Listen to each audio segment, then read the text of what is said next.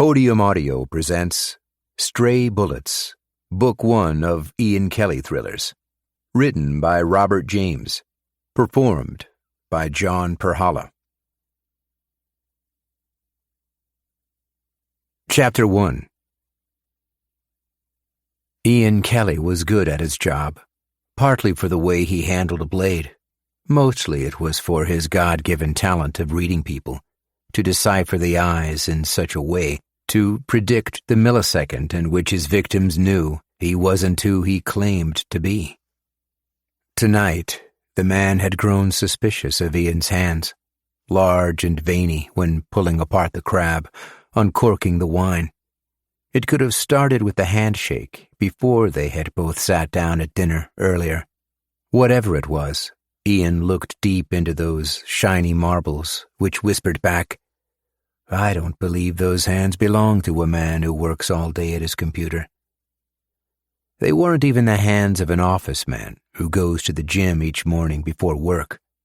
On close inspection, they were hands that had grown strong by necessity, like a prize-fighter's hands attached to a soft body. The man stood, and Ian stood quicker, miming him like a reflection, then pushing the knife through the dimple of soft tissue under his Adam's apple, just above the sternal heads. This is the place where a paramedic cuts a lifeline for someone who's choking on a chicken bone. A man can breathe through a straw on that part of his neck. But Ian pushed deep until it had lodged into the man's vertebrae, causing him to stiffen, like a person being tasered. And they did a dance, 3 circles on the tile of the man's kitchen. Ian making his arm as straight as he could, weaving his head away from the hand, slapping. 3 do-si-dos, until the man stood straight again, sunk his nails into Ian's shoulder, into his bicep, clawed up to Ian's fingers, and tried to pull them from the handle of the knife. But the man was weak, heading towards the light, eyes rolling upwards to the 60-watt on the ceiling. The fixture was a daisy pattern, burning into the man's retinas, his last image of this world. His legs gave out. He crashed backwards, and Ian went with him to the floor. The man's head made a sound like cracking open a coconut. Legs contorted, bent backwards to where his feet were at his armpits. Ian held him there, thinking not of the man's legacy and the birthdays that would never be, but only how odd it was that everyone becomes double-jointed when the brain shuts off. There was a glorious jet of blood when Ian finally pulled the knife from him, painting swirls on the walls, which gave Ian a rush, because in that moment he was not only ending the man for his crimes, but for the crimes of all the others. Most recently, the cook belonging to the hare he'd found that morning in his eggs. Then it was the woman who stole his cab outside the hotel. Ian had a shit list that went all the way back to the men who'd killed his wife, and even further back to the foster homes and the stinging of belts and pulling of hair. As the lust faded, he felt the cramp in his leg, the numbness of his knee where he'd hit the floor. The realization that the loudest thing in the room was not the swooshing of curtains from the open balcony, but his own breath going furiously. The air made his shirt cold against his skin. His phone buzzed against his thigh. Chapter 2. Samantha Kelly was 14, slouched in her desk on a rainy afternoon in homeroom. Her jaw was sore from all the yawning. If she had to sit through another hour of bring your parent to school day, she'd just die. There was Jenny's dad in his tight shirt and jeans, making the girls laugh, making the boys carve skulls into their workbooks. He was over 6 foot and tanned. There wasn't an ounce of fat separating his skin from the muscle and bone. Everything about him was extra, even his job description. Model, actor, dancer, stuntman. 4 jobs, and every one of them more exciting than Sam's dad. They dimmed the lights and played a video of him dancing with Beyoncé. They froze the frame. There, right there, Jenny showed the class, her father's oiled torso in the background. With the lights low and the music thumping, Sam caught Jenny's glare as she mouthed, "Beat that, bitch." Sam replied with a finger in her mouth, pretending to gag. Just another day in this prison called junior high. It was a cold block of concrete situated close enough to East SA that everyone got a ride to school. They all had designer shoes, the newest iPhones. It was an institution without metal detectors or backpack checks, which is why Sam's dad had picked it to begin with. Not a single gun incident, he'd convinced her back when she was 12 and a half, too young and stupid to consider words could pierce as deep as any bullet. Just last week, her feet lifted from the floor of the bathroom stall, Jenny and her friend singing, "Sam has pussy breath," probably knowing she was there. Sam was almost happy her dad couldn't attend.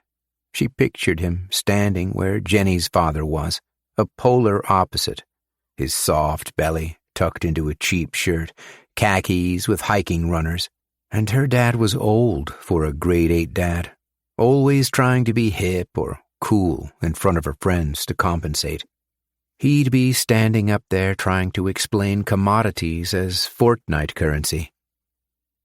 The lights came back, and the teacher, Ms. Robbie, wheeled the TV to the corner of the room. Jenny's father answered questions from the class.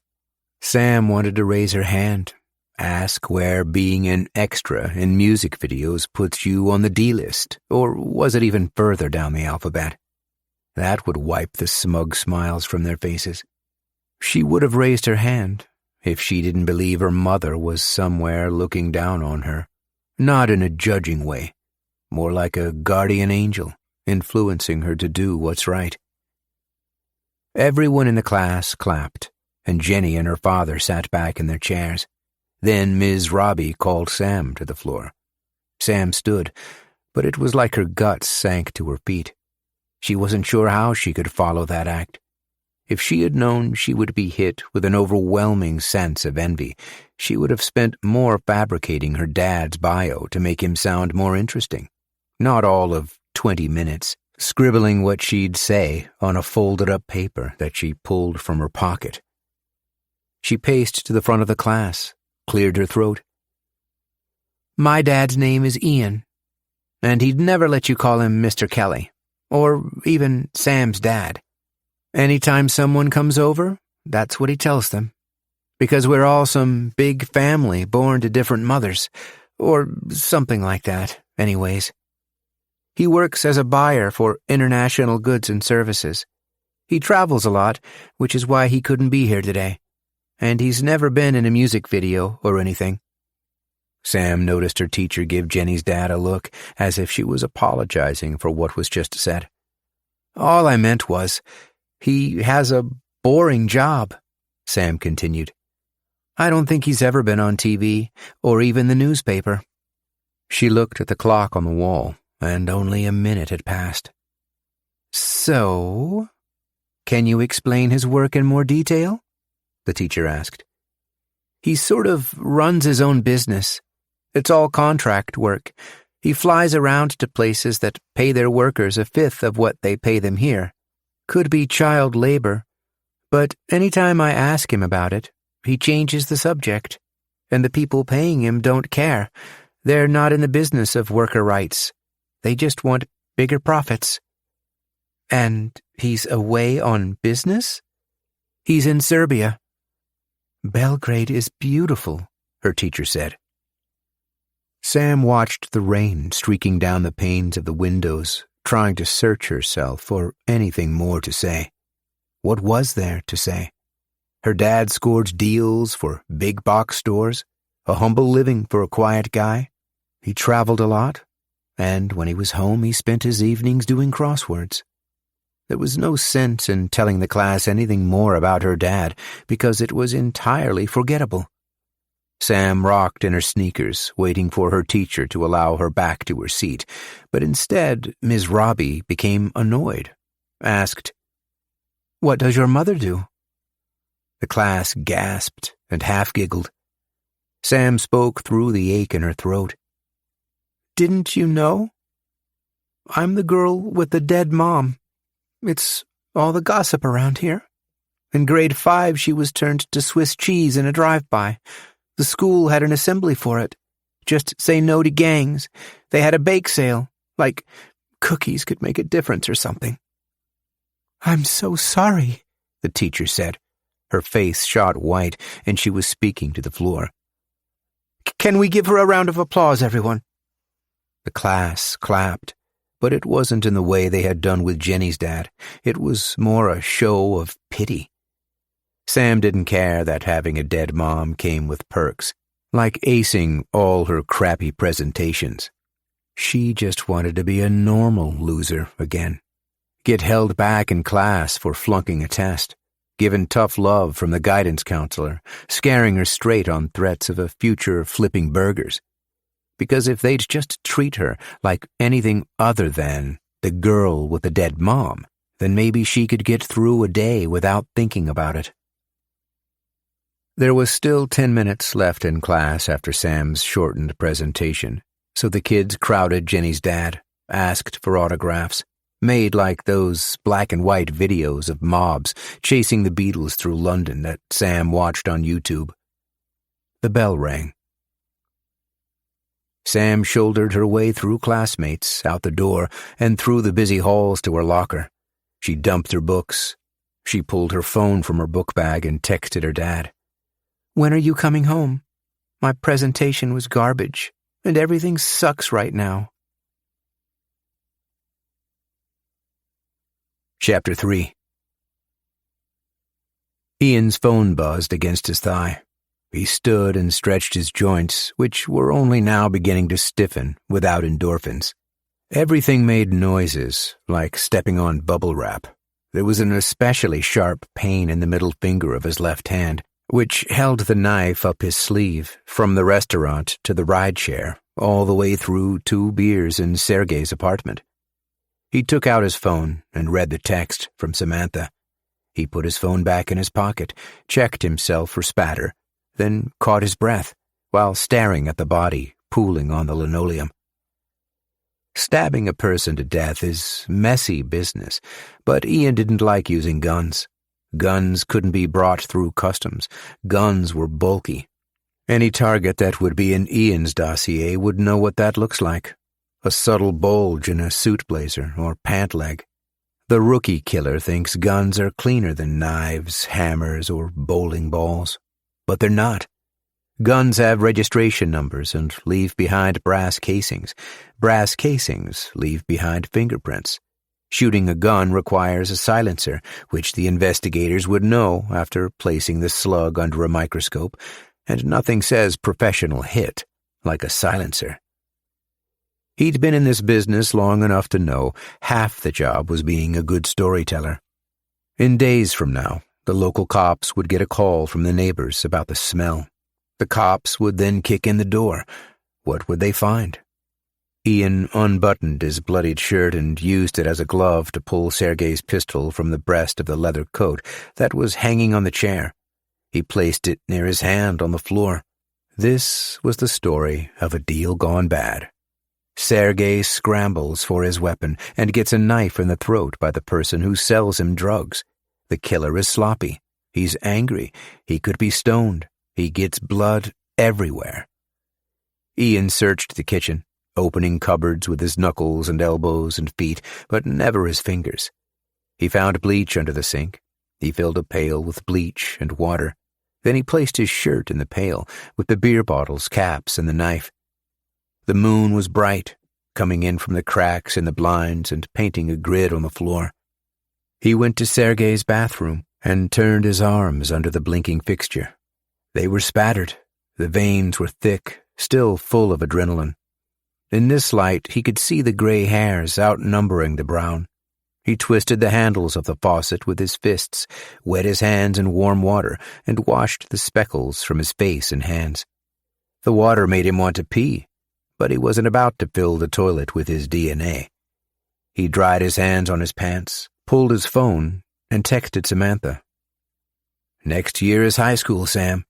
Fresh start, and new teachers, new friends. Hang in there, champ. He left the water running and walked the hall to Sergei's room. The bed was unmade, and there were syringes and bent spoons on his nightstand. Ian wondered what the Bureau would think of this, the elusive Sergei, who had evaded the CIA for so long, was operating his online terror cell from a rundown condo. When he wasn't brainwashing his next crop of anarchists, he was wasting away on the needle. Ian scanned the computer table, which was littered with crushed cans and noodle boxes, but no computer. So he dropped to the floor and found the Toshiba laptop under the bed next to his shoebox. The shoebox was filled with Serbian dinars, rolled in elastics. He found a duffel bag in Sergei's closet and placed the laptop and money in the bag. He picked a long-sleeve shirt from the closet, smelt it, and put it on. As he made his way back through the kitchen, he had to hop the lake of blood that was proof of the slant in the building's foundation, making a river from Sergei's body to the wall. He paced to the door and pulled his shirt over his hand to twist the knob without leaving prints. Then he left the building and scaled the fence as to avoid being seen out the front. He started walking. Didn't matter where, as long as it was far from the scene. He aimed himself to the lights of the city in the distance. The air was cool. Insects buzzed from the trees. It was either the night that was calming or the release Ian got from killing someone who'd in one way or another deserved it. Ian was told killing the man would ultimately save lives. That was good enough for him. Truthfully, there was a part of Ian, a craving that wasn't all the way human, that didn't care what the cause was. He walked until there were signs of nightlife. Then he waved down a cab, told the driver he was a tourist. When he arrived at his hotel, he paid the driver from one of the stacks in Sergei's bag. Chapter 4. Ian woke when the sun was still low in the sky. He had only slept a few hours, but he'd slept well, like a baby. Earlier in his career, he would have worried the police would kick in his door in the middle of the night, or government agents. They'd torture him until he said who he was working for. He'd refuse. They'd threaten his family, and he'd try to kill them with his bare hands before taking a bullet to the head. That's how it would go down. Ian was sure of it. But then one job turned to 20 and more, and Ian had always covered his tracks.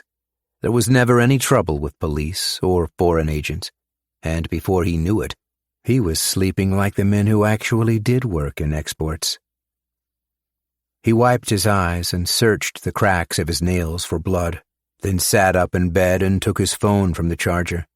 He turned the phone's flashlight on and off, opened the calculator app, and entered his 6-digit code. The only correspondence he'd received over the secure server was, "Good job, Ian. Come home." The messages never said who they were from. Could be his name pasted into a form response they sent to every agent. He'd sometimes catch himself watching the news, wondering how many others like him were out there contributing headlines. He checked his other phone messages. There was a text from his son, Brandon, a reminder that his girlfriend's parents were coming for dinner upon his return to Sacramento. Crap. "Of course I didn't forget, pal. See you soon," Ian texted. There was another text from Samantha that was simply 3 poo emojis. He got out of bed and put on his jeans. It hurt to put on his socks, an arthritic stab in his lower back along with his stiff knee. He went to the bathroom and wiped his upper body with a wet towel instead of taking a shower, then brushed his teeth and checked his face again for spatter. After putting a "Do Not Disturb" sign on the door to his room, he emptied the contents of Sergei's bag on his bed, the laptop and rolls of money. He pulled up a chair and used the end of the bed as a desk. He filed a coin until it was thin enough to work as a screwdriver, opened the laptop and removed the hard drive. He placed it in his suitcase, placed the shell of the Toshiba back in Sergei's bag with all the money. It was hot. The low sun was microwaving him through the window. He opened his balcony and stood in the morning air to cool off and to survey the grounds of his hotel and adjacent hotels. From what he could see, they had never known a window washer or groundskeeper. There was a moss creeping up the walls and pockmarks from what could have been bullet holes from the war years ago. Just below, there was a line of forest surrounding a river. Ian went back inside and used the same coin to unscrew the vent. He pulled the rag from the vent and spilled the Beretta and silencer onto his sheets. The CIA had planted it before his arrival, and it had been stuffing up his room. He told them not to. He told them he never used guns. But somehow and some way, they'd always have a piece waiting for him. Ian examined everything one last time before throwing everything into Sergei's bag. The gun, bullets, laptop, and Sergei's long-sleeve shirt. He drank a bottle of water from the minibar and got dressed and packed his bags and went to the lobby to check out. A woman at the desk punched the keys of her 90s-era computer. "How was your stay?" she asked. "Can't wait to come back." She swiped his Amex. "What was your highlight, Mr. Kelly?" She handed him the pen. "What happens in Serbia stays in Serbia," he said, and the woman smiled. He scribbled as John Hancock and left the hotel with his suitcase and Sergei's bag. At street level, the sun was still breaking and the roads were quiet. Ian rolled his suitcase to the alley where the hotel's cooks throw out food, and he left it behind the dumpster. Then he hopped the back fence with Sergei's bag and disappeared into the forest. He pushed through the thicket until he found a path and followed the path to the river. The edge of the river was littered with bottle caps and discarded fishing line. Ian looked around for tourists and boats, and then unslung Sergei's bag and filled it with rocks. He spun the bag like a shot put, launching it as far as he could into the river. And the splosh spooked the birds that shot off towards the pink morning clouds. Chapter 5. Brandon Kelly worked until 10 p.m. close. His feet were sore at the heels. He had been stocking shelves all day and skipped his second break. Before he could get to the doors, his manager, Doug, called him back. "Just one more thing, Brandon, if that's all right." It was a running joke in the break room that Doug was always framing his orders as if you had a choice, as if saying no wouldn't mean getting your hours cut in half. "I've already punched out," said Brandon. "It's okay," said Doug, "because I'm pretty sure I saw you taking an extra 5 on your lunch." Brandon took a moment, trying not to say anything that could get him fired. It's not that he cared much for working there. It was just that he'd worked enough minimum wage jobs to know they were all the same. The way they made your feet sore. The way they always had that boss who gives you a shit-eating grin near the end of your day. "All right. What is it?" Brandon asked. Doug said, "There was an incident in the washroom that falls under my pay grade. Heck, I don't earn salary to scrub toilets." Brandon stood towering over Doug, glared at him with his deep blue eyes. If you asked where he got those eyes, he'd say from his mother, and that all the good parts of him were from his mother rather than his father, because she was a woman with a backbone and sometimes a vicious temper. Unlike his dad, who was a total dweeb. He figured it was his mother's temper that had him fantasizing about killing his boss, strangling him right there, before dragging him by his cheap dress shoes to the dumpsters out back. "Did you hear me?" said Doug. Brandon snapped out of it, got the mop and bucket, and spent all 40 minutes scrubbing the walls where some kid had used his feces as a crayon. He set the Spotify on his cell phone to death metal, breathed through his mouth. Afterwards, he washed his hands 3 times over. Then he drove home, down the main roads with the window down, taking in the night. A sea of neon illuminating the pub hoppers on a Thursday. They were Brandon's age, probably from the college, laughing drunks on their parents' tuition money. In another universe, that would have been Brandon, if things had been different, if his coward of a father could have saved his mother that day in the park. When he pulled into the driveway, his sister Samantha was sitting on the porch in the glow of her phone. He asked, "How long have you been out here?" "You didn't leave the back door open, and I forgot my key." She finally looked up at him. "I walked to get a burger for dinner and came home, and I've been waiting ever since." "And you didn't call or text me?" Sam didn't answer. He unlocked the door and they both shook off their shoes. Sam thumped her bag by the door and headed for the stairs. "Wait a second," Brandon said. "I'm going to piss myself." "Why didn't you text me? I could have taken 15 minutes from work and let you in." "I figured you didn't care, so I didn't bother." "Then it's your own fault, and I don't feel sorry for you." He straightened her shoes and flung her bag on the chair in the living room. Sam was still at the foot of the stairs, looking at him. "What?" he said. "If something happened to me, you'd care. Girls go missing all the time. They get raped and wash up in the river a week later. It would be my face on the front of the newspaper, and it's your name on my school contact form, so everyone would have blamed you." Brandon said, "Lucky for me, you didn't go missing. You went to the burger place." "I could have been dead." "You were stuffing yourself with processed food." "There was a car blasting music at the strip mall. Pretty sure they were gang people. They drove by me, and I think they had guns." "This place is a mess, and Dad is coming home soon," Brandon said. Sam said, "They drove by, and they could have shot me like they did Mom." "What are you trying to do to me, Sam?" He was in her face now. "You're not a baby. You should have called me, and I would have taken a 15, drove home and unlocked the fucking door." "I'm going to piss my fucking pants." She ran upstairs. Brandon sat down and rubbed his feet. His skin had gone rock hard wherever bone touched ground.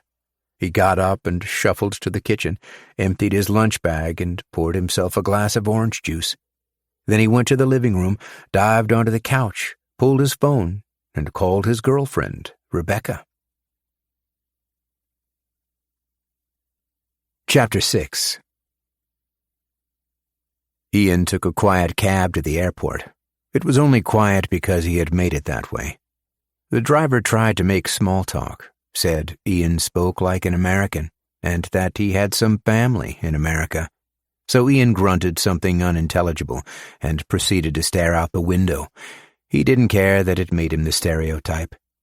Okay, he cared a little. So he tipped the man extra and insisted on taking his own bags from the trunk. He wheeled a suitcase through the sliding doors of the airport to a line of groggy travelers waiting to get stamped. He did a crossword on his phone. Then he was through to the metal detectors. Men were pulling their belts from slacks, emptying their pockets. Women crossed their arms as officials went through their purses. It was all routine until it was Ian's turn, and he was pulled aside for a check. "1 in 50, said the man with the gun. He led Ian to a private booth, and he was told to slide his passport through the slit. Is this how it would end? Not a boot through his hotel door, but being carried away by Serbian military in front of all these people? He knew if he was going to run, he should do it now. But that would only make him a fugitive in a foreign country, without contacts, without even an embassy to hide, because Ian worked for no one. He wasn't officially connected to any 3-letter agency. "Why are you in Belgrade?" asked the man behind the screen. "Business. I'm an importer from California." The man kept Ian's passport, closed the slit, then talked through one of those old phones with a spiral cord. The other travelers were starting to look over at Ian, waiting for trouble to go down, like they'd seen on TV. Maybe the dogs would be brought in to pick up the scent of Sergei's drugs on his clothes. It would be him, face down after that, giving the travelers some juicy gossip to take home with them. The man behind the screen had a lengthy phone conversation. He tore a page from Ian's passport after hanging up. Then he opened the slit and slid the passport back to Ian. He motioned for him to come closer, to tell him something. "I have a message for you, sir. I'm told to tell you that we know everything and not to worry. Your passport does not require a stamp before your flight. As far as we're concerned, you were never here. And your friend was found dead from a fight with another drug person. Understood?" Ian nodded and placed his passport in his jacket. He knew this meant he was home free, but he couldn't get why they had stopped to tell him anything at all. It could have only been to send a flex that they knew who Ian was in case he ever thought of returning on business, and that they too benefited from a top-tier intelligence program. Ian was let through the metal detectors and escorted directly to the plane. He sat beside a Canadian who was visiting family in Serbia. He gave her the window seat when she asked, told him she suffered from air sickness if she didn't have the window. Ian was fine with it, because he had a better view of the men sitting at the front near the cockpit. Berets and green camo uniforms, black boots, pistols slung to their shoulders. The woman tapped Ian on the arm. "What is it you do?" Chapter 7. Asad Muhammad rode his dirt bike through a sea of dunes 5 miles out from Dubai. He led his pack, 20 or so riders, spread out like ducks flying north, like an arrowhead, to cut through the harsh winds and avoid the wakes of sand kicking up from the ones ahead. If the harsh terrain caused them to break apart, they'd school back to formation as if they shared one brain. This wasn't all that uncommon in the deserts that skirted the Arab Emirates. You get joyriders, you get people flying small aircraft. Could be because Dubai had a healthy population of millionaires, and millionaires have toys. The desert was also known to swallow men who, for whatever reason, found themselves traveling by foot. The bikes made a cloud that would have looked like a sandstorm from the sky-high condos of the City of Gold. That's what they called the large metropolis that hugged the ocean. One of the world's largest densities of jewelry stores, crammed into an economy rich with oil. They even had ATM machines that dealt in carats rather than paper. A sparkling city surrounded by miles of lifeless dust. Assad kept himself to the tip of the arrow, daring the other men to leap the lips of the dunes. Sometimes getting 10 feet of air, then looking back to see if any of them had crashed their landing. Assad rode until his tailbone was numb and skidded his Kawasaki to a stop, circled by his entourage of fellow riders. He got off his bike. He didn't bother with the kickstand and leaned it against a steep dune. After punching the sand from his KTI motocross apparel, he removed his helmet, gritted the sand in his mouth, and spat. Assad was a tall man, even without boots, with an angular face. His hair was black and matted from the sweat and gel under his helmet. He had pinstripe sideburns and pencil-plucked eyebrows. There were small, hooped earrings of gold, tagged through the various areas of cartilage in his ears, and he wore many chains of gold around his neck, outside of his gear, not caring if they were sand-blasted dull. The only chain he wore under his shirt was one of a diamond-encrusted horse, posed in mid-gallop.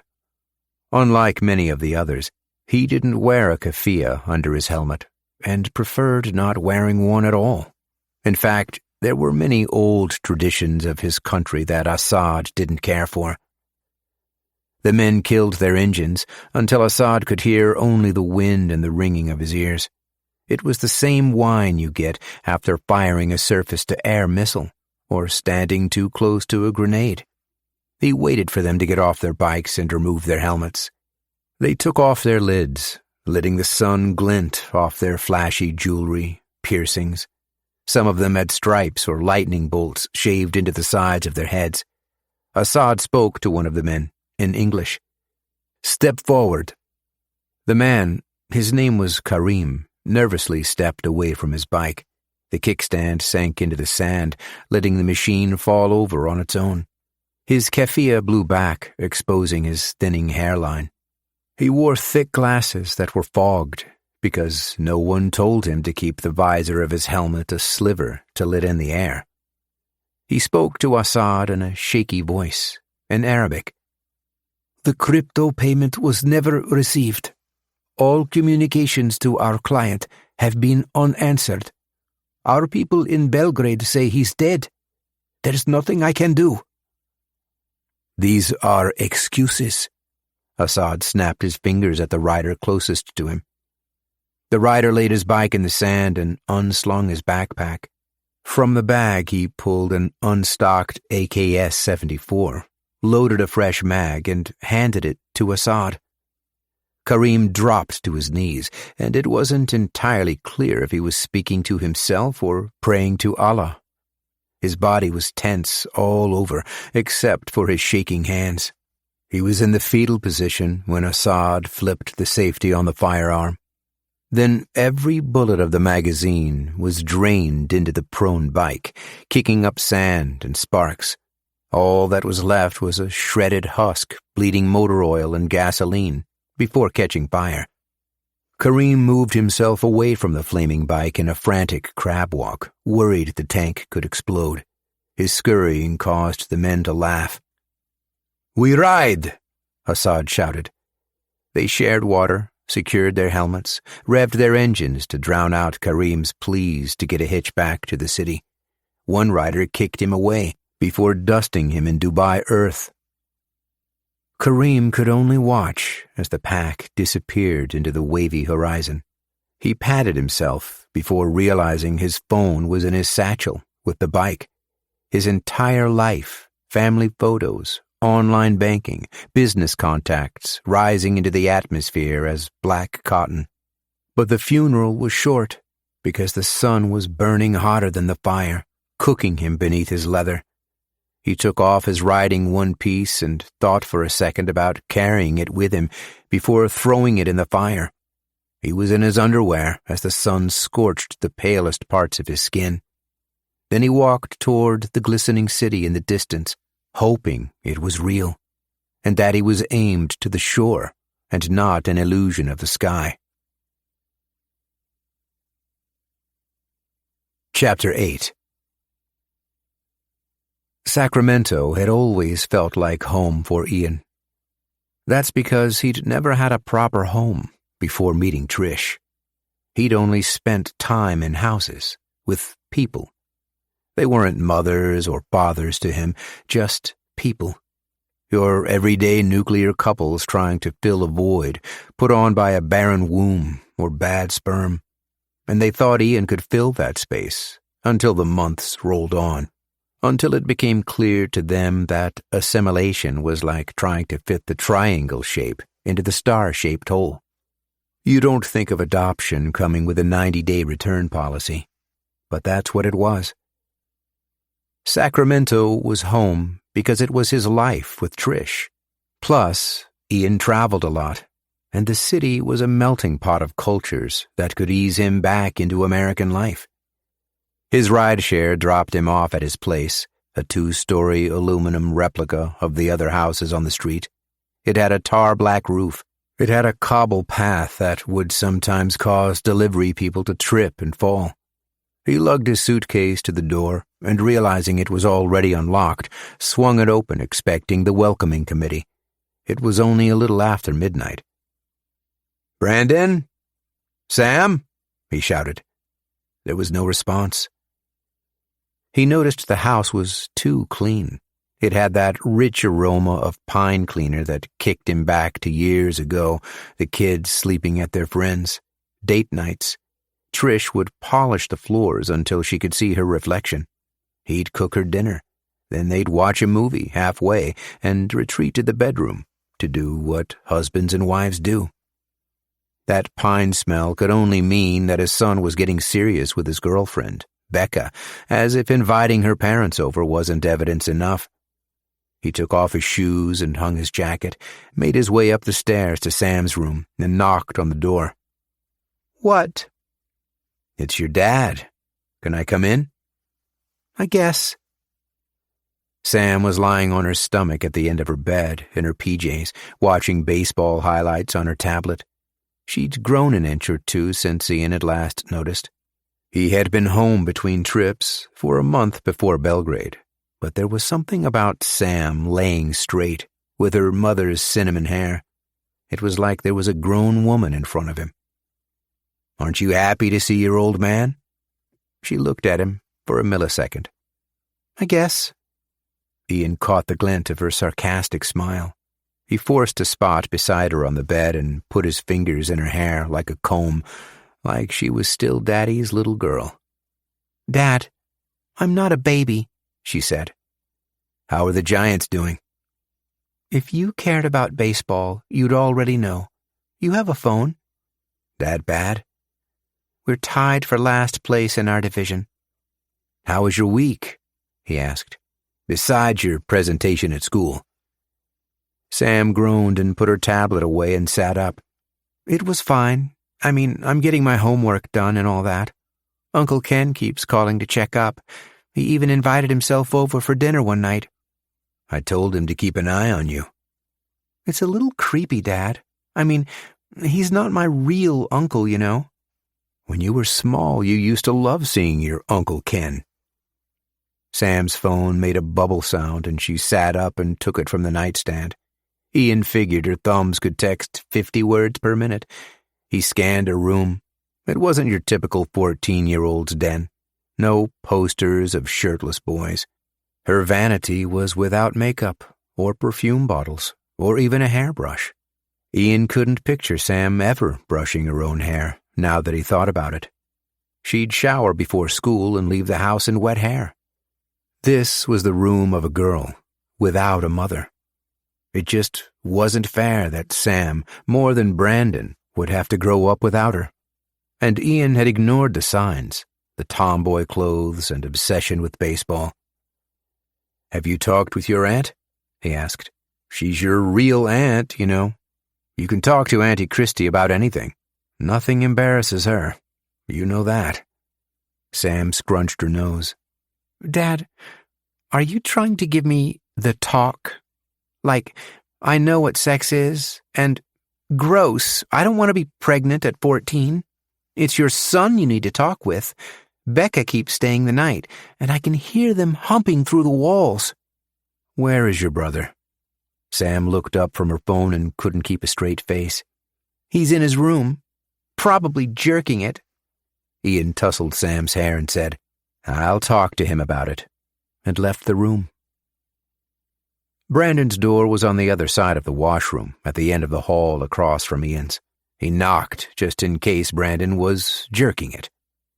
"Come in," Brandon shouted, and Ian walked into his son strobing in the light of his television, the muzzle flash of an intense firefight on his PlayStation. Bullets zipped and his screen strobed red when he got hit, with droplets of blood splatting the corners. Cold War Soviets with wool hats poked up from the barrels with their guns blazing, and Brandon was putting them down like ants. "What are you playing?" "It's Call of Duty," he said. "And what? You're supposed to save people? What's your mission?" Brandon laughed. "No way! You're supposed to kill them. Make the bad guys dead. It's war, Dad." "Can you turn it off a second?" "I have to save." "Brandon." His son hit pause and swung his chair around. Like Sam, he looked different somehow. He was the 21-year-old who had snuck up on him. Brandon turned his TV off and the room was dark until he switched on the bedside light.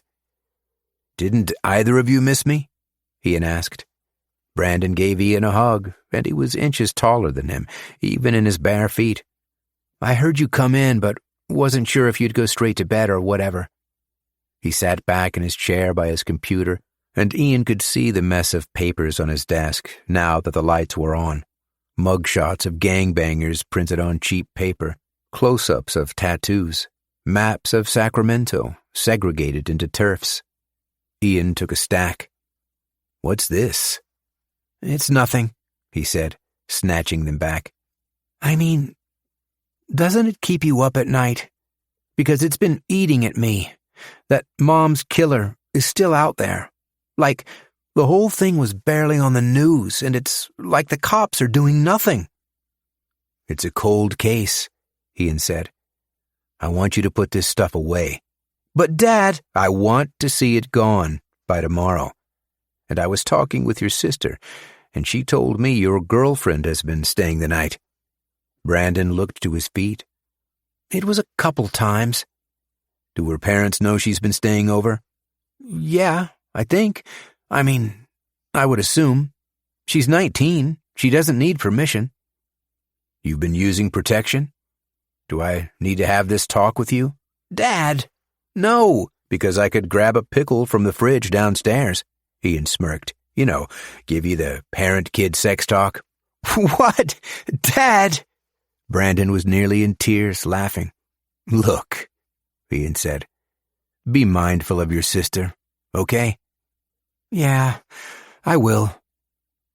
On his way out, Ian asked, "What time is Becca's parents coming tomorrow?" 4:30, I think." Brandon rolled his chair close to his TV and flicked it on, postured his face forward to get reacquainted with the battlefield before unpausing his game. "Brandon?" "Yeah, Dad?" "I missed you, pal." "Me too. I missed you too, Dad." Chapter 9. Ian flung his clothes to the floor of his room, laid in bed in only his boxer shorts. He pushed the covers to his right and molded them to the shape of Trish as the little spoon. He stared at the stucco ceiling the same as he'd done for the last 30 or so years, time-traveling, imagining a world when there was a wife beside him. He had been to counseling once after her death. It wasn't his idea. It was forced on him in the hospital after they'd cleaned and stitched the bullet that had passed through him. "Your wife didn't make it," they said. But Ian had already seen her die in his arms. They told him to clear his room when he got home if he needed to, sleep somewhere else, sleep on the couch, and by the time he'd reached stage 2 of his grief, throw out her things, make steps towards moving on. But Ian lived for these moments, the 20 minutes a night staring at the stucco with a lump beside him. To his left, her vanity, her brush with hair still in it. He'd rather feel the sting, seeing everything each morning, than to lose those 20 minutes each night. Ian wished he hadn't slept on the plane. He wasn't tired at all. He was still on Belgrade time and would be waking up any second. It would be better if he was tired to where his brain was half working, believing it was Trish to his right, and not some lump of pillows and blanket. He could trick himself when he got that tired, sometimes hear her voice. Ian's phone lit up from his nightstand and he rolled over his faux wife and looked at his phone, and it was his alarm. Chapter 10. Ian sat waiting on a park bench 3 blocks from his house. It was a place they'd often bring the kids when they were small. There was a jungle gym and swings with a trail that cut through the middle, everything surrounded by forest. Back then, you'd see so many kids. Now it was more of a place for dogs to shit. At night it would be a place for drugs. The paint was chipping from the jungle gym, and there was a grime that had settled at the bottom of a slide as proof that it hadn't been used in a long while. He was waiting on Agent Kenneth Banks, who eventually rounded the corner. Ian walked the path to meet him halfway. Ken Banks was unmistakable, even from 100 yards. Tall and black and well-dressed. He had told Ian once, after some beers, that he was always getting asked if he'd played sports in college. Just one of the annoyances of being built like bricks. Everyone assumes you're on the football team. Scholarship money. They'd look at him like he was an endangered species, him being black in a predominantly white campus.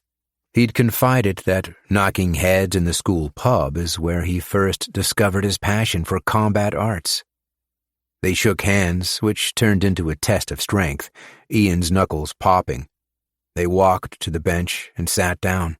Ian pulled Sergei's hard drive, still wrapped in plastic, and handed it to Ken. "Samantha said you've been checking in on them. As always, thanks." "You know it," he said. He held the bag into the sun to see through the plastic, then put the hard drive in his briefcase. "There was an incident," said Ian. "You guys sent me into that place red hot. Don't lie to me. What happened?" Ian looked around to make double sure they were alone. "They held me at the airport, Ken. You know what was going through my head? I'm picturing spending my next Christmas in the gulag." Ken loosened his tie. "Shit, Ian. We had to work with some people to get the firearm in your hotel." I know, you don't use guns," Ken interrupted. "Try telling that to the snot-nosed kid that I have to report to at the Pentagon." "So you worked with the Serbian government?" "You know this business is all about scratching backs, Ian. They wanted him dead, and we wanted the hard drive. And the next time there's a dispute between Serbia and the U.S., it's my grainy photo getting shown around, me eating dinner with Sergei, me outside his house." Ken laughed. "That's you on every job you've ever done, and you know it, because you're James fucking Bond." Ian couldn't help but smile. "Did you look at the hard drive?" Ken asked. "Are you testing me?" "Good. You wouldn't want to see what I've seen. It would make you lose all hope for mankind. It's better you leave us with the hard work of finding the monsters. That way you can focus on the easy part of making them dead." Ian said, "You know, you're a funny guy." Ken pointed with his eyes to a woman who'd entered the park with her dog. "Come on, let's go for a walk." He led Ian further down the path until the cracked asphalt had turned to gravel, until they were in the density of the forest trail. "How are you doing these days?" "Now you're giving me a psych eval?" Ian said.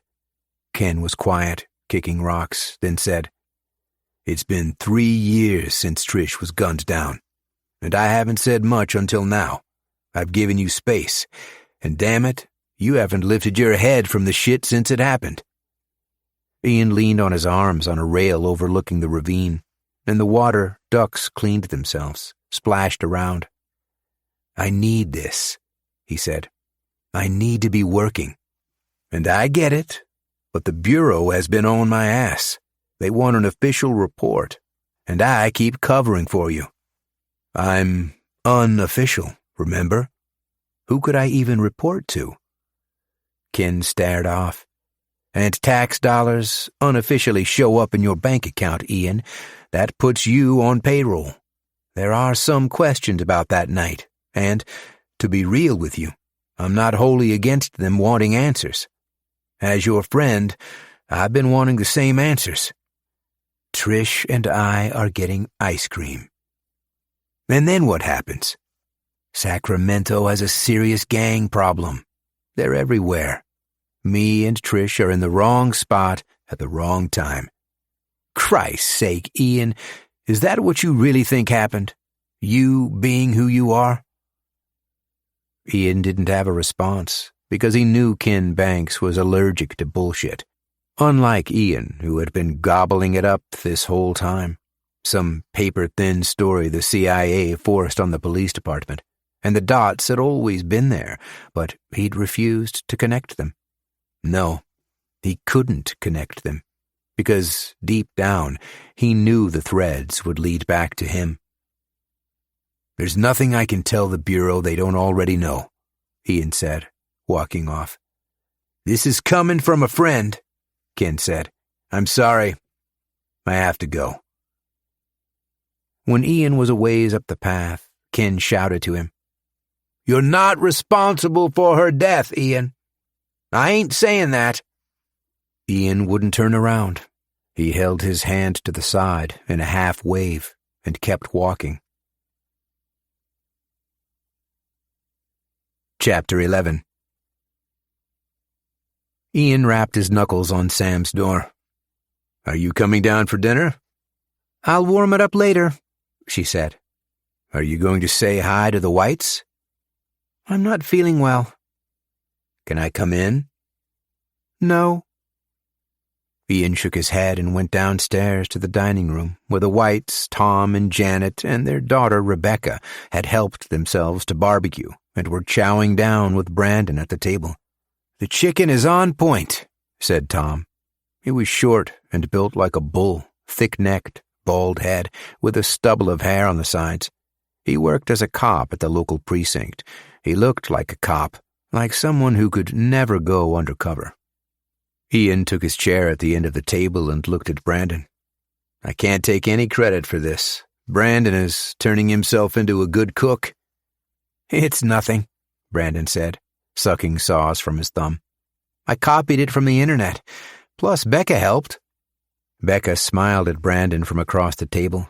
Her mother, Janet, noticed them eye-locked and held her fork in her mouth for an uncomfortably long time. Janet had a short pixie hairstyle and wore a brooch on her cardigan. She was Betty Homemaker, the woman spraying the house with air freshener on TV. She ate her ribs with a fork and knife and glared at her daughter, slipping away, filing her teeth to stumps while she chewed. She wiped her mouth, making her napkin red with lipstick, looked toward Ian. "So, you were just in Serbia?" "My business has me traveling a lot these days." "And how's business?" Tom asked with his cheeks full. "Can't complain." "How much is a lot?" Janet continued. "You're never at home?" "Mom," Becca interrupted. "It's fine, honey. We're just making conversation," Janet said.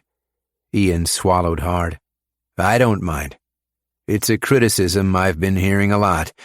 I'm a workaholic, is what they tell me. But now I'm hoping to cut back on my overseas stuff." Everyone went back to their food, scraping their plates with their forks. But Janet, it would seem, couldn't let it go. "I'm just a little concerned. Can I say that? I don't think it's nuts. I mean, do you think I'm nuts for—" "Janet, honey," Tom interrupted. He said it casually, as if her outbursts were routine. "I think I have the right to know," she continued. "What's going on here? You've got a boy who's barely old enough to drink, and he's acting as a parent to his kid sister." She leaned forward in her seat. She wiped the corner of her mouth again with her napkin. "And my daughter has been staying the night. Did you know that?" Becca dropped her fork on her plate. "Mom, I'm almost 20. "I know how it looks," Ian said. "We've all had to make adjustments since their mother was killed. But Brandon and Sam have their aunt, who lives less than an hour away, and she's always checking in." "See, honey?" Tom said bravely.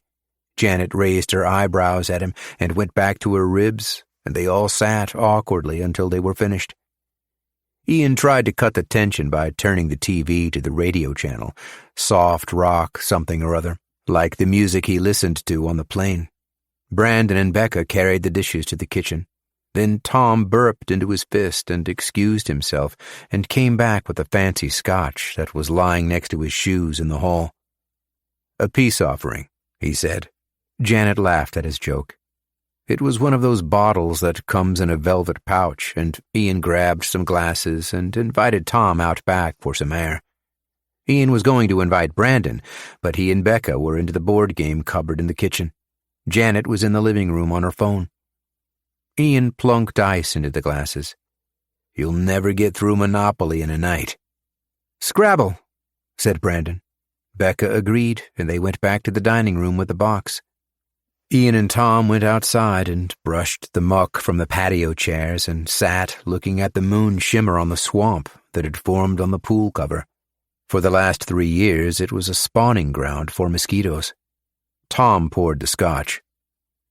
"Janet speaks her mind," he said to Ian apologetically. "I'm used to it. In my work, you have to have a thick skin." "You're an armadillo," he said. "I'm a parent. I can see where she's coming from." Then you'd be fine if I had questions of my own? Shoot. I'm not a judgmental man. Grew up in a humble household, but what's Brandon thinking in the way of school? He's what, 21? Becca's going into her second year, and when I asked her about Brandon, she said he hadn't applied to anything.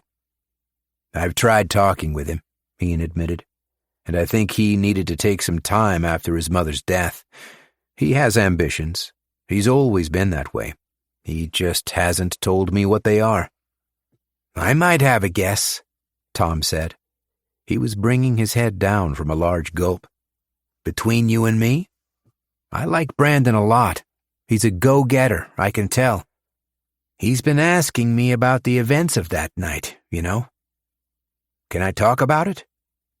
His mother's death? He's been asking me about the shooting, mostly about our protocols and procedures. He's trying to squeeze it from me, Mr. Kelly. Just call me Ian. He's been trying to squeeze me like a detective, Ian. I think he's taking a real interest in police work, and the academy is always looking for bright young men like Brandon.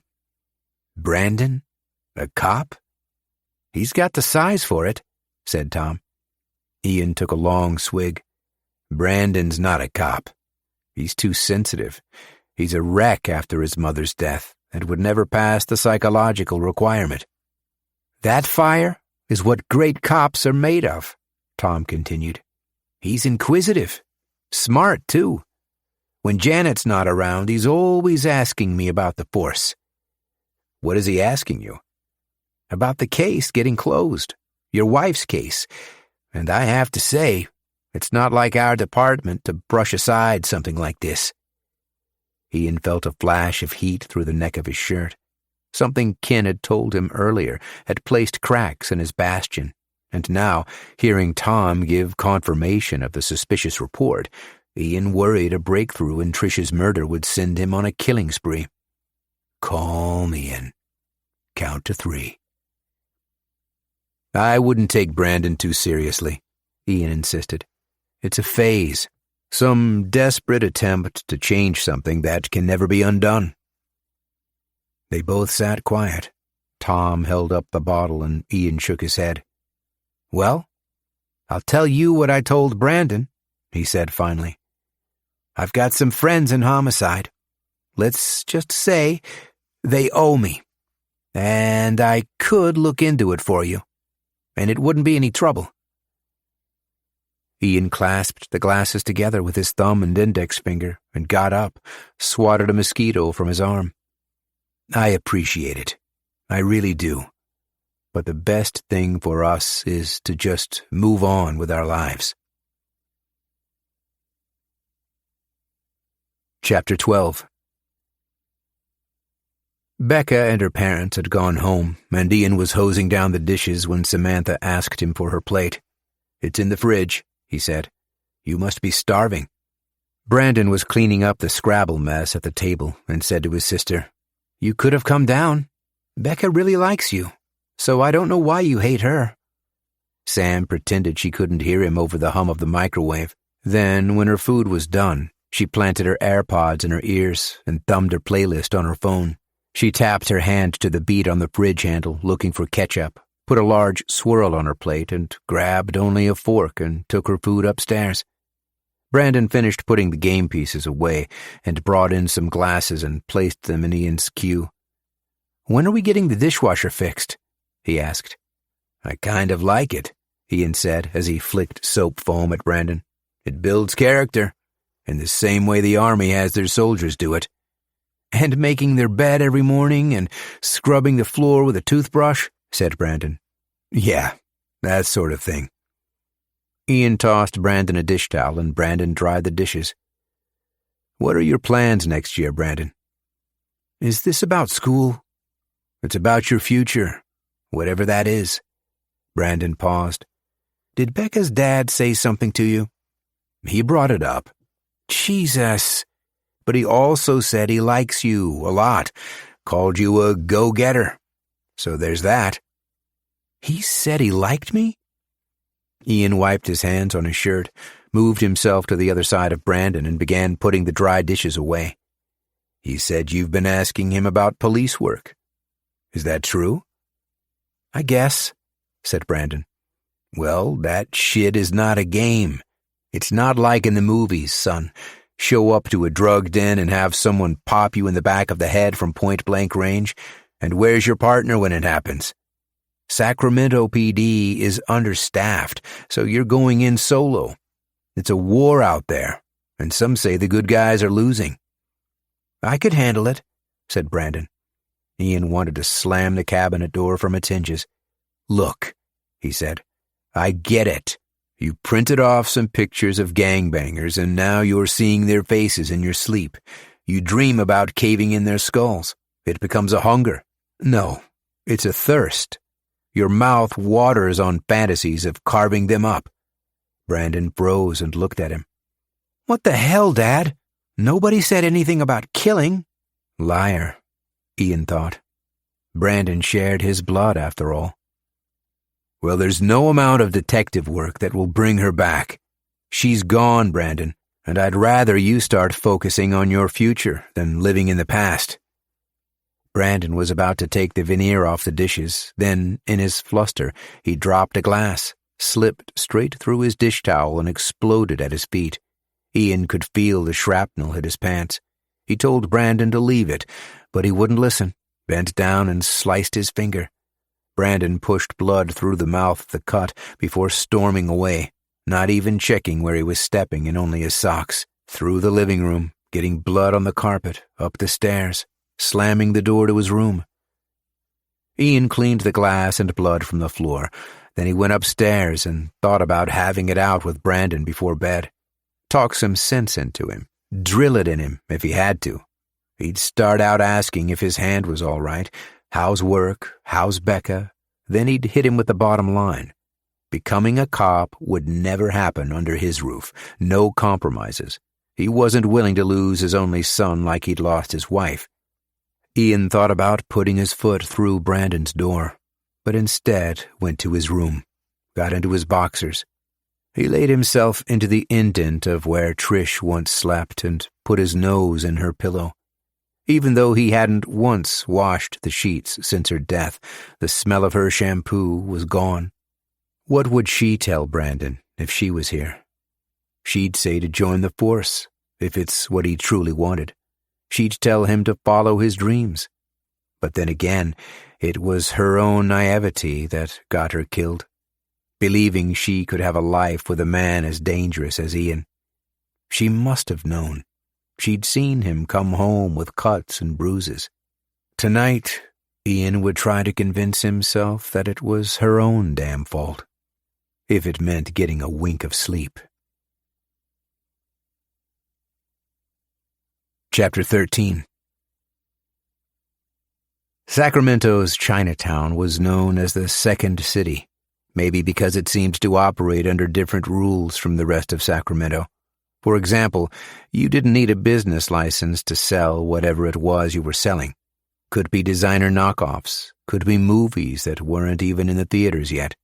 But you'd never see cops shaking anyone down, because they enjoyed buying $5 DVDs as much as the next guy. In the Second City, people could get lost. They could walk circles and not even know it. It's what made it the perfect meeting spot for Ian and his contacts. Specifically, a nook of vacant office space between a produce market and an electronics store with windows covered in newspapers. Ian approached the door of this nook and received a text that read, "Congratulations, you have been selected to take part in our survey." He texted back, "I'd love to." Then a man pressed his face to the glass between the vacant sign and some newspaper. The door unlocked. Ian walked through, and a big guy in a dark suit frisked him. He wore his sunglasses indoors and had a wire that ran up from his collar and coiled to a flesh-colored hearing device that nestled in the lobe of his ear. "Keep going, and everyone is in the back," he said to Ian. Ian followed the voices through aisles of cubicles that had been hollowed out, desks without chairs, phone cords without phones. He kept walking until he reached the back office, where everyone was seated. There were 4 people. Ian recognized 2 of them, Ken and his higher-up, a white-haired firecracker named Florence. Any time Ian had met with her, she was in a power suit, sharp shoulder pads, and always with the top button done to try and make an hourglass from her stocky frame. Then there was a man, maybe the same age as Ian, his graying hair styled in a crew cut. He gave Ian a short salute but didn't say his name. Beside him was a dark-haired woman with bright eyes, like a wolf, Ian thought, like people who wear colored contacts to make themselves less boring. She introduced herself as Meram, then shook Ian's hand and said it was a pleasure meeting him. She had an accent that Ian couldn't quite place. Her grip was strong and calloused, which was either from free weights or spending enough time at the range firing off rounds. The doorman walked in and circled the table with a basket, collecting phones. He spoke into his earpiece. "Check 1-2. Roger." Probably sending word to an agent stationed on the roof. Then he took the basket outside and closed the door, and took a seat with his back pressed to the frosted glass of the meeting room. Florence took the floor. "Let's get started. First, Ian, I'd like to say again that you've done a service to your country." "And no one will ever know," he answered. She eyed the others as if he'd shared too much. Then she motioned to the man with the buzzed head. "Admiral," she called him. He cut the lights and shot the beam of his projector over a whiteboard at the far wall. He placed a photograph on the overlay, which was of Ian and Sergei having lunch. Florence cleared her throat. "To get everyone up to speed, Ian was recently sent to Belgrade to investigate a large money transfer to the Middle East." "Weapons?" asked Meram. "We think so," Florence continued. "Ian was able to retrieve some intelligence from his target, a computer hard drive that I've been told was mostly pornography." "There was some shit I wish I could unsee," said Ken, leaning in his chair. "Luckily for us, there was more on there than just videos of men emptying their bladders over young prostitutes," she said. "We've got transfer receipts to a jewelry manufacturer in Dubai." "Ian, did Sergei say anything about this?" "He gave me nothing useful," Ian said. "Told me he was trying to keep his assets away from his ex-wife." "The receipt shows a very large sum of money being exchanged for a necklace," Florence said. "A jewel-encrusted horse. Impressive, but not worth its price tag." "How much are we talking?" asked Ken. "Is that confidential?" "Just under $14 million US. Ian sat up in his chair. "It doesn't make sense. This guy, Sergei, he was living in a shithole, addicted to his product, sure, but couldn't he have sheltered his drug money in offshore accounts? What's his motive?" "Extremists don't necessarily care for material objects," Meram cut in. "Like the men responsible for 9/11, filtering every cent of their oil money for their cause and living in rat-infested caves." "We thought that too," said the Admiral. He swapped the slide to an image of a tractor-trailer hauling a large cylinder under its tarp. "What are we looking at?" asked Ian. "Sergei's $14 million, said Florence. "Or parts of it. Of course, we can't be sure it's our missing warhead out of Iran, but it seems odd that a shipment of that size would be headed to Assad Customs in Dubai, a company that manufactures items that could fit in your purse." "Assad Customs?" asked Meram. The Admiral flicked to an image of a man with dark gelled hair, large diamond studs in his ears. "This is Assad Mohammed, owner of Dubai's premier jewelry boutique. But not like the stuff you get your wife for your anniversary. This isn't people's jewelers, you get me? Assad caters to the very rich, dignitaries, oil men, and sometimes celebrities according to his Twitter." The Admiral flicked to a slide of a wide shot of Assad outside his lavish mansion. Ian glanced at Meram. Not exactly a rat-infested cave. Meram chewed the end of her pen. "So, what's the connection?" she asked. "We're not dealing with Muslim radicals? Then what?" Florence raised her chin to the Admiral to hit the lights. She pulled 2 envelopes from her briefcase and handed them to Ian and Maram. "Don't worry," she said. "You're not married or boyfriend and girlfriend or even casual fucks." "Colleagues?" asked Ian. "You got it," said Florence. "You've brought Maram on as a contractor for her knowledge of the region. You don't know much about each other outside of work. So here's when you can't possibly fuck up, Ian." "It was one time," Ian said, winking at Maram. Florence paced the room. "And what do you know about jewelry, Ian? The price of gold, platinum, diamonds?" "Wikipedia can tell me everything I need to know." "Can we be alone?" Florence said to the others. Ken and the Admiral got up from their chairs and left the room. Then Florence said to Maram, "Just Ian and I?" To which Maram scoffed and placed her envelope in her case and walked out. When they were alone, Florence asked, "How are you making out these days, Ian?" He wasn't about to tell her the truth, that he was getting tired, getting old, maybe just sick of the people in Washington nearly getting him killed. "Things could be better," he said. She pulled a seat next to him. "I want you to know that I meant what I said earlier about you doing a service to your country. We're saving lives, you know, and that's why you got into this work to begin with, wasn't it?" "Sergei. He told me he was done with selling drugs and women." "He was rotten. Make no mistake." Ian packed his things. "What are you trying to get from me?" "That you're still with us.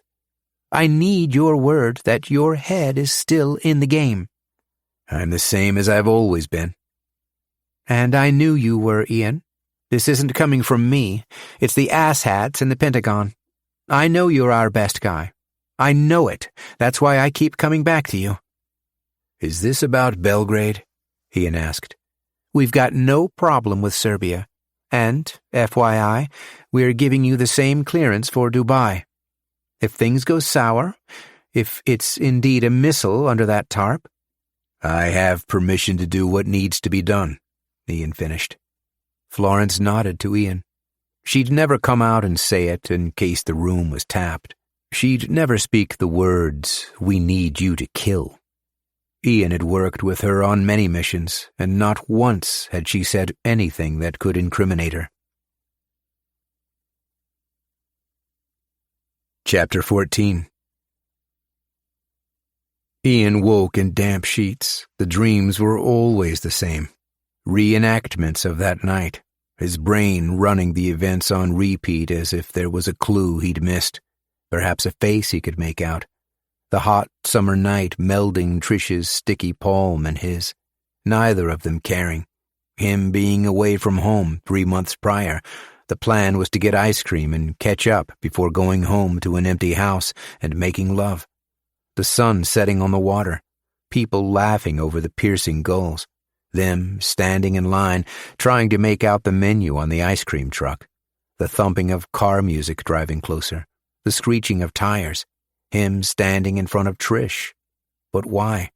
He should have been cradling her, his back to the street. Rookie mistakes of being a gentleman 101. He should have been closest to the car, but he wasn't. Ian got out of bed and put on some sweats, splashed cold water on his face at the sink. He ran his hands through his hair and sucked in his stomach and then pushed it out as far as he could. As far as a woman 9 months pregnant, as far as a pregnant Arnold Schwarzenegger from that movie. He flexed his arm and swatted the underside of his wing, and it was blubber. He drank tap water from his cupped hand and put on an old t-shirt and went downstairs. It was early, everyone still in bed. He cooked 2 eggs, sunny side, and peppered them and gobbled them up. Catching his blurred reflection in the stainless steel fridge, he grabbed a handful of his stomach fat. If his hand was a caliper, it would have given him the bad news, that he was many percentages in body fat higher than he should be for a man whose profession was to chase down other men and overpower them. He went to the garage and lifted the door 3 feet from the ground, enough to let the outside air in, but also keep eyes out. There was a heavy bag that hung from the chain. Ian threw a series of jabs that didn't give off its usual plume of dust. The leather was softer on his knuckles than the last time he was home. Brandon must have been using it. Ian did some jumping jacks and then reached up and unclipped the bag, letting it fall to the floor. He lifted the bag in a bear hug and spun around, throwing it to the concrete in a whap. He did this over and over, maybe 50 times. He slammed the bag until it was slipping from his grip with sweat. Then he dragged the bag from one end of the garage to the other. He got low to really work his legs. He dragged the bag back and forth, back and forth. When the burn was deep, he took a rest and cut a length of rope with garden shears. Rope thick enough to hold 2 kids on a tire from the front tree. Before the kids got too old for that sort of thing. He straddled the bag and put the rope around the head of it. He pulled on the rope, arching his neck and back. He yanked until the bag creased in the center and folded towards him. Why didn't he cradle Trish that night on the pier? He should have stood between her and the street. He should have protected her. Ian pulled on the rope until it burned his hands. He pulled until the bag tore at the seam, revealing the cloth pulp innards. He wiped the sweat from his face and duct-taped the bag and clipped it back to the chain. Then he closed the garage and went upstairs and put his ear to Sam's door, but she still wasn't up. Brandon would be in bed until noon. He poured a bath and soaked until his fingers were prunes, soaked until he couldn't feel his aching joints. He slid his back to the floor of the tub, and his knees popped as they bent, and he submerged his head so that only his eyes and nose and mouth were above water. There were vibrations, like some frequency that whales communicate with. It got louder, and Ian pulled himself up and blew the water from his lips. He pushed his hair back with his hands and saw it was his phone chiming on the counter. Then it buzzed shortly after. Ian got out of the tub and drained the water, and there was a collection of his hair in the drain. He patted himself down and checked his phone, and there was a missed call from Christine and a text. "Still need me to help with the shopping later?" Chapter 15. Ian and his sister-in-law were in the frozen foods aisle when he asked her if Samantha could stay with her this summer. "I've got another trip coming up, and I know this is a lot to ask, Christine."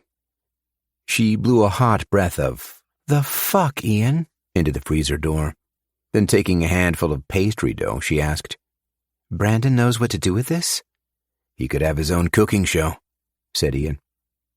"Truthfully, I was wondering when you were going to ask me," she said. Christine was tall and slim, like Trish. From 10 feet away, she was a bottle blonde version of her. From close, she didn't have the same aura. Her eyes were void of the spark Trish had. Her eyes were sad, the result of a series of train wreck relationships. "It's not healthy," she said. "And I was the one to tell you. Remember, Ian, when I said that a teenage girl needs a mother figure and you didn't want to listen?" "If you need to say I told you so, go for it." Ian pushed the cart to the end of the aisle and hoisted a 2-4 of bottled water before placing it sideways into the child seat.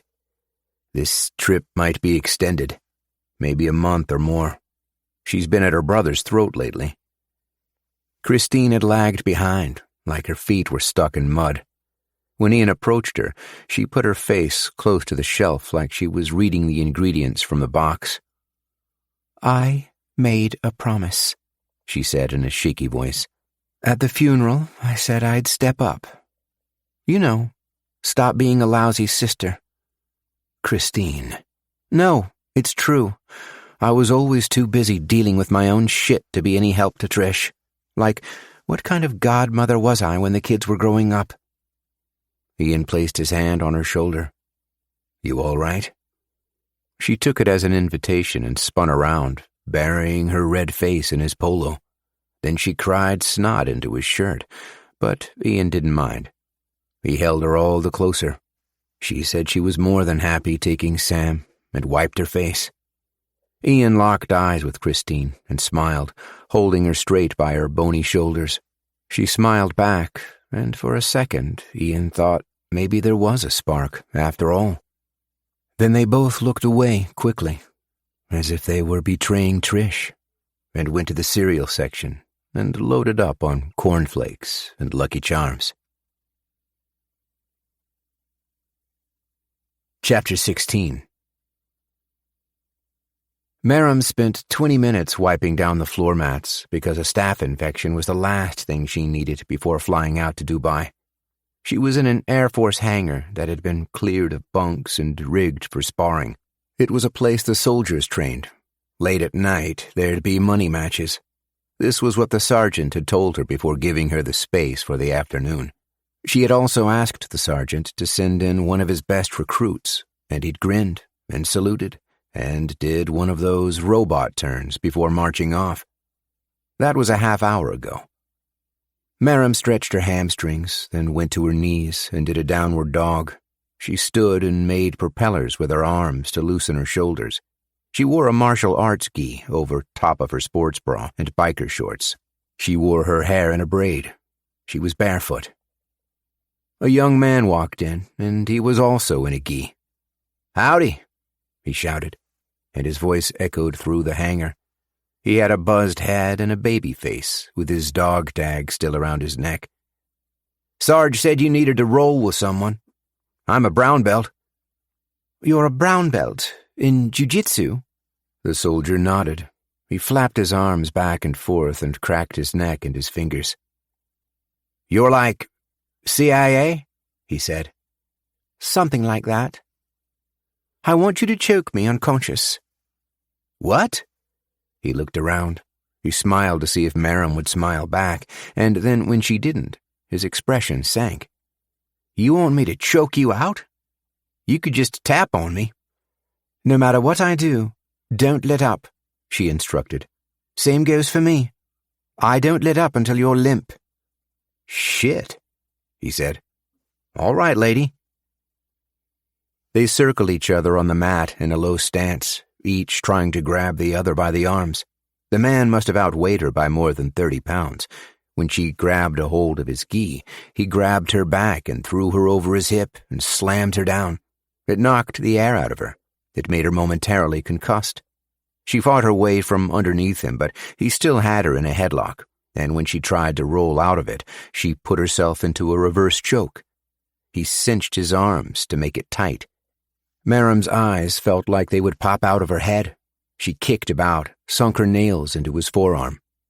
"Just tap," he said. "Fuck."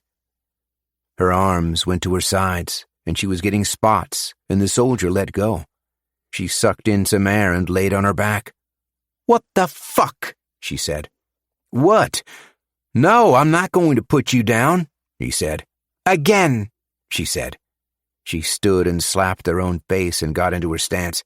"You don't ease up on me. Crazy bitch." He came at her and took an open hand to the face without flinching. He grabbed her the same as before and flung her to the mat. Maram knew what he was going to do and was angry at herself for letting him do it. Because there are no weight classes in a life-and-death situation. There's no male and female. There's only live or die. He pulled her forward, her head in his pit, until she was on her hands and knees. He was about to sink the same choke, but Maram spun and got her head free, putting them in a north-south, his crotch in her face and hers in his. Maram placed his head in a thigh squeeze, and he tried to roll out of it, but ended up on his back, his arm and neck wedged in a leg triangle. He snorted his last breaths. He picked her up into the air in desperation, stood on his feet, Maram's legs still around his neck and her holding his arm with both hands. He slammed her down. The choke stayed firm. He tapped his hand on Maram's thigh frantically, but she wouldn't let go. Then he stopped tapping, and she let him free. She straightened him out and realigned his jaw, shook his face until he jolted back. Then she kneeled beside him, sitting on her feet in a show of respect. He stayed on his back, huffing deep breaths, until he could feel his legs again. Chapter 17. In a low squat on the front lawn, Ian gave Sam his mitt as a target. "Give me another fastball," he instructed. Sam lifted her knee to her glove and cocked her arm, throwing a heater that stung Ian's palm. "It's my graduation in a few days," she said. "Brandon can put me on FaceTime." "I don't even feel like going." Ian took a break and removed his glove, sat back on his hands in the grass. Grade 8 graduation is a huge milestone, like being potty trained or losing your first tooth. "It's not a high school diploma or anything." Sam was skying the ball and catching it as if she was in the outfield. She threw the ball off straight and bumped into Brandon's car, narrowly keeping the ball from the windshield. Then she sat beside Ian on the lawn. "You're going to stay with your aunt for the summer," said Ian. "I talked with her, and she seems really excited about it." "She already texted me." "What do you think?" "I don't have a lot of friends here anyways," said Sam. "I mean, are you going to have fun?" "I guess," said Sam. She punched the pocket of her glove with the baseball. "Are you going to be gone a long time?" "Could be," he said. Sam stared at the tree in the yard. She wasn't looking at anything. She was just feeling away. "I saw a thing on TV, and they had this woman who ran away from her family after becoming a widow. She was a total basket case. They bring her on the show, and the audience all boos her." "That's not why I'm leaving, Sam. I've got work." "Not my point," she said. "Everyone boos this lady for running off on her 3 kids, one of them 5, and they let her have it. But she just wants to forget." "I'm the lady from TV, or you're the lady?" "I don't know. Maybe we're both kind of like her in our own ways." "Some people are just bad, like the Wicked Witch."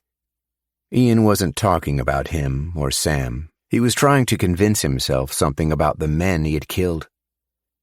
"I don't blame you for wanting to work more," she said. "You're not a bad guy. You're in a gray area, like that woman on the talk show." "I mean, I'm not abandoning you with your aunt. I don't think you could call child services or anything. I don't think Maury Povich would even return your call if you told him your story." Sam grinned and pretended it was the sun in her eyes. They both stood and put on their mitts. Sam threw a dozen more pitches. She threw a knuckleball, off-speeder, and a few more fastballs. Then they both went inside, and Ian put some hot dogs on the barbecue and grilled them black-striped. And the 3 of them, Ian, Sam, and Brandon, spent the rest of the evening watching the ball game. Chapter 18. Ian was placing his clothes in the suitcase he'd laid on the bed when his phone lit up again without buzzing before going back to sleep mode. He checked the phone for notifications, but there weren't any. Ian wasn't one to ignore the unusual. He wasn't just the brawn you sent in to make someone disappear, and talking with Florence the other day had made his mouth sour. Call it an instinct that he'd developed playing poker with the older kids at the foster home growing up. Him and the other misfits gambling money that was more than likely stolen. There were rules in poker that you could apply to life. Anytime a player acted like they had a strong hand, they were weak, and vice versa. Ian thought of this rule when running back their conversation in Chinatown. Florence had insisted Ian was trusted and was her best guy. He sat at the end on his bed and placed his phone in the light. Using his multi-tool, he popped the casing and removed the battery. Attached to his motherboard was a small black chip, the same style of chip that Ian often used to bug his targets. It wasn't for recording voice, but for recording location. Of course, the CIA could already monitor Ian's phone, his location, conversations, and even take control of his camera if they wanted. But there were ways around those things. They knew if Ian wanted to disconnect, it was as easy as putting his phone in airplane mode. Airplane mode severs the internet connection. In essence, they didn't trust him. The man guarding the door, the one who took the phones in a basket, he wasn't speaking through his earpiece to an agent on the roof. He was calling for tech to rig the chips while Ian and Maram sat the meeting. Ian left the chip where it was and snapped his phone together just as Brandon barged in. "Dad, are you sending Sam to Aunt Christine's?" "You could knock," said Ian. "Well, are you?" Ian went back to packing his clothes. "Your aunt thinks it would be good for her to get some woman-to-woman time." "If it's about Becca, I talked to her and she agreed to stop spending the night. It was only a few times, and I know it seems like me and Sam aren't getting along, but it's honestly fine." "It's not you," Ian said. "You've done a great job watching the house while I'm away." "I guess I'm so used to her being around," said Brandon. "Don't tell Sam I said this, but I'm going to miss her." "I might be gone for a month or more," Ian said. "Might be the whole summer." "Yeah, all right," Brandon said. "Make sure the house doesn't burn down." Brandon smiled. "Yeah." "And call your sister when you get time. I want you to call her every day, even if she's being a brat." "I will." Ian lowered his voice. "And your girlfriend can stay the night if she wants." "Wait, what?" "Becca can stay over," Ian repeated. "You're both adults." "You're leaving in the morning?" "Early," Ian confirmed. He pulled Brandon in for a hug. "That stuff about your mother's murder, I want you to stay away from it. You could get yourself hurt, or worse." Brandon's arms fell to his sides in a bid for Ian to let go. "I got rid of it, like you asked." "And becoming a cop isn't some glamorous thing, Brandon." "I know, Dad. I've been doing a ton of thinking, and they've got this program for culinary arts. You know, like preparing food and maybe becoming a chef at a fancy restaurant or something." Ian smiled.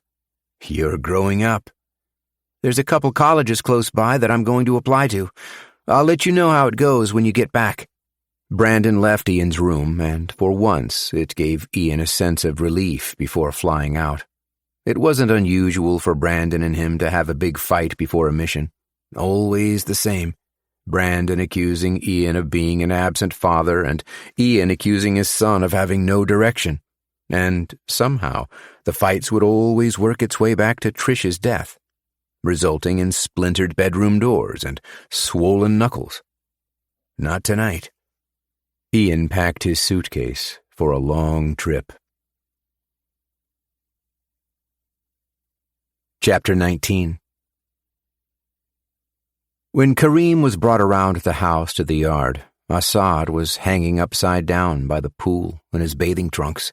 He wore gravity boots, which were more like ankle straps than boots, hooked to his 8-foot chin-up bar. He was meditating with his face puffed out from the blood flow, the way a person's face gets when they've got a knife in their stomach. Kareem waited for him to speak. Assad opened his eyes and let his arms drop to where his knuckles hit the floor. He was stretched out, all ribs and skin, like a carcass in a meat fridge. "You passed the test," he said. "I was all cracked and dry when I got picked up. My wife thinks I had heat stroke. I was in bed the last 2 days. Assad pulled his arms to the bar and unclipped his boots and did a backward somersault as he dropped to the ground. "You're weak, my friend. You suffer from a condensed spine. Do you need to hang from somewhere?" Kareem shook his head and pretended to smile, but beneath his expression, he pictured Assad tying him to the big tree, making him food for the flies. "I have some incredible news. My cousin has informed me of an opportunity from America." "We don't deal with Americans." "It won't be any trouble to hear them out." Assad turned from him abruptly and dived into the pool, the gravity boot still strapped to him, sitting in the deep end for a long time. 1 second underwater feels like 5 seconds above, the same as how a body gets 2 hours sleep from 1 hour napping.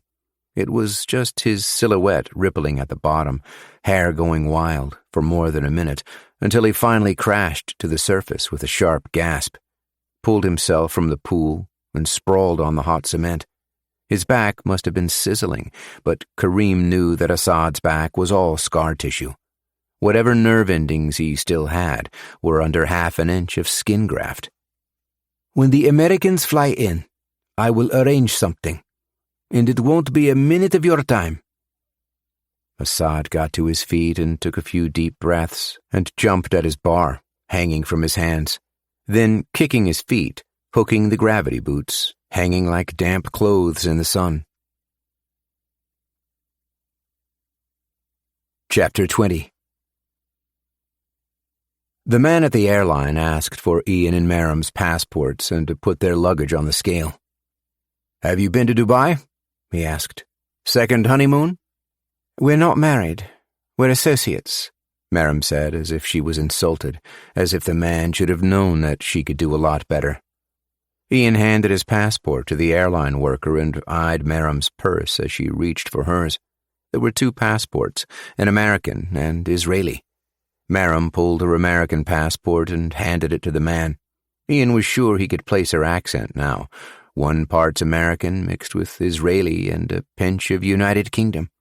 She hoisted her bag on the scale, and it nearly broke the maximum allowance. "I packed my salon," she said to the man. He was avoiding eye contact, embarrassed from his earlier mistake. He asked what their business was in Dubai, but insisted the question was merely airport procedure. "We're international distributors," said Ian. "If it was up to me, we could have done it over Zoom, but our partners insisted we close the deal in person." The man smiled and stamped their tickets and pointed them towards their gate. Ian and Merrim took the belt to the far end of the airport and didn't talk much. They agreed to grab some things at the customs shop. Ian bought a Diet Coke and Merrim a bottle of Evian and a Cosmo magazine. When the cashier asked them if they were paying together, Merrim reiterated that they were not married. She pronounced it loudly for the store to hear. She shouted, "This man standing beside me and I are not having sex." Then they went to their terminal and sat at the far end, some distance from the other boarders.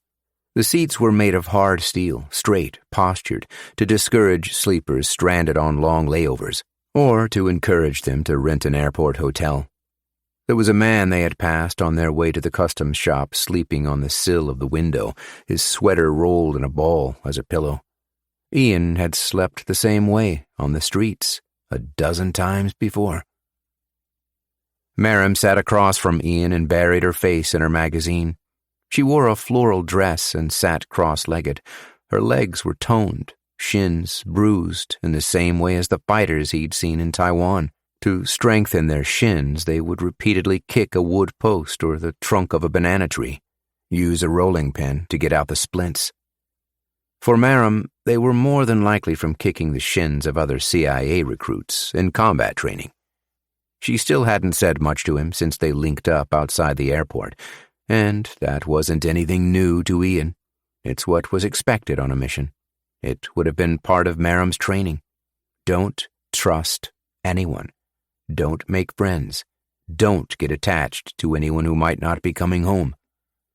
Ian knew these pitfalls well, and as much as he loved Trish, friendships he'd developed through missions could sometimes lead to more. Even the most devout husbands can make mistakes. When you don't think you'll live another day, when you're sharing a hotel with your female counterpart and she's thinking the same. It might as well be the end of the world.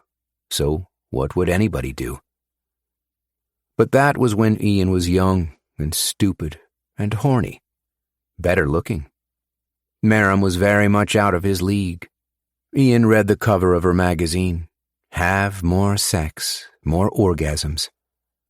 "How long were you stationed in London?" he asked. Merrim lowered her book, brows raised. "Was that on my file?" "They didn't give me a file." She went back to her book and licked her thumb and flipped the page. "We're not supposed to know anything about each other outside of work," he continued. "But they say that to me on every mission." "You can tell from my accent," she said. "I never notice it anymore." Why did you bring up me having a file on you? Did they give you a file on me? Ian asked. Maram sighed and closed her magazine, rolled it in a tube. I didn't need one, Mr. Kelly. I've worked with men like you 100 times before. Mr. Smith, Mr. Thompson, Mr. disappears in the middle of the night and you see his handiwork the next day on the local news. Car catches fire. Man found dead in apartment from overdose. I'm the same as you, Ian explained. Just trying to make the world a better place. With your special talents, she said, in a way that wasn't a compliment. I'm the guy that gets sent to do things that need to be done, that softer people could never do. Well, let me tell you how I do things, she interrupted. It's better I tell you now than later. We go in and get the intel. Nobody dies and no one gets hurt. Before Ian could answer, before he could tell her she was living in fantasy if she thought they'd get through Dubai without someone getting hurt, an Arab man approached them with a smile. Sorry to bother you, he said. His English was good, which meant he was probably visiting Dubai, not returning. He wore a white robe and a keffiyeh on his head. Maram had ducked behind her magazine so that Ian would have to deal with him. Would you or your wife have change for a 5? He asked. My daughter would like something from the machine, but it keeps spitting out this bill. Ian wished he could see Maram's face through the Cosmopolitan logo. You'll have to excuse her, Ian said. She can get cranky on long flights. Then he gave the man change for his 5. Chapter 21. On the tee for the 6th hole, Brandon and Rebecca watched as her father stood behind her mother in an attempt to improve her swing. Don't move your legs until the club pulls you through, he was telling her. The fairway was a dog leg left, and Janet had a nasty slice that would put her in the woods. Becca leaned into Brandon. They're so embarrassing. At least they're normal, he replied. I would have loved to grow up with normal parents. My mom, she was normal, I guess, but my dad was never around, always flying somewhere.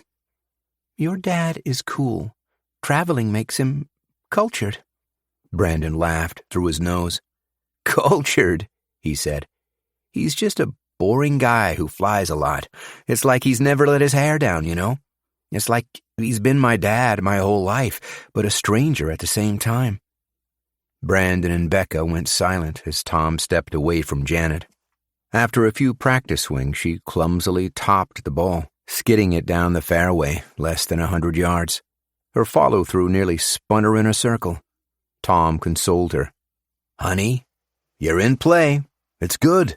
You're on the short grass, babe. Becca put her index finger to her mouth and gagged and rolled her eyes. Then her father took to the men's tees and skied his ball in a mighty swing. Brandon, did you see my shot? It's in the woods to the right, I think. Shit, fuck, he said, and come on. Brandon sat in the cart with Tom as they followed the ladies to Janet's ball.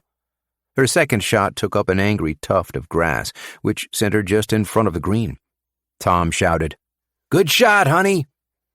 Then he and Brandon drove to the woods on the right. It was a needle-floored thicket of pine trees and mosquitoes. Brandon stepped out of the cart and helped Tom comb the patches of high grass with his feet. Could I ask you something, Mr. White? Is this about Becca? Tom asked. No, sir. Nothing like that. Brandon cleared his throat nervously. Do you remember I was talking to you about my mom and the investigation? Listen, Brandon. Well, sir, I wanted to take you up on your offer. Listen, Brandon, he repeated. When I spoke with your dad the other night, he told me he wants nothing to do with it. He said he'd rather be moving on, and I think it might be what's best. Brandon struck a ball with his foot and bent down and plucked it from the pine needles. Callaway 3? No, Pinnacle 1, Tom confirmed. My dad has been in denial, Brandon continued. You know, it's like you have these 7 stages of grief. But he's stuck on that one stage forever. It's impossible for him to recover from it. Tom squinted at Brandon. Your father didn't have that much scotch, and he told me as clear as I'm telling you now. He told me calmly, not like someone suffering PTSD. Of course he wants to forget, Brandon went on. Look, I can't forget. I stay up at night knowing my mother's killer is walking the streets. It's about justice, and the official report doesn't name names, not even the gang responsible. And wouldn't you want to know, sir, if it had been Janet? Tom, still at a knee from searching, picked some grass and rolled it in his fingers. He got up and asked Brandon, "Where was that ball you found?" The Callaway? Brandon showed him the ball, and Tom picked it up and threw it to the shorter grass on the fringe of the fairway. He winked at Brandon and took a 6-iron from his bag. "I'm going to look into it," he said, readying his club. "But I can't give any guarantees, Brandon. I'll find what I can, but I refuse to show you any pictures of your mother at the scene. Got it? No kid should ever have to put an image to his mother's murder." "I'm just looking for some peace of mind, sir." Tom hacked his ball out of the rough, and it landed on the lip of the green, and he let out an excited yip. Chapter 22. Sam's aunt parked her faded blue Prius in the lot outside her housing complex. It was an L-shaped building, all brick and turquoise painted balconies, chipped and rusting. A total shithole, Sam kept to herself. This is what affordable rent looked like in Sacramento when you crept closer to the river. Near lakefront is what it would say in the listing, even if the water was 3 blocks away. Instead of real pictures, they'd have shown an artistic render of the building, with people coming in and out in their swim trunks, canoes on the racks of electric SUVs. Sam grabbed her things, a suitcase and a knapsack filled with the essentials. 3 outfits that she wore on rotation, clean underwear, her alarm clock and iPad. That's all she needed to survive the summer. She didn't need makeup or a hairdryer or a sexy bathing suit or any of the things the girls in her class would have brought. She followed her aunt through the front doors and down a set of steps to the ground floor. The walls were scuffed and dented from people moving their furniture in and out. A man's cough echoed through the halls. "Home sweet home," her aunt said, twisting the key. Sam noticed the door across from hers had an eviction notice. Once they were inside, it was all chic, like a stock image from the IKEA catalog. The kitchen merged with the living room and was spotless, stools with no backs next to the island, leather sofas deep and low to the ground like the ones you see in hotel lobbies. Art Nouveau hung from the walls. There wasn't any clutter, just a toaster and 3 potted plants that were green and healthy. Her aunt dumped her keys and shifted the pots into the sun, which was beaming in from one of the ceiling-high windows. "Where can I put my stuff?" Sam asked. "The guest room is the second door down the hall to your left," she pointed. "The door just before your room is the washroom, if you need it." Sam lugged her bags to the guest room and was sure her aunt had bought everything yesterday. The bed had a new smell. There was a tiny baggie on the nightstand with an Allen key and extra screws. The sheets had creases. She pulled her hygiene products from her knapsack and brought everything to the washroom. Like the rest of her aunt's place, it sparkled, which had her thinking if her aunt had always lived this way, or if it was just a guest thing. The sink was one of those retro bowls without a lip to put your stuff on, so she swung the mirror cabinet open. It was packed with her aunt's toothbrush, deodorant, and a mountain of prescription meds. Most of the bottles were empty. There was a packet of blue pills that Sam was old enough to know were birth control. She held the packet close to try and make out the small print on the pill. "Those are old," her aunt said through the open door. "I'm sorry." "It's all right," her aunt insisted. "I was seeing a guy for a few months last summer, but it didn't work out." "He was a fuckboy?" asked Sam. Aunt Christine laughed. "What does that even mean?" "I don't know," Sam shrugged. It's something the girls at school say all the time. He was a twice-divorced lawyer. What's the other stuff? Sam asked. Are they antidepressants? Allergy medication. Sam palmed her face. I didn't mean anything by that. I cleaned everywhere except the bathroom cabinet, and now you think I'm hooked on meds. I'm sort of glad it's a mess, said Sam. When I walked in, I was worried you were OCD or something, like you'd be watching my every move and cleaning up after me. I'll let you finish up, her aunt said, and closed the door. Sam put away her things, and when she came out, her aunt was on the couch watching TV. Her socks were on the floor, and she was curled up in her blanket. I was thinking we should order in, she said. Did you want the fried chicken place or Chinese? Chapter 23. Ian woke, ears popping, the captain tapping his mic before announcing the plane had entered descent. Merrim had given him the window seat, saying she'd prefer to get out when she needed to. Ian thought maybe it meant she was afraid of flying. He peered through the window to the city of sparkling glass. Man-made islands along the shore, designed in palm tree patterns, rich blue water washing up on white sand. How can you sleep like a baby? Merrim asked. I wasn't able to get a wink. She did look tired, except for when the plane rumbled low as it lined up the runway. Then she dug her fingers into her armrests. The wheels hit with a jolt, and her body tensed up, shoulders at her ears. The captain thanked the passengers, and the seatbelt light went on, and the plane rolled into its dock. Getting through customs went smoothly, perhaps because Ian was traveling with Merrim. When Ian traveled alone, he was more likely to be asked questions, pulled aside randomly, according to them. They retrieved their luggage and searched for their contact in the main foyer. The ceilings were glass and held up by arched beams shaped like hockey sticks. It didn't take long to find him, sign held high. It read, Kelly Distributions, in black marker on cardboard. The man holding the sign was Samir. He looked like the pictures they'd been given of Samir anyways, unless he didn't know the code word. Then he wasn't Samir. He picked them out from the crowd, smiling and waving. He wore a dress shirt, belt with jeans, a blue and white striped keffiyeh held on with a tan braided rope. The code words were, It's a beautiful day in Dubai. When Ian approached, Samir nearly shook his arm from his shoulder joint. It's a beautiful day in Dubai, he said. Are you in your winter or summer? Was Ian's part. Samir grinned. Does it matter? And air kissed Merrim's cheek and took her bags. Then they left the airport and got into Samir's car, a 90s-something Toyota.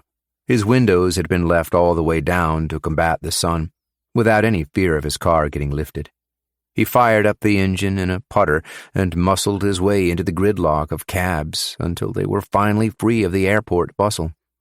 Samir shouted over the noise blowing in. My wife and son are anxious to meet you. We are having lamb tonight. It is mansaf, and my wife, Zara, is a fantastic cook. That's lovely, said Merrim in the front seat. She leaned closer to Samir, hair blowing wildly. We are so grateful for your hospitality. Ian was in the back, looking out on the city. Large glass skyscrapers stood like cutouts in front of baby blue paper. Not a cloud in the sky, and if you could catch the landscape through the buildings, it was nothing but miles of desert, miraging into the blue. The other way was all sky and clouds and ocean. Samir stopped at an intersection and was sandwiched between a Lamborghini and Maserati. For him, it might as well have been another Toyota, $250,000 rumbling from his left and right, and Samir kept his eyes casually on the light. He drove them through the shimmering maze of designer boutiques. Everything about the city oozed with money. It's why they called it the City of Gold. Gold, like Aladdin's lamp hidden in the desert. It's a place where wishes came true, smack dab in the middle of a region torn with war. Samir took a hard right into the underground passage to the parking garage. His apartment complex was maybe 50 stories or more of steel and glass. They rolled their luggage to the elevator and listened to Arabic music until they reached the 27th floor. Then Samir led them to his place. The door opened on its own as soon as Samir put his key in the hole. A little boy's face poking through, all smiles. He was no older than 5, big round eyes of brown and wonder. "Papa, Papa," he called. Samir hugged his boy and escorted Ian and Maram inside. The apartment was cream walls against oak floors, with the entirety of one side as windows. It was neat, except for the toys strewn by the TV set. His wife, Zara, came out from the kitchen, wiping her hands with a dish towel. She wore a scarf over her hair. She was short and heavy and friendly. She introduced herself and pulled her son lovingly to her hip. "Abbas, go and clean your hands for dinner." He ran off down the hall. "I will show you to your rooms," she said to Ian and Maram. "Then you can wash up. We are having mansaf, and I hope you will enjoy." Chapter 24. Ian was shown to his room, which would be separate from Maram's. He accessed the server on his phone and keyed touchdown. He got changed out of his airport clothes, put on some deodorant, and unpacked his laptop and some of his other things. Then Maram knocked on his door and came in before he could even get up. If she had knocked 10 seconds earlier, she would have walked in on him in his underwear. "We are touched down," she said. "Yeah, I sent it." "They seem nice," she said. "I mean, you never judge a book, but I feel good about these people." She sat beside him on the bed, checking for service on her phone. "I've worked with nice people before, who turned out to be not so nice people." Maram glared at him. Her eyes really were like a wolf, or one of those sled dogs you hear about up north. "You're not a people person, so leave the conversation to me." What she really meant was that Ian was inhuman. He must have been. It's not a thought that Ian had escaped either. It's what was going through her head at the airport, on the flight. Ian could tell. People always looked at him different, once they knew. The year of Trish's death, she had given him that same look, that sort of silence. She didn't know everything. She couldn't have. But there was a suspicious energy about her in that final year. On the day of her murder, she had told him they needed to talk. Maybe her suspicions had finally boiled to the surface. Too many scratches and bruised ribs, and coming home late. In another timeline, they would have had their ice cream and gone home. Her asking him to tell her everything. Who are you, really? Do you work for the mob? He would have had to pull the VHS from his lockbox and sit her down. He'd have told her to spin her locket, to read the inscription on the back. The combination. Ian could smell the Monsaf through the walls. His mouth watered. His body had burnt off the airline nuts and Sprite and was running on nothing. Chapter 25. After dinner, and shortly after Abbas had been put to bed, Ian and Maram sat on the balcony with Samir and his wife Zara. The wind was cool, and by this point the tired sun had ducked under the horizon.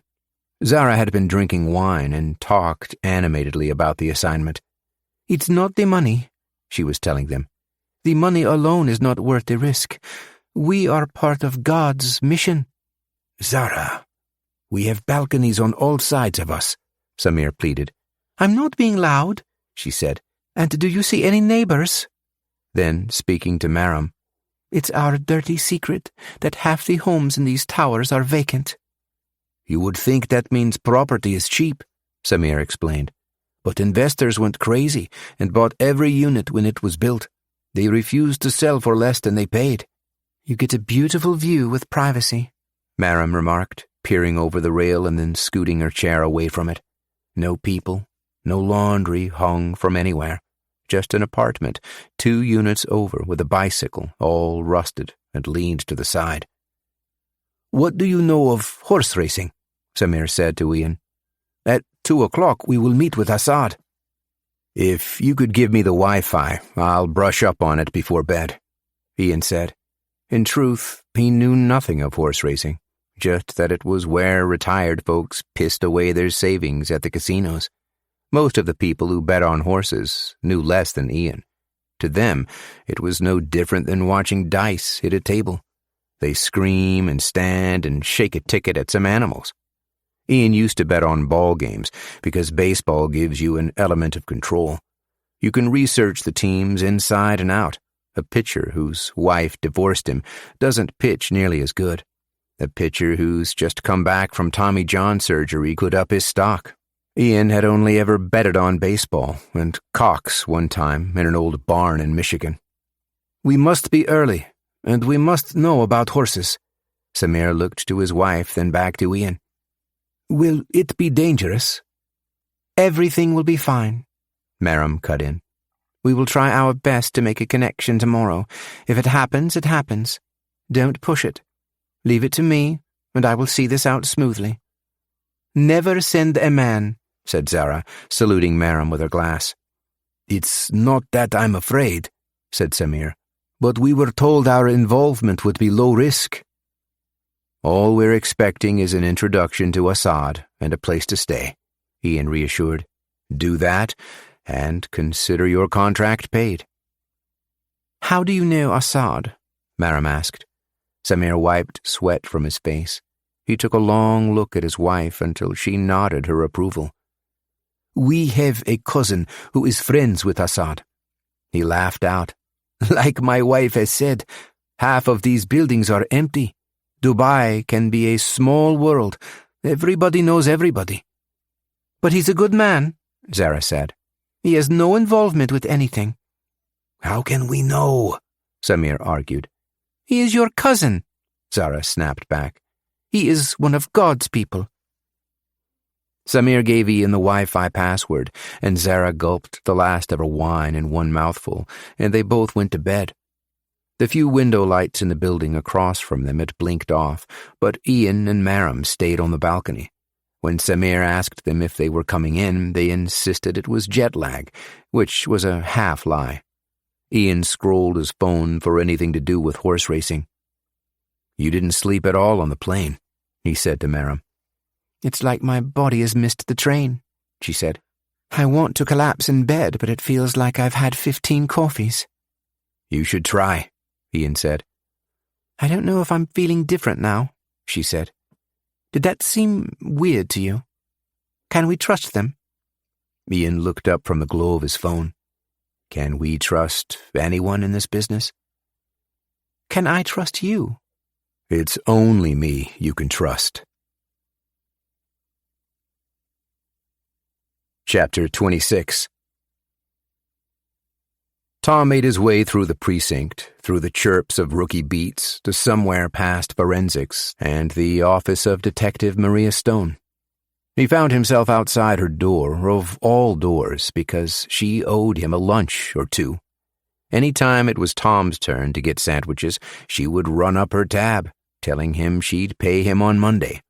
Also, he was pretty sure there was a flirting thing going on between them since the office Christmas party, the year Janet was sick at home with a cold.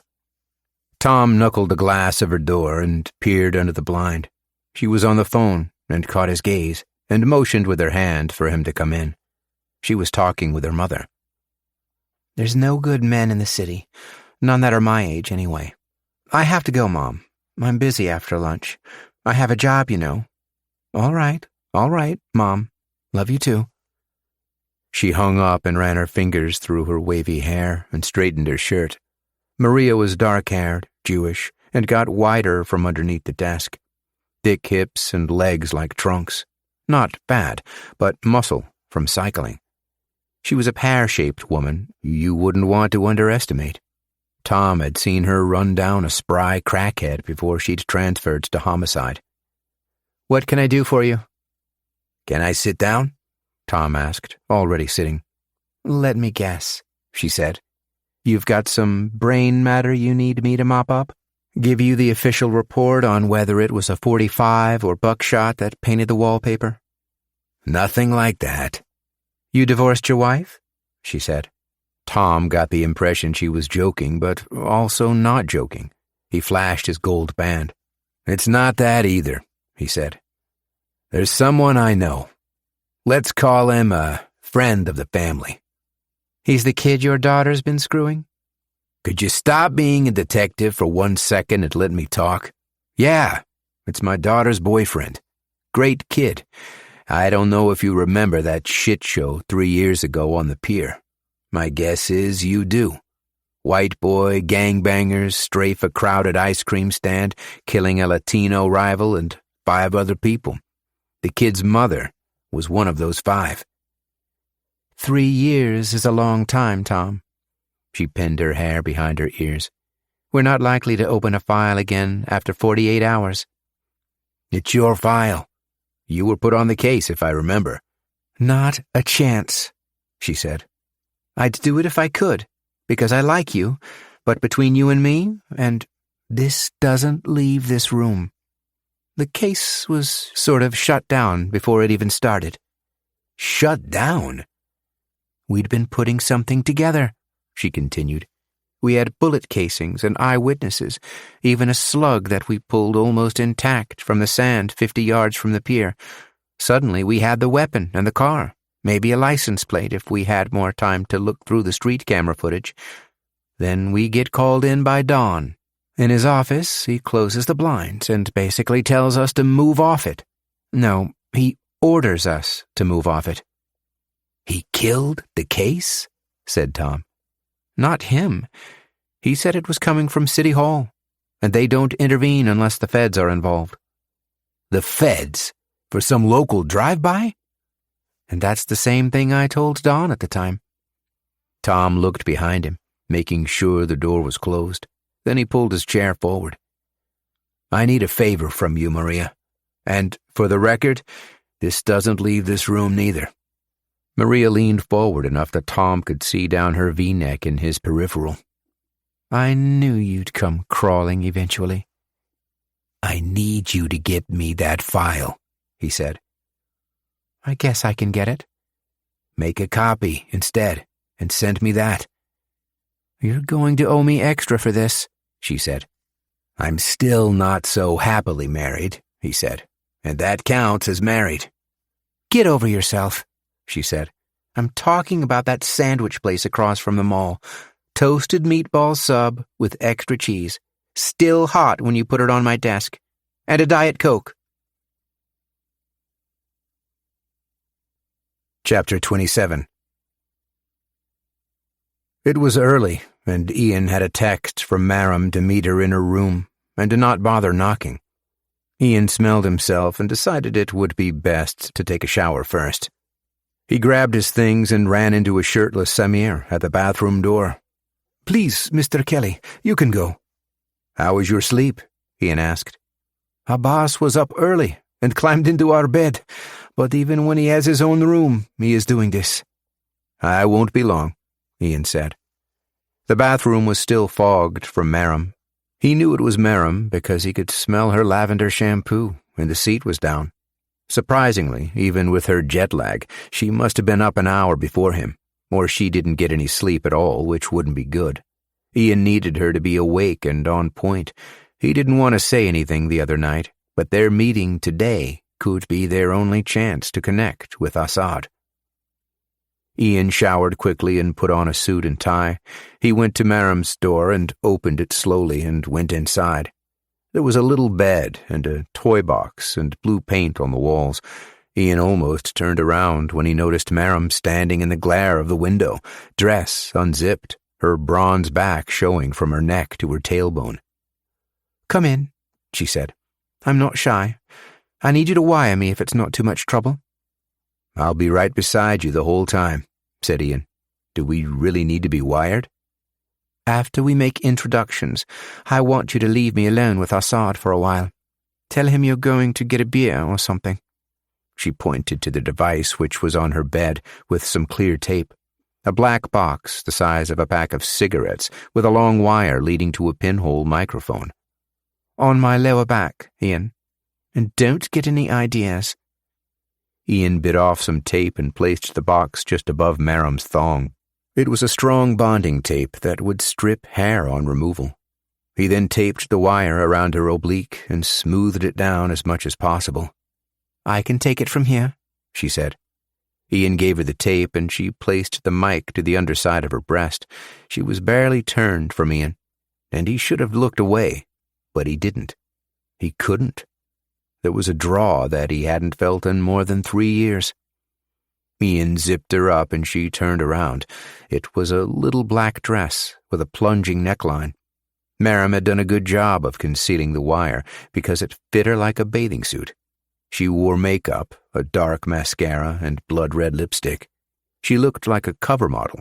As far as agents go, Ian would call her a good honey trap. "Shirt off," she said. Ian removed his tie and unbuttoned his shirt. He found himself momentarily concerned with his looks. His body wasn't like it was in his 20s, or 30s even. Merrim asked him to turn around, and he did. She stood behind him silently as Ian waited for the cold steel of the receiver pressed to his back. "I know I'm hairy," he said, "so take it easy on the tape."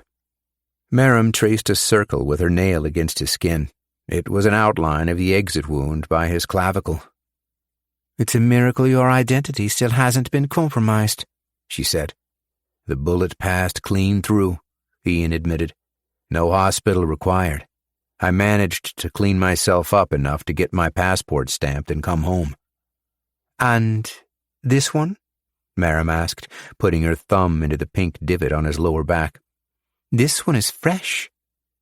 "That one was non-work related," he said. "You could call it domestic. Would you believe I was shot getting ice cream?" When Merrim didn't have a witty response, Ian knew someone had told her something. She taped the device to his lower back, just above his belt line. "I know it's going to be hot, but I need you to wear a blazer," she told him. Then she handed Ian the wire and he buttoned up his shirt and threaded it through the top link under his tie until the earpiece was stuffed discreetly in his collar. "Keep it hidden until you step away," she said. "Do I need to show you how it works?" "This isn't my first assignment," he answered. "Give me enough time to work, Assad," she finished. "Like I said before, we get the intel and no one gets hurt. Let me do what I do."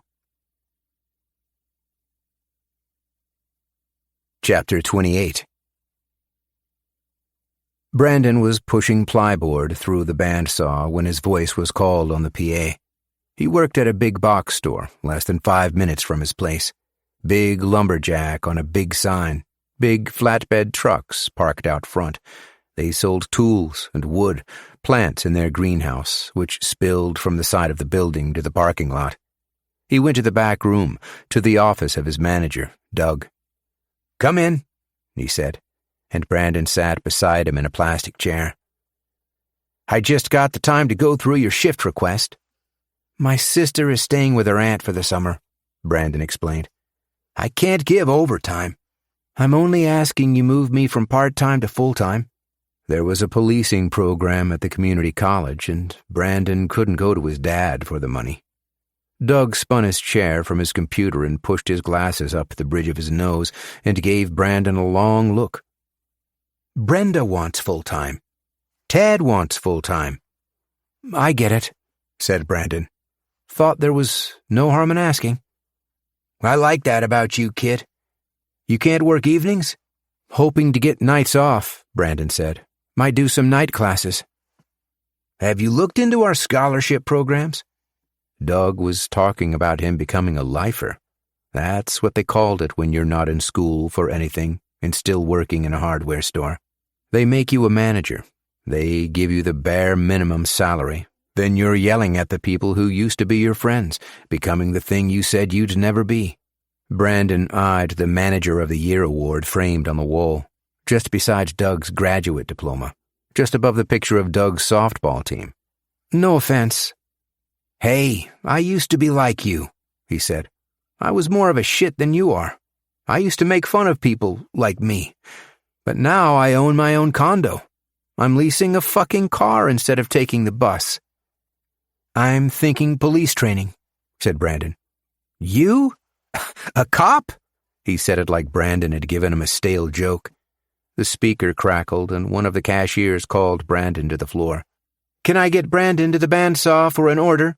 Crackled on the mic. Doug gave him a pat on the shoulder and said he'd email him his new schedule. There's no shame in retail, he said.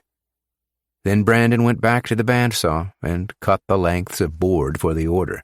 He cut 4-foot sections of plywood into equal halves. He placed the planks on a trolley and rolled them to the garage and rolled them to the car of the customer, a big Latino guy with tattoos. Said the boards were to keep his dogs from biting the neighbor's dogs through his chain-link fence. The man's car thumped reggaeton. Sorry about that, Brandon said. It's cool. I didn't mean to get you in trouble. Just that my wife is texting me. So I asked one of your coworkers. It's my fault, Brandon said. The two of them loaded the planks in the back and strung a cord to the bumper hook. There were tattoos covering the entirety of the man's right arm, a cross, a skull, a rose. Some of them looked familiar. Something wrong? Said the man. Sick tats, said Brandon. Where did you get them? Shit. I'm saving to get these things removed. They were a mistake. Let me give you some advice. Don't go jumping off no bridge because your stupid friends are doing it. Jump off a bridge? Gangs, Holmes. The man drove off, and Brandon pulled the garage down. He went to the corner of the warehouse and pulled his phone and typed Gangs of Sacramento into Google. Chapter 29. Ian and Merrim followed Samir through the turnstiles of the Maidan grandstand, a mile-long turf of horse track with a strip of hotel rooms just behind the seats. Above the strip of balconies was the signature crescent-shaped roof. When they got through, a security man with rubber gloves asked to look through Merrim's purse. With one hand he peeked in and moved stuff around, and then wished her good day and good luck. Samir was like a dozer blade, guiding them through the crowd. We must get our bets in. Assad is a gamesman. Also, it would not be good if he thinks you are cheap. Are we cheap? Ian asked Merrim. She smiled. What are tax dollars for? They stood in a line to place their bets. They were in shade, but the air was hot, and Ian was already marinating from underneath his jacket. Merrim seemed to be faring better. She had bought a wide-brimmed hat from a vendor before they arrived, and her dress, it was barely there. The only thing concealing her microphone receiver was a black shawl she had looped around her waist and draped down each arm. You will want to bet on number 7, said Samir. His name is Temperance. He is your winner. But he's the first seed, said Merrim. Doesn't that mean we win less? But you will win. Assad will think highly of this. Ian squinted at the flat screen bolted to one of the concessions. On it were advertisements for events and hotel packages.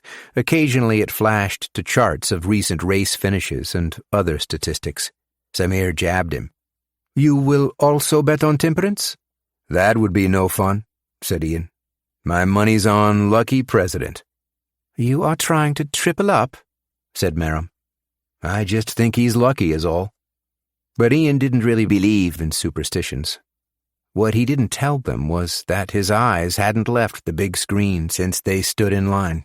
He'd been sponging up the results of every race that week with one particularly nagging detail. Ian had noticed Lucky President absent from that week, except for the Monday, finishing 5th. In other words, Lucky President was both capable of winning and well-rested. Merrim paid for the bets on the company card, which was untraceable to anyone outside the Secret Service. It's a not-so-secret fact that the U.S. government works closely with the credit card companies.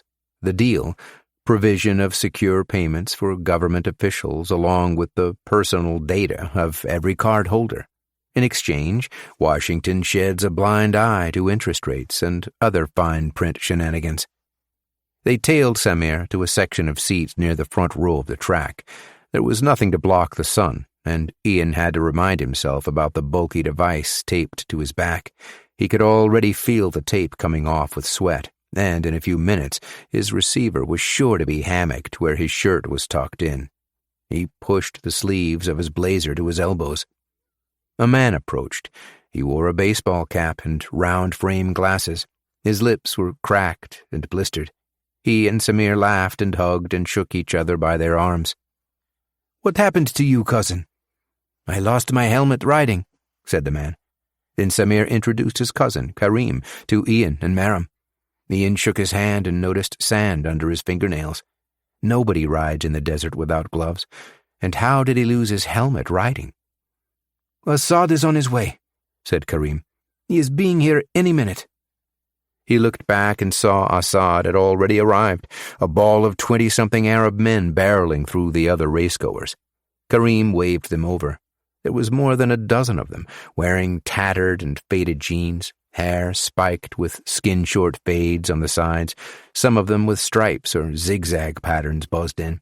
Half of them wore tight polos with their collars popped, while the other half wore T-shirts with tattoo-like motifs. Almost all of them wore aviator sunglasses, including Assad. He emerged from the pack, and even with the shades, looked very much like his pictures. He was maybe taller than his pictures, Ian thought. A runner's body, lanky but strong. If he ran, Ian wouldn't be able to catch him. In a straight-up fight, Ian wasn't confident he could win. Karim spoke to Assad in Arabic. "These are the ones I was telling you about. You didn't think I have connections, but I know people." Maram flung her hair to her other shoulder. She introduced herself to Assad and pressed herself on him, kissing his cheek. The other men looked her over. One of them, smiling, dropped his glasses to his nose before pushing them back. "I'm going to get a beer," said Ian. "Did you want anything?" Assad shook his head. "I don't know what my silly friend has promised you." "There's never any promises in this industry," Ian replied. "I'll let my beautiful assistant get you caught up. I think you'll find our proposition too good to turn away." Ian walked off, and it was up to Maram now. Samir pulled him to the side, fidgeting. "What now?" "Stay here and enjoy the race," said Ian. "If something goes wrong, I'll know." The stadium speaker gave the warning that the races would be starting shortly. It announced it twice, first in Arabic, then English. Ian pushed against the grain towards the bar. He found a sliver of space just outside a maintenance door where the bar met the stands. He pulled his earpiece from his collar and masked it beneath his phone. He nodded his head every few seconds as if he was in a call. Ian flipped the switch, and after some initial static, Maram's voice became crystal. "And ask me how we can offer you wholesale this low." "Business is already good." "Mr. Mohammed, can I call you Assad? Business can always be better." There was a long pause and some chatter between Assad and his friends. "We don't like doing business with Americans," he said finally. "I love America, but with jewelry, it's always religious iconography, and we are not a crucifix manufacturer." "The U.S. has a market that goes far beyond wedding rings and religious wear." "The race will start soon," he said. "We could set up a call tomorrow." "Where is Karim?" he said to someone else. "Karim, you sorry goat, the race will start." Maram desperately. "Can I give you my card?" "Karim! Where is Karim?" Assad's voice faded into the laughter of his friends. The mic became dead air until Maram whispered a minute later, "Shit, Ian. What now?" Ian put his mic in his collar. He reached into the garbage, pretending to throw out his gum. He grabbed an uncrushed can of beer. There wouldn't be time to wait in line to order one. He shouldered his way through the crowd until he was in Assad's circle. Some of the men gave him stares. "Who do you got?" Assad avoided eye contact. "What do you think of our deal?" Ian shouted over the other men. Assad looked to him. "It doesn't feel like a good fit for us, Mr. Kelly." "Think about it. Sleep on it." He forced his card into Assad's hand. There was another announcement, and everyone hugged the rail. Ian squeezed himself beside Assad. The air smelled of beer and horseshit. Huffing noses peered through the starting gates. A shot was fired. The horses and their economy-sized riders sprung from the gates. Ahead of the pack was a spotted white stallion. Temperance was unmistakable. His gray mane thrashed in the wind with each explosive stride. He was more than 10 lengths ahead of the next horse by the time the pack thumped past their seats. It wasn't until the second lap that Ian saw his horse, the black-coated Lucky President, was 8th from the leader. There would only be 4 laps. "Come on, President, you old mule." Assad turned his head momentarily from the action to show Ian his ticket. 8,000 dirham on Lucky President. Yeah, President!" he shouted. The horses kicked grit into the stands on their third pass. The crowd wiped their eyes and cheered.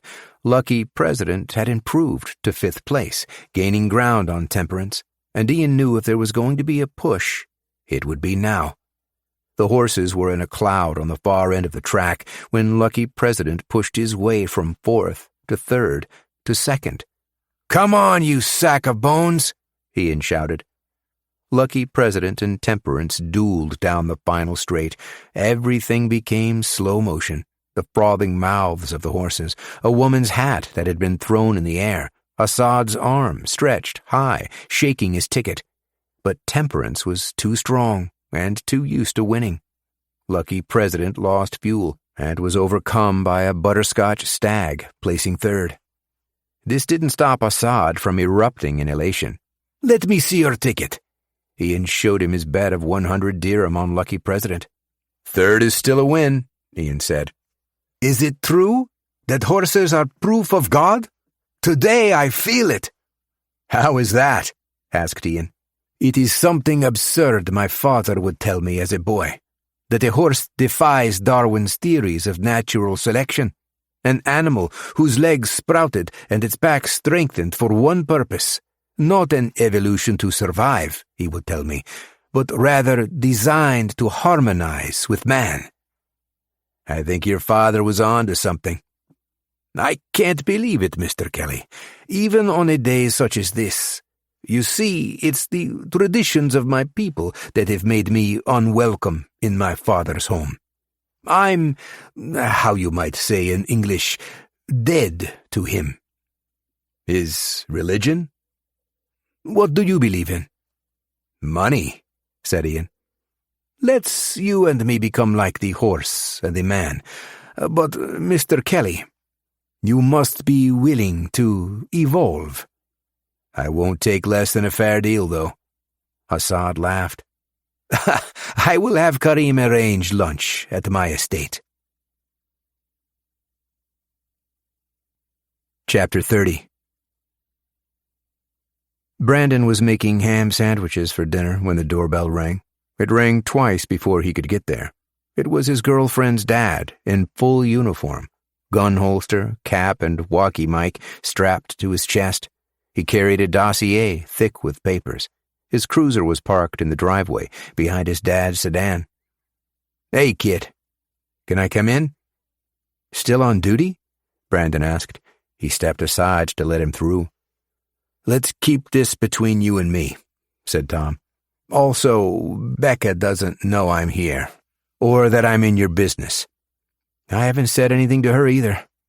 Tom followed him to the kitchen and left his shoes on. They both sat at the table, and Tom pulled his chair next to him and placed the file between them. "I took out the gory pictures," he said. "Like I told you before, no kid should see his mother like that. It goes for any dead person. It's different when you see it in real life. It changes you." He pulled the stack of papers, placing the written report in its own pile. The other stack had images and charts beginning with the chalk outline of Brandon's mother and the other victims. They were all clumped together, arms and legs intermingled like puzzle pieces, like Tetris blocks. Small crosses marked where they had found bullet casings that were expelled from the window of the car as it drove through. "This was the target. And this is your mom," Tom pointed. There weren't any distinguishable features in the chalk, just a stick person without hair. If Tom hadn't pointed it out, Brandon would never have guessed it was his mother's silhouette. And still, his stomach knotted the way it did for months after it happened. That same lump of dread that had filled his gut, causing him to lose nearly 20 pounds. Sorry for your loss, people would say. Loss of 18 pounds, countless hours of sleep, and most of his friends from high school. Brandon lost a lot. Maybe Tom sensed it because he flipped the page face down. He flipped to autopsy charts of the victims, simple diagrams of the male and female figure, frontways and backways, almost like a coloring book. They had circles drawn in pencil to mark where the bullets had entered and where they had exited. Tom quickly skipped the dotted chart of Brandon's mother and brought forward a male victim. There was a circle on the left oblique and one in red pen near his right collarbone. "Do you know who this is?" Tom asked. "The gang member," Brandon guessed. "It's the injury report on your old man." "Not possible," said Brandon. "My dad was hit once on his side, the bullet passing through. I'm sure of it. I remember the body cast he wore for a month after it happened." "It's him, all right." Tom pressed his finger to the red pen. "This signifies a pre-existing bullet wound. Our detectives keep a note of these things, for obvious reasons. It's not every day you get some white suburban dad belonging to the 9mm fraternity." "There's no way." Brandon held the page close to read his father's name in faded print on the lower corner. "Like I said, Brandon, we're going to keep this between you and me. But now I've got to ask, has your dad ever been involved with drugs?" "No. I mean, now I'm not sure." "What about hunting accidents? It's not uncommon for a parent to leave out the details of a lapse in gun safety. Had a friend who shot himself in the foot in his boat, hunting ducks." "Dad doesn't hunt. Doesn't even own a rifle. He's got a handgun he keeps upstairs." A muffled voice came through Tom's walkie, and he stood up and said he had to get back out there. "The city calls," is what he told him. Brandon saw him to the door and thanked him again and said he owed him one. Then Tom left, and Brandon went back to the dossier, even with the jar of mayonnaise still open on the kitchen counter. He flipped to the image of his mother in chalk, starfished on asphalt. Chapter 31. Special Agent Kenneth Banks parked his car on the opposite side of the street because there was a police cruiser in the driveway of his colleague's house. Him being away in Dubai, Ken promised to check in on his son, Brandon. He preferred to do this unannounced, an investigative trick from his decade and a half of working for the CIA. It didn't leave any time to mask emotions. You always got more of the truth when you showed up out of the blue. He stayed behind the tinted windows of his Escalade until the officer left the house and drove off. Then Ken got out of his car and knocked on the door until Brandon let him in. "Uncle Ken, I was just getting ready for work," he said. "Still at the hardware store up the street?" "It's whatever," he said. "Your dad has got me on patrol duty." "Just making my dinner," he said. Ken followed him to the kitchen. He helped himself to the fridge, to a glass of filtered water. There used to be magnets on the fridge, pictures of the family, pictures of Trish. Now nothing but smeared fingerprints on stainless steel. "I thought I saw a police car out front," he said to Brandon. "My girlfriend's dad. He was just dropping something off." "He's a cop? That's intimidating." "No, he's cool," said Brandon. "It's her mom that scares me." He slapped his bread together and licked his thumb and brushed past Ken to put the mayo in the fridge. He was taller than his father. Ken got a weird feeling of standing in the same kitchen, drinking water 12 years ago, when Brandon was under his shoulder. It seemed like yesterday. He looked Ken in the eyes while closing the fridge door with his heel. "Can I ask you something?" "Of course." "You met my dad in school." Did he ever get himself in trouble? With drugs or whatever? You can tell me, and I won't say a word." "What's this about, Brandon?" Brandon scratched his neck and shook his head, smiling. "Just wanted to know if you had any crazy college stories." Ken scoped the envelope laying on the kitchen table through the bottom of his glass. There was only a sliver of the autopsy chart poking out from the folder, but he knew exactly what it was. He put his empty glass in the sink. "What's your girlfriend's dad doing here at this time of day?" he asked. "Just in the neighborhood," said Brandon. "I get a knock on the door and he comes in saying he needed to take a leak. Probably would have pissed himself because he almost chipped the paint knocking so hard." Ken could tell Brandon was lying, even if he hadn't known him more than 10 years. Through puberty and 3 girlfriends and 2 baseball teams. Even if he hadn't seen the autopsy chart on the table, he could smell it.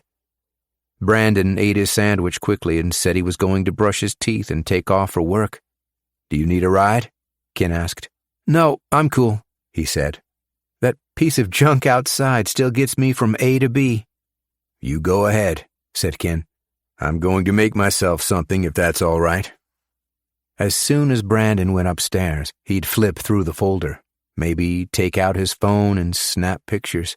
But Brandon circled back and took the envelope, saying it was college stuff, and brought it with him upstairs. "On second thought, I'm late for something," Ken yelled up. "I've got a friend on the force. Your girlfriend's dad. What did you say his name was?" "Tom White," Brandon yelled. "I'll catch you later, pal." "See you." Ken left the house and circled Brandon's beat-up Honda.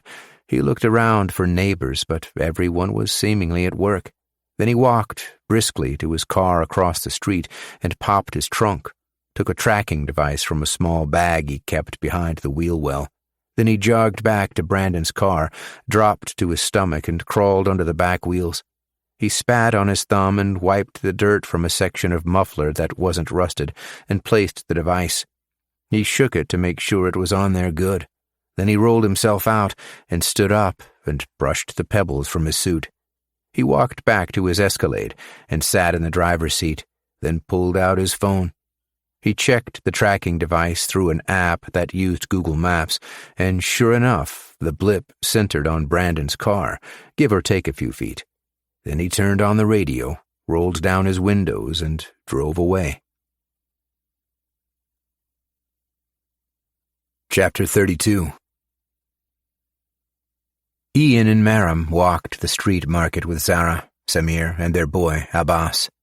The roads had been closed off with rope, like the ones you see outside nightclubs. Vendors were set up under colorful tents. It was packed and loud with barter. Not just Arabs, but tourists and other foreign workers. Maybe a third of the people were white Americans or Europeans. Ian had known some people who left America for the Arab Emirates. He and Trish were friends with a couple who lived just down the street. The husband, Ian couldn't remember his name, had told them they were going to stay for 2 years and make a shitload of money. "In Dubai, being an English-speaking American adds a premium," he had said to them. The last Ian heard, the wife flew home with their child and sold the house and moved back with her parents. Her husband, he never came home. They call it getting swallowed by the desert. When Americans tell themselves, just another year, but it turns to 15, it can be hard to say no to the money. Samir stopped them at the produce vendor. There were fruits and vegetables Ian couldn't recognize. Samir bartered with the man for a pound of olives, and they spoke in Arabic but swore in English. Zara put her hands over Abbas's ears. The men spoke animatedly with their arms until a deal was made. Then Samir paid the man, and they both smiled as if it was nothing. A second ago they were going to rip each other's heads off, and now they were family. They visited several vendors until both Samir and Zara had their hands full with bags, refusing to let Ian or Maram carry anything. They shopped until the sun had reached the high point in the sky where the buildings couldn't offer any shade. Abbas was tired and pulling on his father's pants. "Papa, Papa," he was calling. "I wouldn't mind carrying him," Ian said. Abbas flashed a smile, looking to his mother. She said, Go on, then. And Ian hoisted him up around his neck and clasped his ankles. Abbas laughed and pointed his little finger at all the things he could see from up there. Bird poop, he giggled. Then fixating on Maram, he waved to her, saying, I'm taller than you. She waved back and laughed in a way Ian didn't think was possible. It couldn't be the same woman who stared daggers at him at the airport. Her walls had come down. A moment later Ian caught her staring at him, and not the boy, then bashfully looking away.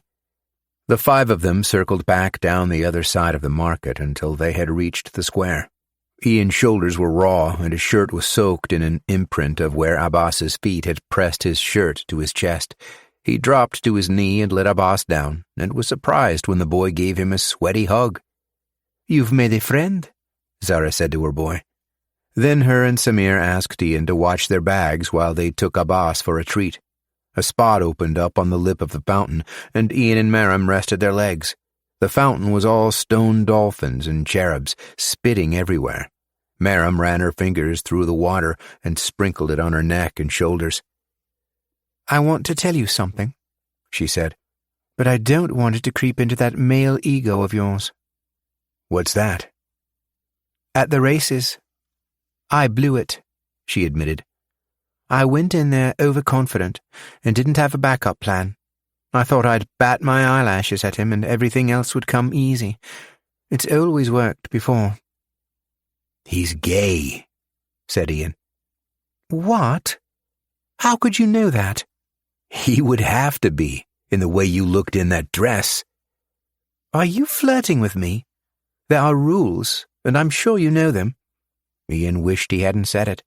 There was a part of him that remembered the days when there was a wife waiting for him back home. It's why he doesn't like the traditions of his people, Ian said. That's how I knew he was gay. He told me he's not welcome in his parents' home. Maram leveled her bright eyes on his. I may have underestimated you, Ian. Sometimes I just get lucky. Do you think it's enough to inspire a surface-to-surface missile obsession? Angry kid runs away from home and starts a jewelry empire, but deep down wants the world to burn? Maybe. Maybe? So we trust each other now? Said Ian. There's still plenty of time for you to disappoint me, she smirked. Abbas came running, licking a salted stick, dragging his mother by the hand to keep up. Then Ian and Samir carried the bags as they walked back to the condo. This time, Maram put Abbas on her shoulders. You're a strong lady, he said to her, licking his stick. Chapter 33. Sam was on her iPad watching baseball highlights when her Aunt Christine knocked and came in. She sat beside her on the bed, pulled herself close until their hips were touching. I don't know how you follow that stuff. You need to be a physicist to understand the rules. Like, there, he gets to go to first base for nothing. The ball hit him. He was grazed. See? The instant replay showed the ball cutting through the baggy front of the player's jersey. Then the player wincing to sell the call. It didn't touch him? Grazed him, said Sam. That's our team, the good guys. Who are you cheering for anyways? I have something I want you to try, she said. Sam sat up and put her tablet on the bedside table. They lose anyway. Already saw the score on my phone. You got me something? It's nothing, she said. She pulled a tiny makeup kit and asked Sam to sit straight, to posture herself so her aunt could try and make a lady from her. I don't wear makeup, said Sam. Just be my doll for 5 minutes. Do it for me. Sam groaned and sat straight. You don't have to do this, you know. Everyone thinks I'm suffering from some breakdown or whatever, like they have to save me or something. I just think you're pretty, said her aunt. Sam didn't believe it. Nobody but her immediate family had ever said that to her. Maybe when she was a baby, which doesn't count for anything. People say babies are beautiful even if they're ugly. Even with big, swooping birthmarks on their face, they're all the most beautiful thing, because that's the rule. My dad put you up to it." "He never," she said, powdering her brush. "Close your eyes." Sam took the sleep from her eyes with her thumbs and closed them. "Lightly," her aunt said. "Not like you're about to get punched in the face." Sam laughed as her aunt's brush tickled her lids. "Is it true that you and my dad were like boyfriend and girlfriend before my mom?" "No. Who told you that?" "I remember my mom saying something to me about it." "What did she say?" "I don't know. Are you almost done?" "She just said that you dated is all." "You can open them now," she said. Then she powdered the brush again and strafed Sam's cheekbones. The bristles were a cartoonish pink. "We went on a couple dates." "So it's true." "We went on 2 dates, and then he met my sister, your mother, and I knew right away." "How can you know something like that? Love at first sight or whatever? Maybe he could have just as easily married you. They say there's a million realities, just like the one we're living in, one for every choice and outcome." Her aunt went quiet. "What happened to that guy you were seeing?" Sam asked a minute later. "He's not who I thought he was." "That's how a lot of people are," said Sam. "Okay, let's have a look at you," her aunt said. "You're looking at me now." "Get up, you goof, and let's see you in the mirror." Sam let her aunt pull her to her feet, and they went to the body-length mirror leaned against the wall. Sam didn't spend much time in front of mirrors. She never liked what she saw, but this time was different. She looked older. She looked pretty. The girl looking back could have been one of her classmates, maybe someone from a reality show. "What do you think?" her aunt asked. "There's nothing wrong with me, you know." "I know that," she said. "But do you like it?" "I don't know." "You can have this kit if you like. I got it free with my last makeup order." "I'll probably never use it," said Sam. "I'll just leave it here, okay?" Her aunt left the room and closed the door behind her. Sam stayed in front of the mirror. She wasn't sure why. Maybe she had been brainwashed like the other girls in her grade, hot-wired for sex. Or, as soon as the powder touched her face, it programmed her to want to conform to something. She pulled her hair back as if it was in a ponytail. Then she did pigtails. Then she found herself doing weird things with her lips. There was nothing wrong with her, she told herself. She was fine the way she was before. She could pitch over 40, underhand. She could bat over 350. She could do 8 push-ups on her feet and nod her knees, which was a lot for a girl her age. Most of the Barbies in her class wouldn't be able to do 1. She went to the washroom and cleaned her face until she could see her dark circles and acne again. She scrubbed until her skin was red and clammy. Chapter 34. Samir drove them to the outskirts of the city until there were barely any palms, mostly dirt and dry weeds with crags of sedimentary rock.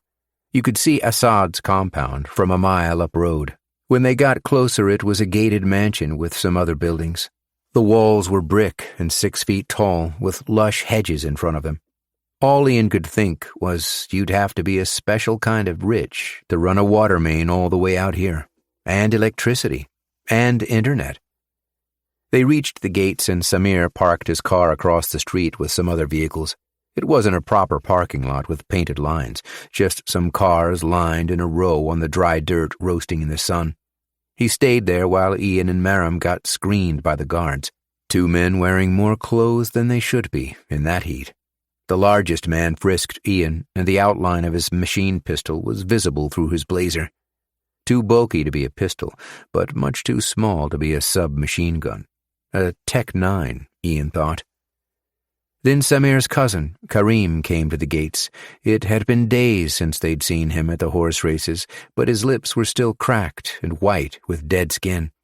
He led Ian and Maram through to a front yard that was all dirt with the occasional fruit tree. There was a long, wide strip of asphalt that wound its way to the house. Parked out front was a Mercedes SUV and several dirt bikes. One of the bikes was laid on its side like it was a kid's bicycle as he'd run inside for dinner. There was another guard that stood outside the door of patterned glass. He wore his gun on his belt and was wiping his glossy face with his sleeve. He asked Kareem to get him some water, and Kareem said he would be a minute. He led Ian and Maram into the mansion. The floors were stone slabs with sand in the cracks. Everything else was clean and modern. Just inside the doors was a grand staircase that led to the balcony of the upstairs. A bronze chandelier hung from the ceiling. He led them upstairs to the large double doors of the master bedroom. He knocked, and when no one answered, Kareem told them to wait, and he snaked his way through the doors, as if he didn't want them to see inside. Ian and Maram waited in the hall of hardwood floors, and there was a grit of white earth lining the cracks, the same as the stone downstairs. It was like being in a beach house. Ian's second foster family had a beach house, and sand had a way of getting everywhere. They were wealthy Christians, and Ian was their path to salvation. Until he wasn't. They returned him to the orphanage on grounds that things just weren't working out. Kareem came back through the doors and said to wait outside, and he'd be with them shortly.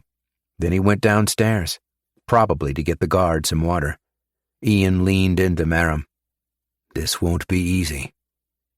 She motioned with her eyes to the ceiling to say that she'd seen it too, a dome of black glass, like the ones you find in casinos to bust card counters.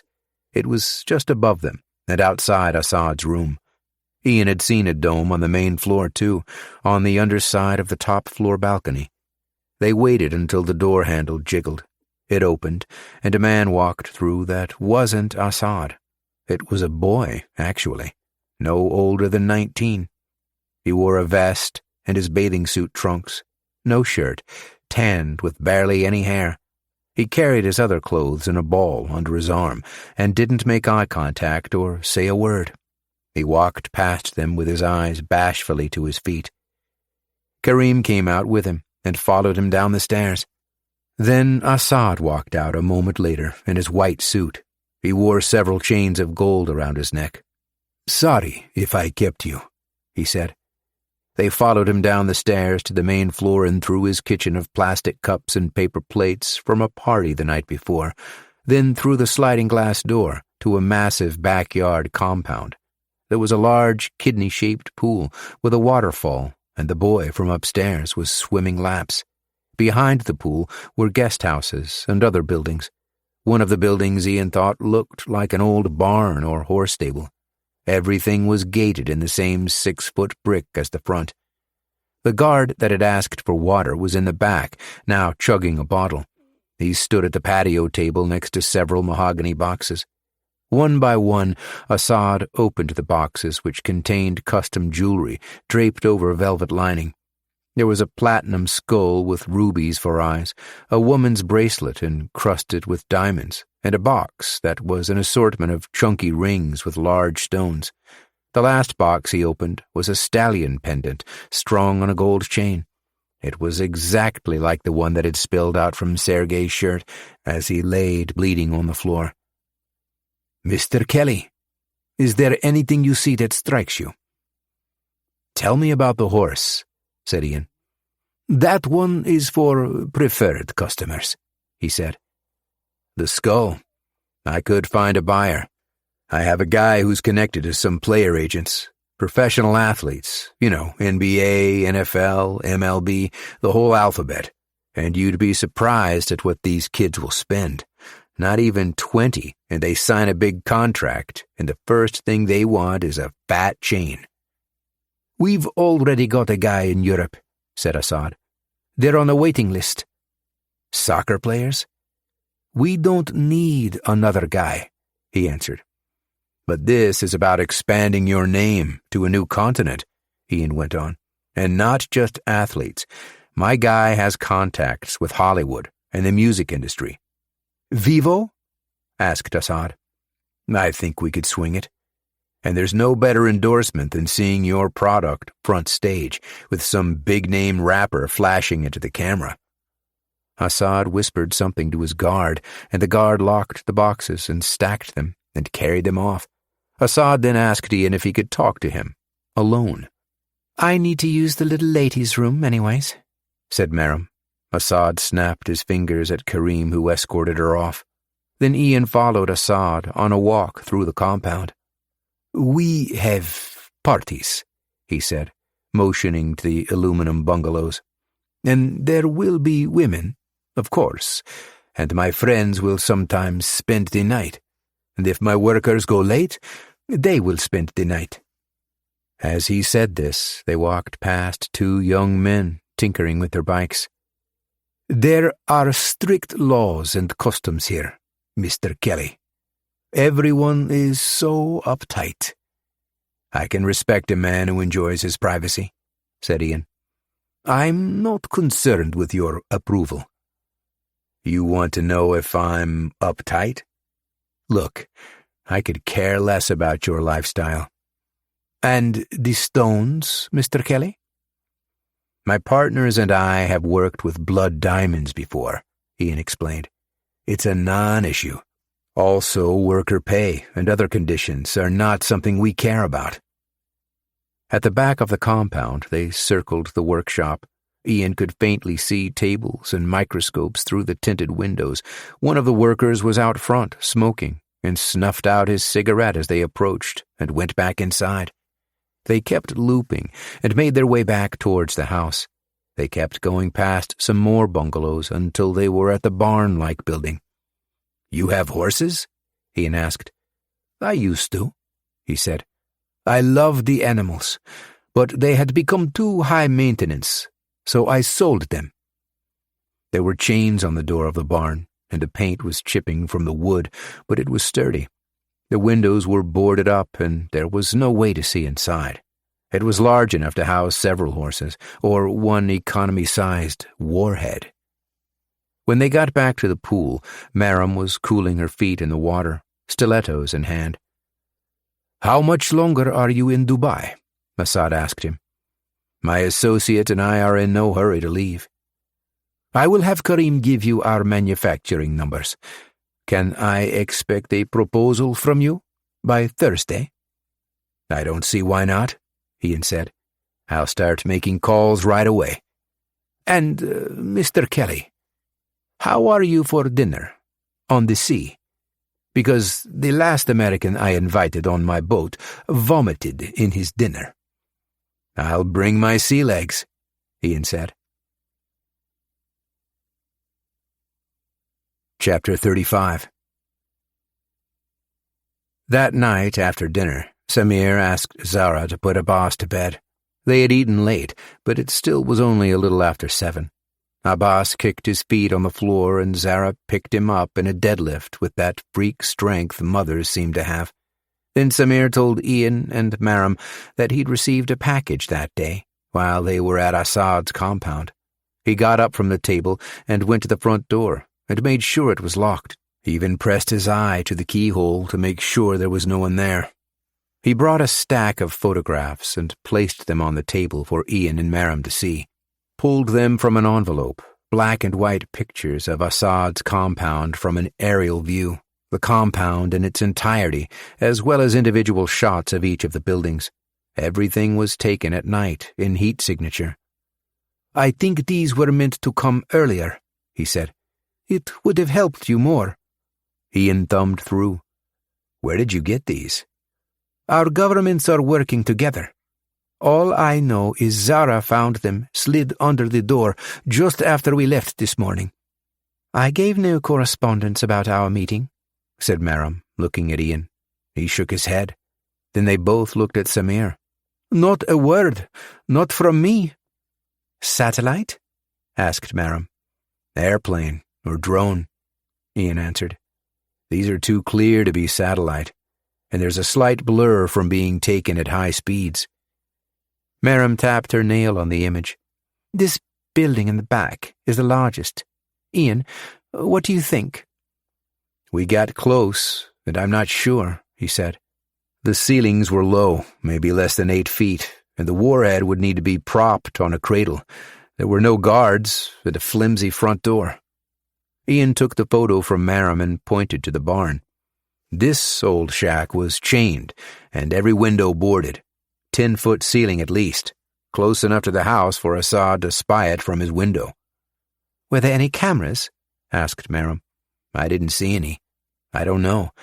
Not like the ones inside of the house, anyways. The house is impenetrable, she agreed. When I went to the washroom, I was going to try and get lost, snoop around, but the guard stuck to me like glue, and cameras everywhere. I saw 2 more like the one outside Assad's room, one in the kitchen and another in the main hall. Sneaking in would involve an empty house and purging video from the control room. It's suicide, said Samir. He was biting his thumbnail to a stump. His face was dripping. If they catch you, they will torture you, and that will come back to me. All eyes went to Ian, as if it was his call. Maram's right. Assad will be with me on his yacht. That means most of his guards will be there too. We might not get an opportunity like this again. Samir shook his head. Crazy, crazy, crazy. But the house is off limits, said Ian. It's too risky. Besides, what we're looking for could only be out back.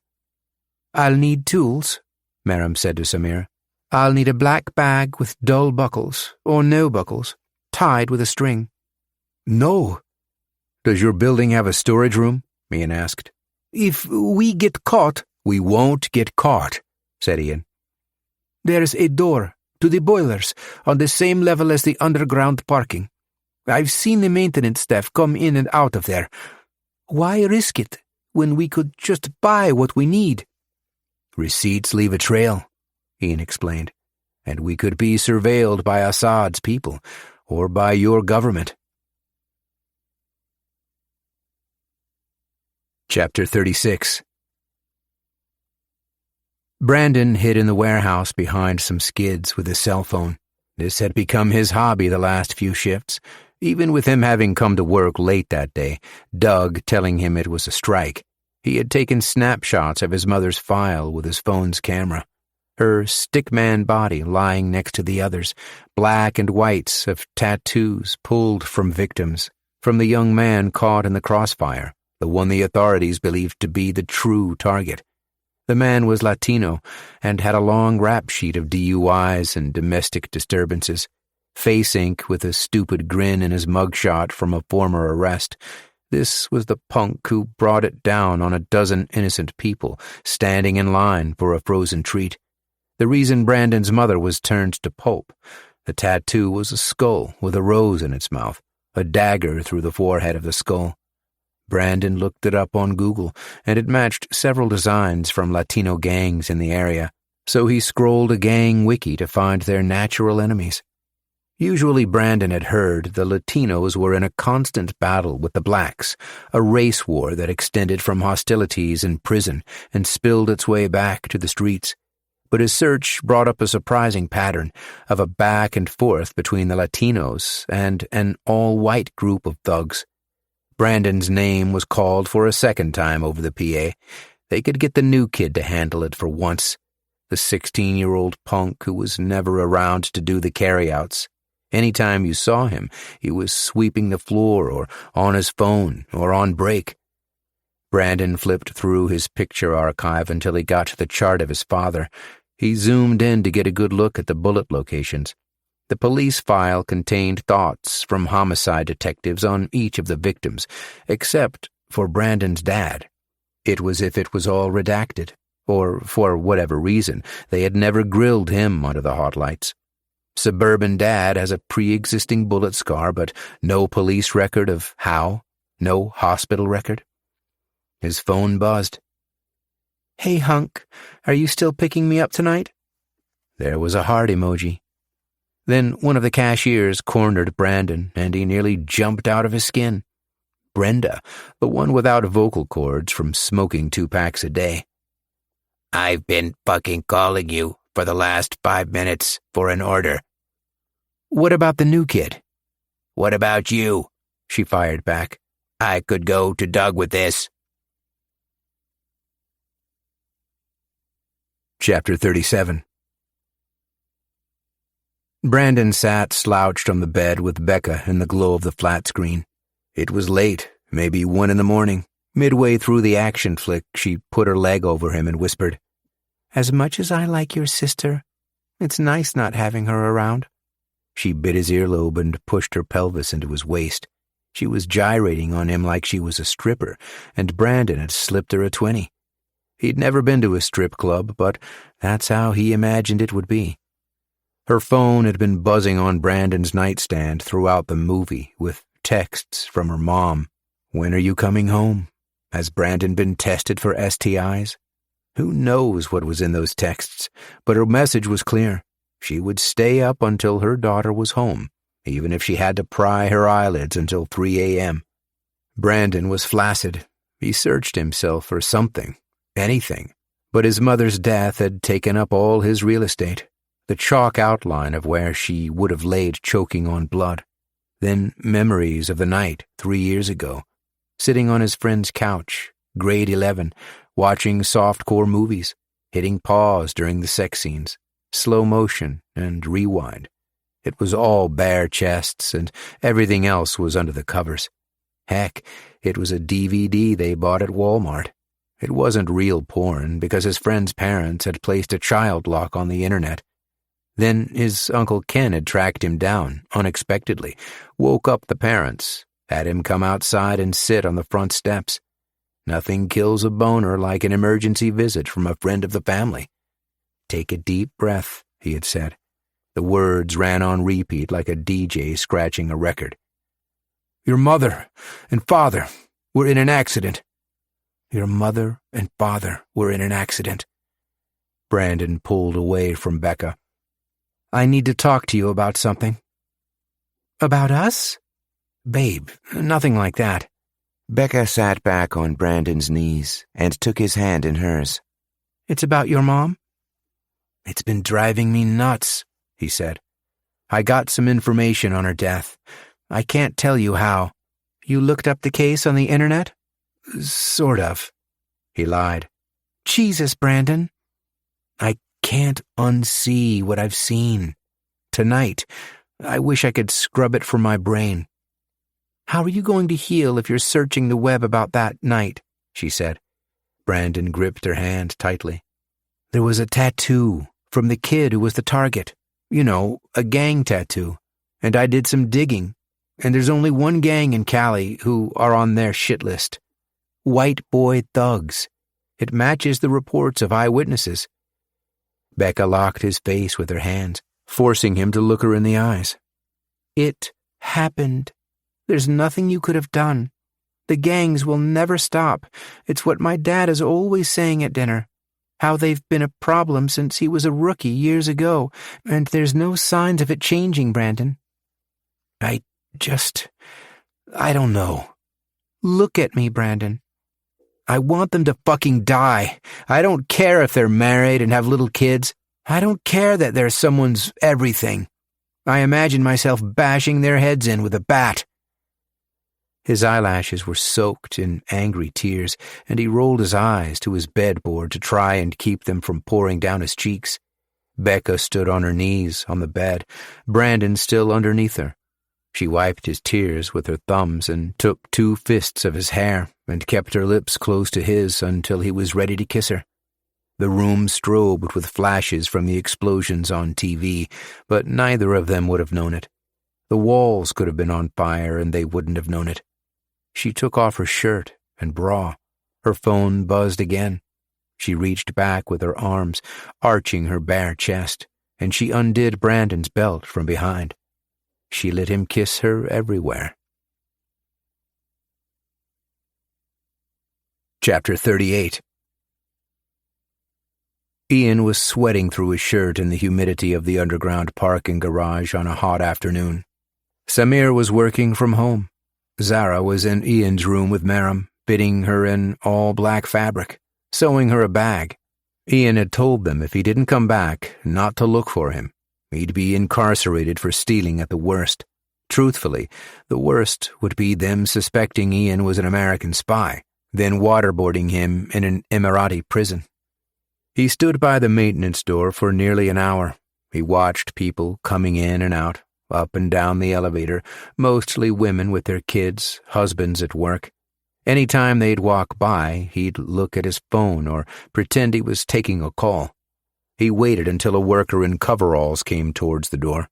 Ian smiled and said, "Good day," and pulled out his phone as if he was about to make a call. The man said, "Salam," and pulled his lanyard from his shirt and bent forward, swiped it at the door and walked through. As the door swung shut, Ian darted forward and stopped it with his heel before it could close completely. He stood there for a while with his foot in the door, looking through the window at the worker disappearing down the cement walkway. Then he looked back once before slipping through. It was hotter than the garage, all pipes and hot lamps, with no ventilation. Ian could hear men's voices echoing down the hall. His plan was to pretend he was lost if anyone caught him. Say he needed to take a piss, and followed the worker through the door to use the men's room. He managed to creep far enough to reach an unlocked storage room with mops and buckets and bags of grass seed. There was a workbench in the corner with some tools. The larger ones hung from a pegboard against the wall. Ian took the 3-foot bolt cutters from the pegboard and a saw. He put the bolt cutters in the vise of the workbench and chewed through the handle, making it short enough to fit in his bag. At this point, Ian didn't have a solid plan if he'd been caught. How do you explain sawing bolt cutters to make them pocket-sized? If someone was to walk in, he'd offer them money. If that didn't work, he'd club them unconscious, and he and Maram would need to be relocated. They'd stay with a different family, bought and paid, holed up in some other glass tower somewhere in Dubai. He placed the cutters in his handbag along with some pliers and rope, crept out of the storage room and back down the hall, unseen. Then he took the elevator back to the apartment. When he reached the door, he could hear Samir arguing with a man. He put his ear to the door. They argued in Arabic, and it was hard for Ian to make out the words. He managed to decipher the important parts, the man yelling, "Are you going to trust these Americans?" and, "If this deal goes bad—" It was uncommon for informants to double-cross government agents. It had only happened to Ian once, in South America, the trip he had the year of Trish's death. A coca farmer who had ties to the cartels decided he could get rich by playing both sides, so Ian made him disappear, sunk his thumbs into the man's eye sockets like he was splitting a grapefruit. Samir and the man stopped arguing, and Ian pulled away from the door and down the hall to the stairwell of the fire escape. He stood, peering through the slit of the door until the man left the apartment. It was Samir's cousin, Karim. He was flustered, slamming his finger on the elevator button. Ian watched him get in the elevator and leave. When Ian entered the apartment, Samir was smiling as if everything was normal. "Did you get the tools?" he asked. Ian held up the bag of rattling steel. "I saw your cousin leave on my way here," Ian said. "Is that going to be a problem?" "He was having a fight with his wife. Karim is always dramatic like this. And he comes to me, and I say, 'Karim, I am happily married. I cannot help you.'" "Does he know I'm staying with you?" Ian asked. "It's not a problem. He knows, but he suspects nothing." Ian brought the bag to his room, and Zara and Maram were on his bed. They were quiet when he walked in, and Ian knew they must have heard the commotion. Zara put her needle away and left Maram and Ian alone in the room. "Samir had a visit from his cousin," she said. "I heard parts of it before getting in. He didn't see me because I hid in the fire escape." Maram took the bolt cutters from the bag, chomped them a few times, looked at the rope. "If we can't run this through dye, I'm not taking it. The rope is too bright." "What did you hear?" Ian asked. "They might be onto us. I can't be sure. Zara and I were dead silent in here. I don't think Karim knew we were home. But still, I couldn't make out much of what he was saying." Chapter 39. That night, Ian couldn't sleep. The room he'd been given was Zara's studio, with a single bed jammed in the corner. There was a sewing machine and several rolls of fabric. The gold fabric had a strong chemical smell, but that wasn't why Ian was up. He had no problem sleeping with the smell. It was that it reminded him so much of Trish's sewing room before Samantha was born, causing a chain reaction of memories. Trish had been to fashion school for a couple semesters when she was young. It was the only thing about her that Ian could say was a hobby. When she found out she was having a girl, she spent her first 3 months pregnant sewing dresses. She made them in all sizes, ages 1 through 5. She had made her fingers red and blistered from sewing so much. Then, when it got closer to the date, she had him pack up everything and dump it in the basement. Said she didn't have time anymore with her doubling up on kids. He couldn't remember her using that machine once after that. She asked him to paint the walls pink, and it turned into Sam's nursery. That was around the time Ian realized he was in deep. He wasn't supposed to fall in love with Trish the way he did. Getting married and having kids was never part of his plan. It was a necessity. After his first few years on the field, his marital status was creating problems, mostly because being single sets off the warning bells. At airports, from clients, it wasn't long before the people who pay him recommended he start a family, live the life, fit the profile, they told him. They didn't tell him his family would face the same dangers, that he'd make enemies, and a wife and kids would be the first place they'd go. That part, the CIA conveniently left out. Ian got up from bed and made his way to the balcony to get some air. When he got there, he was surprised to find Maram sitting on a plastic chair, looking out on the city lights. He couldn't figure how she was getting any sleep at all. He tapped on the glass so he wouldn't startle her, and she turned from the view and smiled. Ian slid the glass door and joined her in the cool night air. He stood beside her, leaning on the rail, but she seemingly had nothing to say. "You're worried about the mission?" Ian asked. "Just psyching myself." "You nearly clawed the armrests from your seat on the plane." "My legs are in the cold water, easing myself in. I need to feel the fear of this height, get myself ready for it." "But you're confident you can do it?" he asked. "Because if you're not, I can't send you in." Maram got up from her chair and leaned on the rail beside him, her hair sometimes blowing in his face. "Why are you here?" she asked. "It's been picking at me since you were assigned." "What are you getting at?" "Stop me if I'm wrong, Ian. But you're the guy they send in when they don't want a paper trail. 0 government affiliation." "Is that new on your end? You said you'd worked with men like me before." "On a mission where the target is untouchable?" She peered over the rail at the cars below. "Don't you get it, Ian? They don't expect you to ever get to Assad. You're here to clean up my mess if things go bad. If I'm compromised, it's your job to erase my trail." "I'm here to kill Assad if it needs to be done." "I meant killing me, Ian. Would you do it?" "We're on the same team," he said. Before the curtain rises on the next chapter, let your imagination rest for a while. Here is a musical space created just for your relaxation. Let yourself drift along with the melody, cast aside all thoughts, and simply enjoy the present moment.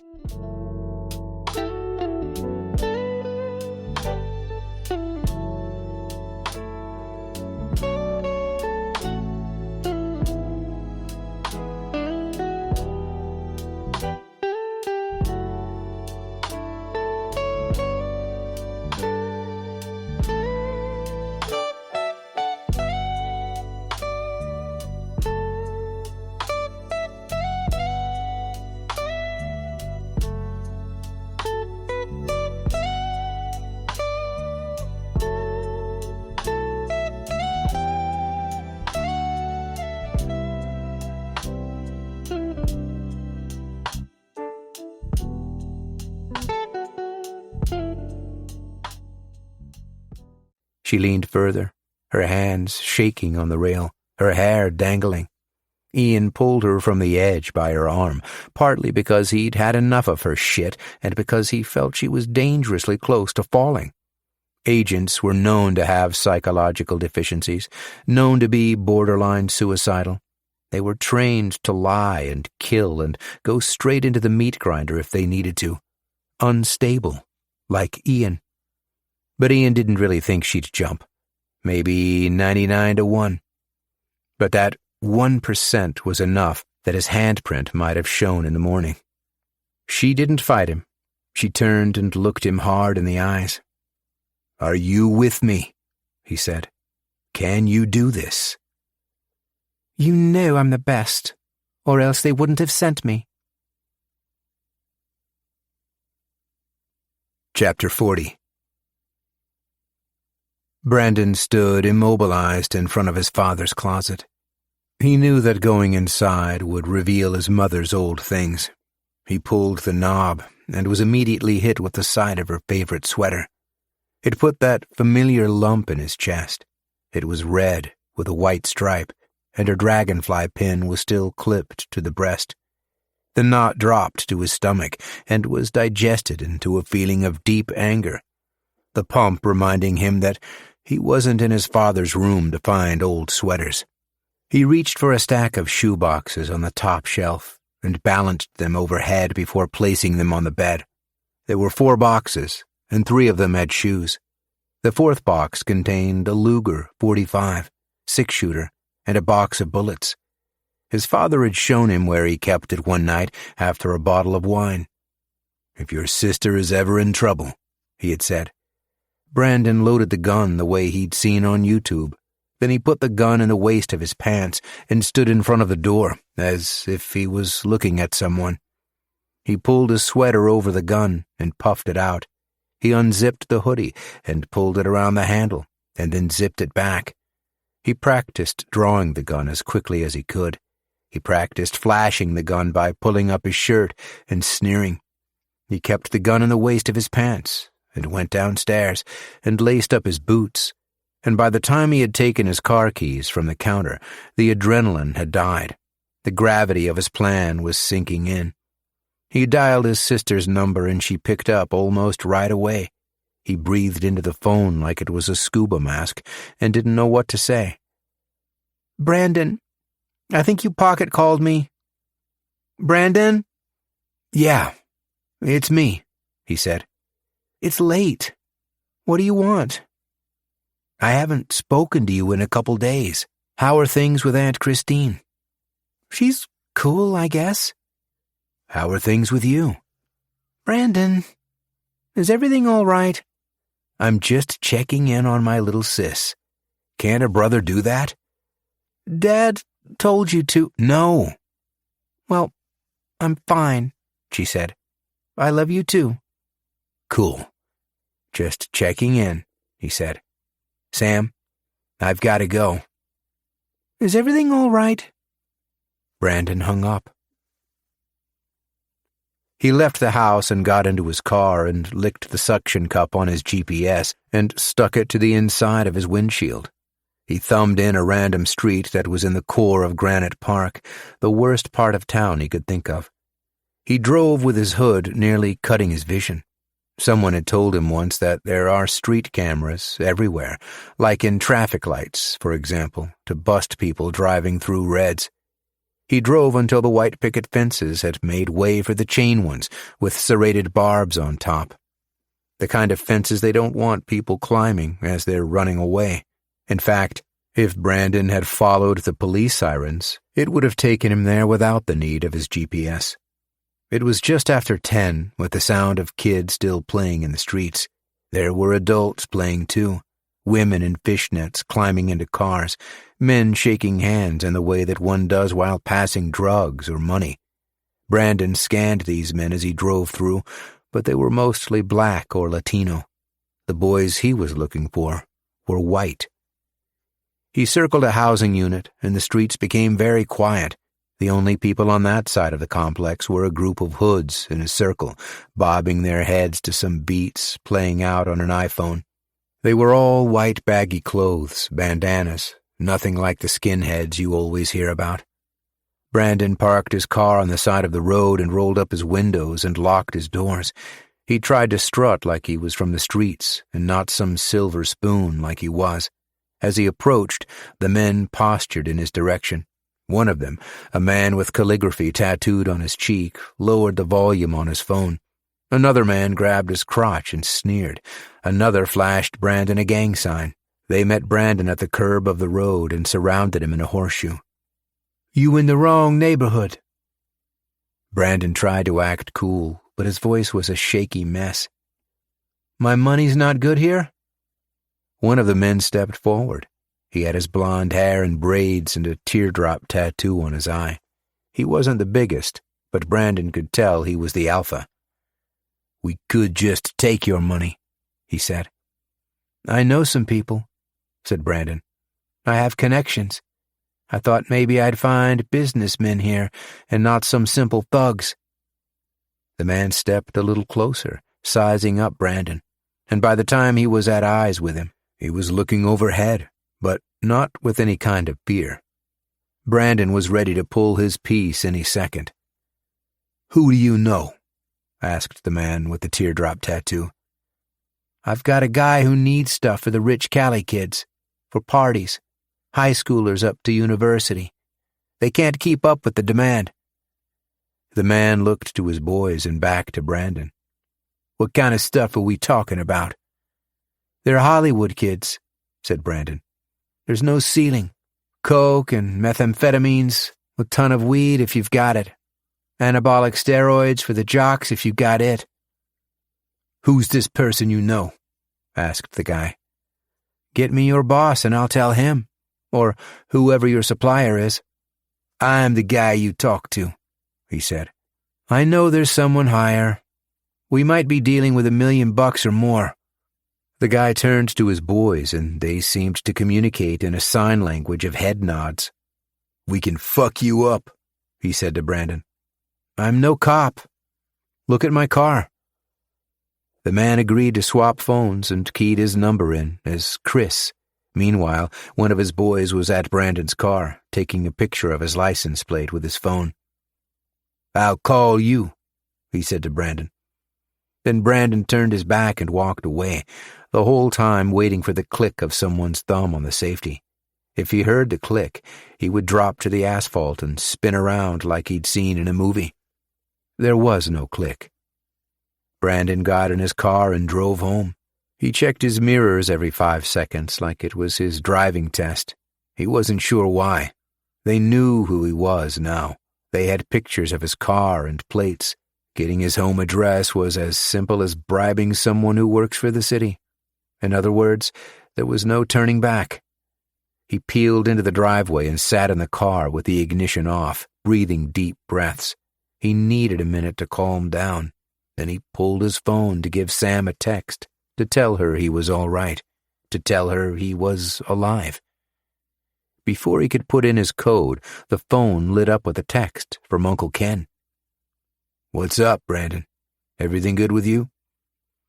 He'd never received a text from Ken this late before. "I'm fine. What are you doing up?" he texted back. "Can't sleep.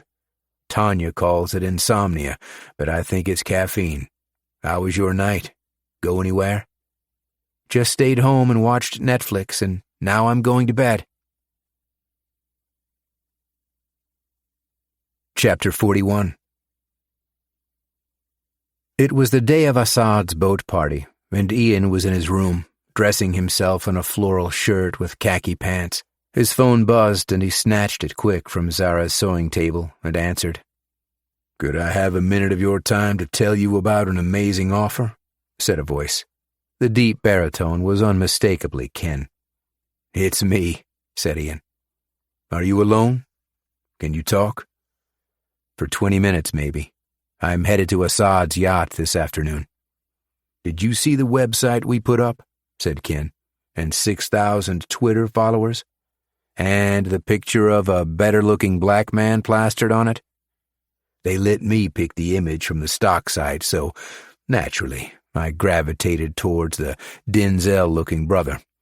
How does it feel to be a celebrity agent? Ian joked. Let's go over it one more time, he said, in a more serious tone, just so it's fresh in your head. All right, you're Troy Benson, Ian noted, an ex-player agent for professional athletes. If he asks me who you rep, I say LeBron James. But that was a long time ago, and now you're in the business of doing favors. You're the guy they hit up if they want a pet lion, or maybe they see a model on the cover of a magazine and they pay you to track her down. You know a lot of people because your relationships with your players has trickled to other markets. Musicians, actors, you name it. And how did we meet? Asked Ken. We went to college together. Duke. High school, Ian? No, it was college, I'm sure of it. Still sharp, buddy. Just testing you. Once I give your name, he'll have his people call you. Pay attention to the time zones. I'm on it, Ian. Coffee machine is raring. Then we're set, said Ian. I'm leaving in 10. Wish me luck. Ken's voice sank. Ian, one last thing before you go. Yeah? It's about Brandon. I think he's been snooping around, trying to solve his mother's death. Shit. I put a tracker on his car, and last night he's driving circles in the middle of gangland, the real bad part of town that you're always seeing from helicopter view on the news. He said some stuff to me before I left, Ian admitted, about wanting to become a cop. I told him no fucking way. Then he said he'd keep out of it. And that's not all. I think he's been getting help. A couple days ago, there was a police cruiser in your driveway. Tom, Brandon's girlfriend's dad. I don't know what I can do, said Ken. If the Bureau finds out I've been using resources for this, they'll have my badge.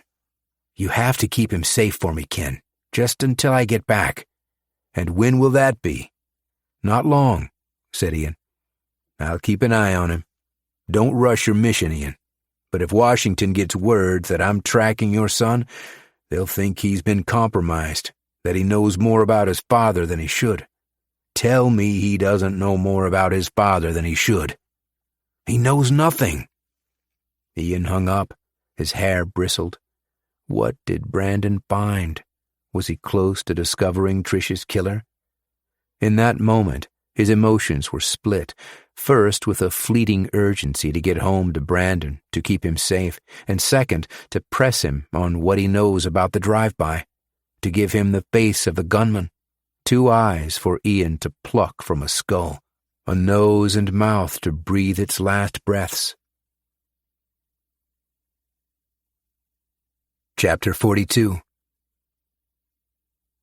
Sam convinced her aunt to let her walk to the corner store at sunset. There's still another hour of light, Sam had pleaded. You can practically see it from your building. It was a Korean-owned gas station only 10 minutes from her place.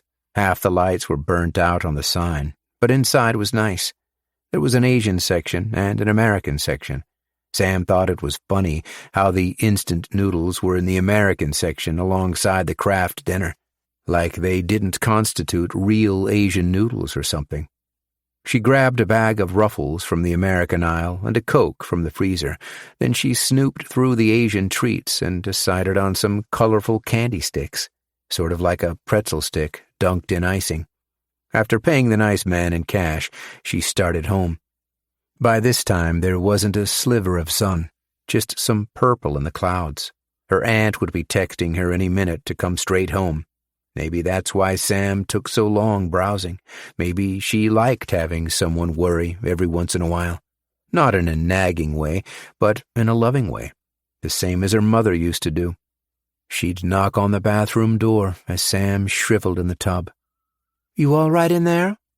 She'd whistle Sam every hour or so, any time she was playing out front. Then there were lists and lists of rules. Don't talk to strangers.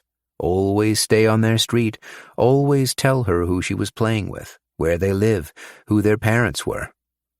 Sam got back to the condo without a call from her aunt. She took the stairs down, and there was a man with his forehead pressed to her aunt's door. He was in a suit, with the top buttons of his shirt undone, his tie hanging loose. The back of his neck was tanned raw, probably from golfing. Sam had a teacher at school who golfed a lot, and his neck was that way. She kept herself at the end of the hall, mostly out of sight. Then her phone buzzed, and it was her aunt. "The guy I told you about is here. He's harmless. Can you go on a walk and give me 5 minutes to get him to leave?" "I'm already here," Sam texted. She knew her aunt would tell her not to chance it. Everyone treated Sam like a baby that way, like she was so small and weak and needed to be sheltered from everything. So before she could receive a response from her aunt, she put her phone away and grabbed her bag of treats and went to confront the man outside the door. "Excuse me," she said to him. He turned and smiled, and his teeth were straight and blinding white. He was handsome, but he might have been drunk. "Can I help you?" he said. "This is my aunt's place. I'm staying with her." "She didn't tell me she had a niece," he said. "I'm her boyfriend, you know." "She said she dumped you." His eyes went hard, and he clenched his jaw, then back to a fake smile. "On again, off again," he said. Sam tried to walk around him, but he blocked her path. Look, can you tell Christine something for me?" "Can I get through?" "Tell your aunt that I miss her so much, okay? Tell her I'm sorry, that I'll do anything she wants. I bought her a necklace. Would you tell her that?" Sam pushed by him and quickly unlocked the door with her aunt's spare key that she'd strung on a shoelace around her neck. Then she slammed the door and locked it and put the chain across. She thought her aunt would be just inside the door, but she wasn't. She had locked herself in the washroom. "Are you all right?" Sam called into her. "I'm fine," she said, in the stuffed-up voice people get after having a good cry. "Give me a minute." Sam went back to the door and looked through the spy hole, and the man was gone. Then she poured herself a bowl of chips and turned on the TV and watched a movie on cable. Her aunt didn't join her until the show was half done, eyes still red from crying. "Did his father find out he's dying yet?" "Paul Newman told him in the rain. Now he's in the basement contemplating life. Elizabeth Taylor is fighting with the bitchy sister-in-law about the will." Chapter 43. The top deck of Assad's boat was large enough to host a half-court basketball scrim. There was maybe 70 people between the upper and lower decks, mostly Assad's burn-out friends from the racetrack, with some businessmen sprinkled in. The rest were models, barely 18, 6 foot in flats, mostly blonde. They were either brought in by the businessmen or were hoping to leave with one. Ian was snagged on arrival by a Russian girl who kept tripping on her heels. She was young enough to be one of Brandon's friends. She accidentally, on purpose, ran into him and said he looked familiar, that she was sure they'd met before. Ian put her through a simple test to expose the fraud. He told her he was a foreign goods distributor and how he had kids her age, how he lived in a modest 2-story in the Cali suburbs. It was enough to have her flag down her imaginary friend and leave. Ian watched her platinum head bob through the 5-foot-somethings and straight to the bar, where she'd bump into some other guy who looked American and rich. Ian wasn't in any hurry to find Assad. Instead, he was combing the party for guards. He counted 5, 2 of which he recognized from Assad's compound. He wasn't counting for himself, but for Maram, who would be carrying out her mission as soon as it was dusk. Any guard on the boat was one less on the compound, he figured. He went to the bottom deck, which was more like a 4-foot-wide scaffolding that circled the living quarters.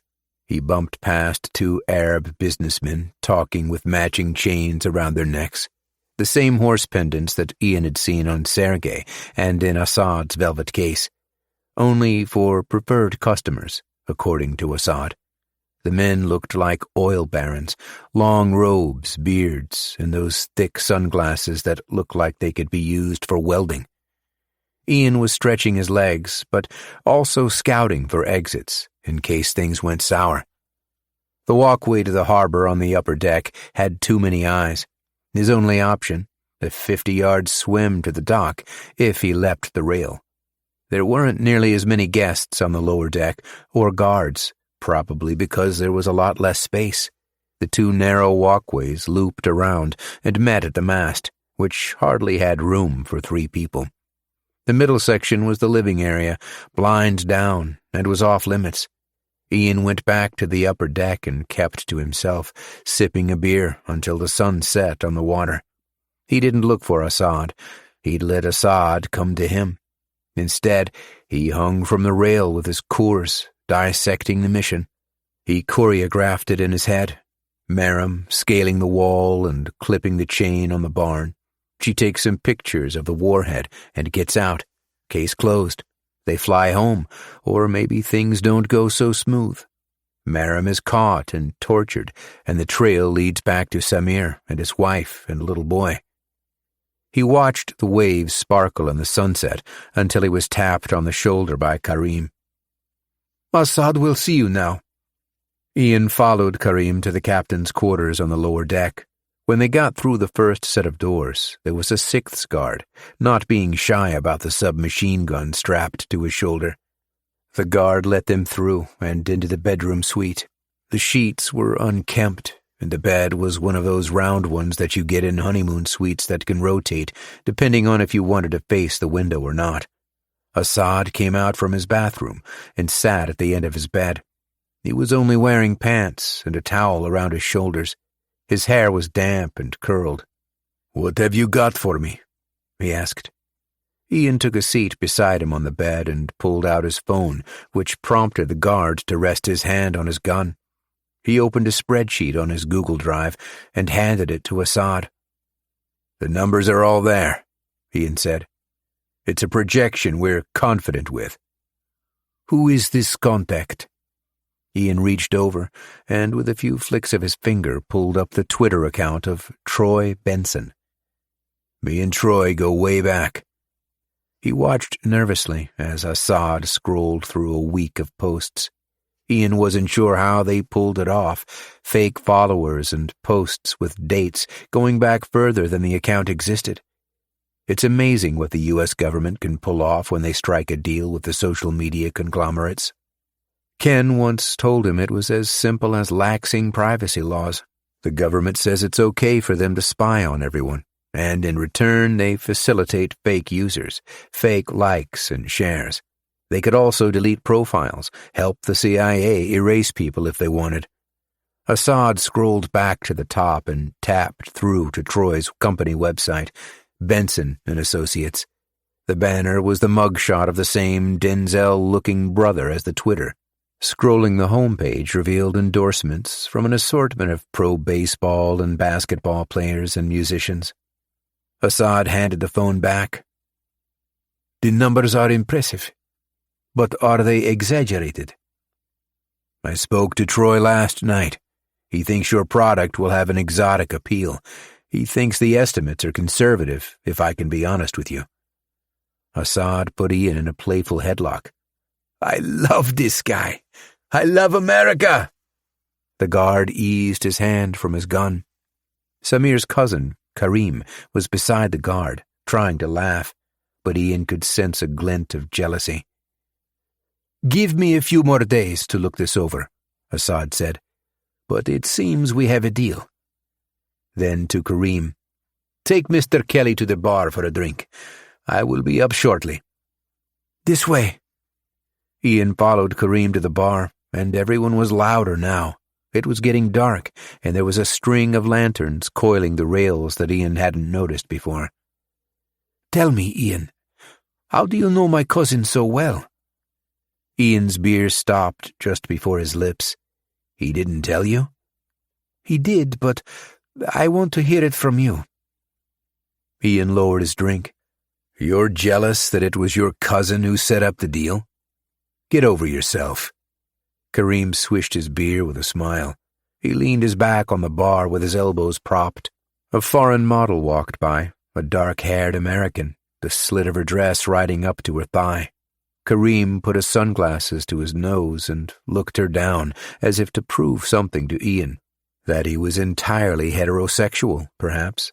That his relationship with Assad was not some love affair, but strictly business, and that Ian was fucking with his business. "These women are all fakes," he said. "If you spend any amount of time talking to them, they will lie to you or exaggerate themselves. They are opportunists, here to meet rich men." "You know that as a fact?" Ian said. "I can smell it." "You'd like them to cover up, wouldn't you?" Kareem got close to Ian with his boozy breath. "You give off the same smell." "I think you don't like the smell of success," Ian said. "Tell me, Mr. Kelly, why is it you're such a hard man to Google, despite your impressive list of contacts? I can't find much about you when I put your name in the search box." Ian didn't need to say anything in return. Kareem's message had been well received. They stared at each other for an uncomfortably long time, until Ian held up his beer, daring him to clink bottles. It was dark enough that the bugs were swarming the lanterns. Chapter 44. Maram was dropped off a mile down road from Assad's compound. It was dark. Samir said good luck to her and did a U-turn and drove back the way he came. She wore all black, even the laces of her boots. She wore her hair in a tight ponytail. She had a cloth bag roped around both shoulders, like a knapsack with bolt cutters inside. She trekked through the desert, staying low any time she heard a car up road. When she was close to Assad's house, a truck approached with its wide headlights, and she dropped to her stomach in the dry weeds until it drove past. The night air reminded her of late nights playing under the stars as a child, on her grandparents' olive grove in Israel while the adults partied. They drank wine and laughed. It was a time before her father's military service, before a nail bomb was thrown in his armored car by a Hamas radical. She circled the compound wide and came to the darkest area of the wall.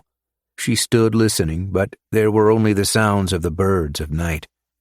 Unslinging her bag, she rested it on the desert soil. Then she took a running start at the wall and ran up the brick and latched onto the ledge. She lifted herself to the chin so she could see over. There was only the glow of the pool against the house, and everything else was in a muted blue of the moon. The ground below was soil with no boulders as far as she could tell. She dropped down and rested her arms for a moment. Then she threw her bag over and it thumped to the other side. She took another running start and scaled the 7-foot brick as easily as she'd done in boot camp at 23. In truth, Maram was stronger than she was at 23. She was in her prime at 35. Years in the field had hardened her. It had given her a work ethic she didn't have as a young woman, and narrowly cheating death over and over flipped a switch. Suddenly her workouts became different, more intense. She did a parkour-style roll as she landed. Then she laid herself prone in the dirt between two shrubs. She laid there for several minutes. There didn't seem to be anyone around. Standing up, she pranced to the barn as quickly as she could without stomping her feet. She imagined her boots as pillows. The building was easy enough to make out in the dark, the silhouette of the sloped roof a cutout from the dark blue sky. When she reached the structure, she ran her hands over the old walls, looking for any weakness that wouldn't involve cutting the chain on the door. She pulled at the wood for loose boards. She picked at it with her nails to check for soft rot, but it was no use. Even the only window on that side had been boarded up, just as Ian had said. She didn't bother circling the barn. There wouldn't be any weaknesses. It was obvious there was something of importance being kept inside. She went to the door and ran her fingers on the chain to find kinks in the welding that she could pry. If she could bend a link open and bend it back, it would be better than cutting. But she could only feel a smooth weld on each link, so she pulled the bolt cutters from her bag. The mouth of the cutters was on the chain when she heard voices. 2 men chatting on the other side of the barn. She laid the cutters down and peeked with one eye around the corner. They were having a smoke out front of one of the housing units. They were Arab men, but were not in robes. Their hair was spiked, and they wore T-shirts and tattered designer jeans. She stayed watching them the whole time, through several cigs, and them laughing and spitting on the ground. She watched until the last cigarette was rubbed out, and the 2 men went back inside. She picked up the cutters and put them to the chain. She didn't get it on her first go. The steel was hard, and the cutters kept slipping. There wasn't as much leverage with short handles. Finally, she had the idea to twist the mouth of the cutters to score a line, grinding the steel down about a centimeter. Then she tried again, and the link broke open. She used the mouth of the cutters to pry the link wide, and the chain came undone and fell to her feet. She crept inside and used her phone as a flashlight. There wasn't anything that could fit the description of a weapon of mass destruction, just some small crate stacked high, tied under a plastic tarp. She pulled the tarp and opened one of the crates to find a stack of gold bars. Assad would melt them into necklaces and rings. The crate beside it had an assortment of gems. There could have been more than 10 million in gold and stones under that tarp. Her phone buzzed with a text from Ian. "Meet up for breakfast tomorrow?" This was code for the party was over, and Assad and his armed guards were on their way home. She took 3 gold bars from the crate and draped the tarp back where it was. Then she exited the barn, leaving the chain in a visible heap by the door. This is how Assad would find it in the morning. She crept to the pickup truck outside the building where the 2 men had been smoking. She could hear them inside, laughing at something on TV. Then she placed the gold bars in the bed of the truck, under a rag. She was going to turn back the way she came, but abandoned the plan as the men's voices came closer to the door, and the door was between her and the barn. Instead, she disappeared behind the truck and sprinted toward the eastern wall. The bolt cutters were slamming against her back with each stride. She hadn't scouted that area of the compound and could have run into someone, but she didn't. Then she scaled the wall in one swift motion and disappeared into the desert landscape. She stayed a long way from the road. It took her more than an hour to hike back to the heart of the city, and then she texted Samir to pick her up. Chapter 45. Tom was called into the precinct, told the chief wanted to see him. When he got to Don's office, he was standing with his arms crossed next to some big black guy in a suit. Looked like a football player. The black guy asked if they could be alone, and Don walked off, eyeballing Tom on his way through the door. Gave him a look like, what the hell kind of trouble was he bringing in? Don closed the door behind him, and the man in the suit shut the blinds. He took a seat in the chief's chair across from Tom. He rolled one of Don's cigars in his fingers and smelt it and put it back in the box. Then he flashed his badge. Central Intelligence Agency, Kenneth Banks. "You ever see one of these?" he asked. "On TV," said Tom. "There's always a guy who flashes a badge, saying he's a big deal." Agent Banks played a drum roll on the chief's desk. "You know your friend in homicide is in some shit because of you?" "Maria?" "She was snooping around a case that's become our jurisdiction. She removed the cork, and now I've got to come all the way down here on my Friday and be that guy. And I don't like being that guy." "Something tells me you do," said Tom. Banks laughed into his fist like he was warming his hands. "Your friend, Maria, dropped your name in a flash. Some culture you have here. Thought you should know. We've got a love-hate thing going on. "She sold you out," said Banks, "and you know why I'm here. So let's cut the shit, and I'll give you the what's up." "You're going to explain to me why a gang drive-by falls under the CIA, because I can't figure it." "It's part of a bigger investigation that trails to the cartels," said Banks. "But I didn't need to tell you, and frankly, you don't need to know any more than that." "Sounds like a load of bull," said Tom. "It can sound any way you want it to, and it makes no difference to me." Tom pushed his chair out to leave. "Stay off the case. Got it. Crystal, no need to get to know each other any longer than we have to. Before you go, let's make double sure it's Crystal, and I hate being that guy, but here I am. So if I learn you're making calls, you're going to be sitting on your ass for the rest of the summer on suspension. That goes for your friend in homicide, too." Tom gave him a sarcastic salute. He stood and went to the door and turned around for one last word. "Tell me, Mr. Kenneth Banks, what if it was your wife gunned down in cold blood?" It looked for a moment as if the words had penetrated him. "I'd rest easier knowing the case is in better hands," he replied. Tom nearly cracked the glass on the door, leaving. Don was just outside and gave him the second degree. "You trying to take the walls down?" "There's nothing to talk about," said Tom. "It won't happen again." He stomped through the precinct into the outside lot and sat in his cruiser. "Stupid," he told himself. He could have lost his job snooping around for Brandon. The whole thing didn't make sense, sure, but it didn't need to. He was a cop, not a detective. His job wasn't to ask questions. It was to be boots on the ground, the muscle, the one to deal with a knife-wielding maniac pumped on PCP. He waited for the first dispatch call to come in, a domestic disturbance, and said he was on it, and screeched off. Chapter 46. When Assad found the chains in a heap at the barn door, it was nearly noon. The sun was big and hot. He wondered how many of his men had already seen it, but were too afraid to say anything. In a sense, each one of them had betrayed him.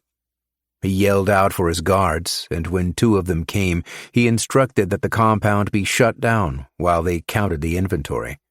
One of the guards blew a whistle, prompting the other guards to run about, pushing the leaves of bushes with the nose of their rifles. A siren was sounded, and the workers piled out from the manufacturing building. They were mostly women, and some children, who were old enough to put in a day's work, using their small hands to fit stones. Assad spent an hour going through the crates, tossing hay and coconut fibers. They counted every bar and stone.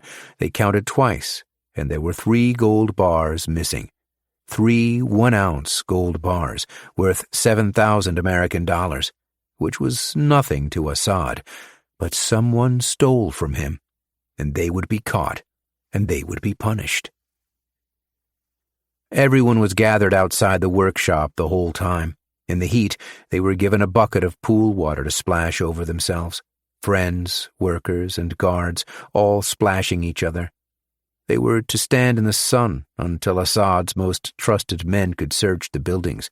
He considered any of his armed guards on payroll as being his most trusted. His so-called friends, not so much. It was nearly 2 hours in the Dubai heat until the bars were found under a rag in the back of Fahim's pickup. To Assad, Fahim was barely an acquaintance. He kept him around because he rode bikes and knew how to fix them. Fahim was sharing the house with his friend, Nadir. The two partied and fixed bikes and smoked a lot of cigarettes. Assad pulled the men from the line and told the others to get back to work. The men pleaded. They were taken to the pool and forced to their knees. Fahim proclaimed it was Nadir, and vice versa. Assad was witnessing the men turn on each other. It was what men did when faced with saving their own skin. It was why Assad never really trusted anyone who wasn't being paid to be trusted. Assad played the men against each other to try and get a confession. He lied and told them they would be spared if someone was to come forward. In truth, they were both going to die, either way. There wasn't anything they could say to save themselves. They were dead men as soon as the gold was found laid in their truck. The men must have sensed it, neither one confessing. Assad sent one of his guards inside, and when he returned, he had dumbbells in his hands from the home gym. He dropped them to the ground in the dirt. He also had plastic ties in his pockets. The house always had a healthy supply of ties for the gardeners to prop up the stems of plants and for mailing packages. Sometimes they were used to tie the hands of men who had crossed Assad. Everyday household ties could hold the full weight of a man by his neck. The guards tied Fahim and Nadir's hands and feet, tight enough that their hands turned purple. 3 other guards kept their rifles trained in case one of them were to make a break for it. The men cried and tried to confess. Suddenly they were both guilty, their chins dripping in a spittle mixed with tears and snot. The same guard took the plates from the dumbbells and strung them on the chain that had been found at the foot of the barn. Then he secured the chain to the men's feet, hog-tied them with 100 pounds of extra weight. One of them tried to get free, and he clubbed him with his rifle. Assad nodded, and 2 of his guards kicked Fahim and Nadir into the deep end of the pool. They sank like stones. They thrashed at the bottom until their last breaths had bubbled to the surface, until they were limp. Chapter 47. Ian and Maram had the house to themselves because Samir had taken the family to Karim's house for dinner. When Ian had asked him if these dinners were a normal thing, he had bumbled his response. It was almost as if he wasn't sure he'd return. They were on the sofa, Maram leaning into Ian with her phone. There were crates, she showed him. Inside. Gold and stones, but no sign of weapons. Was there a basement area? Ian asked. The floor was solid concrete. Dirty. There was a little hay. No sign of a trap door. She put her phone on the backrest but stayed close to Ian. She smelled of her lavender shampoo and sweat and maybe pheromones. And the structure at the back of the compound, he asked. The manufacturing building with low ceilings? Maram shook her head. Couldn't get there. I was hung up for a long time waiting for Assad's pals to finish their cigarettes. I was only in the barn maybe 5 minutes before your text came in. Ian nodded. He put some space between himself and Maram, shifting to the far end of the sofa. She went with him, and he felt a rush of blood to his face. It's not that he'd never thought of being with a woman again. He'd thought of it often. But the shame of those thoughts brought back all of the mistakes he had made when Trish was still alive. One of those mistakes was as recent as Ian's trip to South America, just before Trish's death. He had betrayed her, over and over, and she never asked him questions, and she never stopped loving him, until she was stone dead that night on the boardwalk. And it's not that Trish was stupid or naive. She may have even known more about Ian than she should have. But she kept forgiving him, despite it all. Maram kept her eyes on Ian the whole time. She kept roping her hair around her finger and letting it fall back to the plunging neckline of her dress. She was a beautiful creature sitting there. They told us they'd be gone until dark, she said. There's nothing good on TV, so what do you feel like doing? Ian knew this was an invitation, but closed his eyes, tried to see the face of his wife. Let's go over it again, he said. Karim, what's his role in all this? Does he know too much? If so, what do we do about him? Maram pressed closer. Ian was cornered. Can we forget about the mission for now? There's always something on TV, he said, even in Dubai. Her arms were now on either side of his neck. She looked deeply into his eyes. There were a couple times the other night when I thought I was done for, Ian. I know you've felt it too. You've got an assignment, and you play out the consequences in your head. Every sick scenario.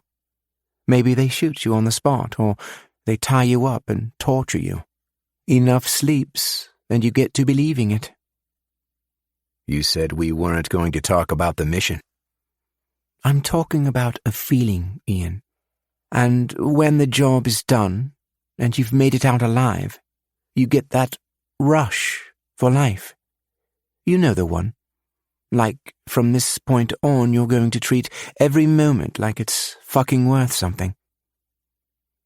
Ian couldn't answer. He knew exactly the feeling she described. He let her put her legs around him. He let her pull off his shirt. Then she ran her nails through his hairy chest. She kissed the divot of the scar on his clavicle. She bit the meaty underside of his chest. Then lower. She left teeth marks around the scar on his oblique. Ian belched when she pushed on him, but she didn't notice or didn't mind. She pulled one of Ian's hairs from her mouth, unfazed. Then he pulled her towards him with a fist of her hair, and she winced, laughing a little. He kissed her, hard enough that he could taste blood from her split lip, or maybe it was his, but he couldn't feel it. They had at least another hour before Samir and family would be home. Ian pulled her dress over her head and snapped her bra loose, pinned her arms behind her like she was one of his victims. Then he got a vicious leg cramp. Chapter 48. Samantha and her Aunt Christine took a day trip to the beach in San Francisco. It was her aunt's idea, brought on by a perfect mix of sun and clouds, according to her. Sam sensed there was something more to it than that. They drove with the windows down, blasting her aunt's embarrassing Spotify mix of Backstreet Boys and Coldplay. Sam would have preferred alternative rock, but she didn't mind. Her mother used to listen to pop music in the kitchen. Sometimes Sam would catch her cooking dinner in a dance, bringing the handle of the spoon to her lips as a microphone. Sometimes she would sing to the fish in the bowl on the counter near the fridge. They pulled into the lot by the shore, and her aunt popped the trunk, and Sam grabbed the folding chairs. Her aunt carried the basket. She put on a floppy hat. She rummaged through her trunk for an umbrella that wasn't there. "Shit, do you have a hat?" she asked Sam. "No. Do you have sun lotion?" Sam shook her head. "Samantha, you're a ghost. You're going to be burnt to a crisp. Take my hat." "You don't have to," said Sam. "I come to the beach a couple times a month," she said.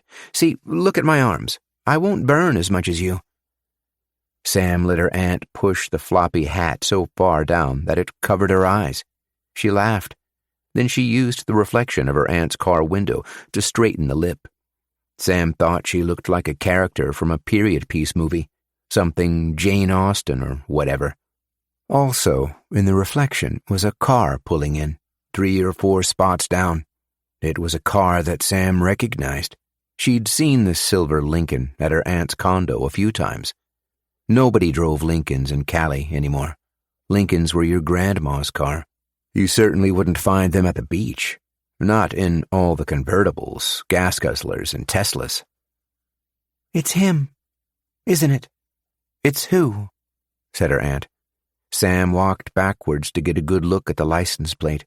The engine was off. The windows were tinted and rolled down a sliver. "It's the creep who won't leave you alone," she said.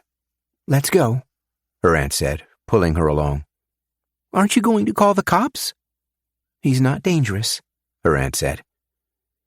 They walked a ways down the beach and placed their chairs, grabbed cold waters from the basket. There were 100 witnesses surrounding them from all sides, parents dousing their plump kids with lotion, frisbees flying overhead. Her aunt took out a stack of romance books and offered them to Sam. "I'm just going to go on my phone," Sam told her. "Don't you read?" "I read on my phone," said Sam. "And those books don't count, just so you know."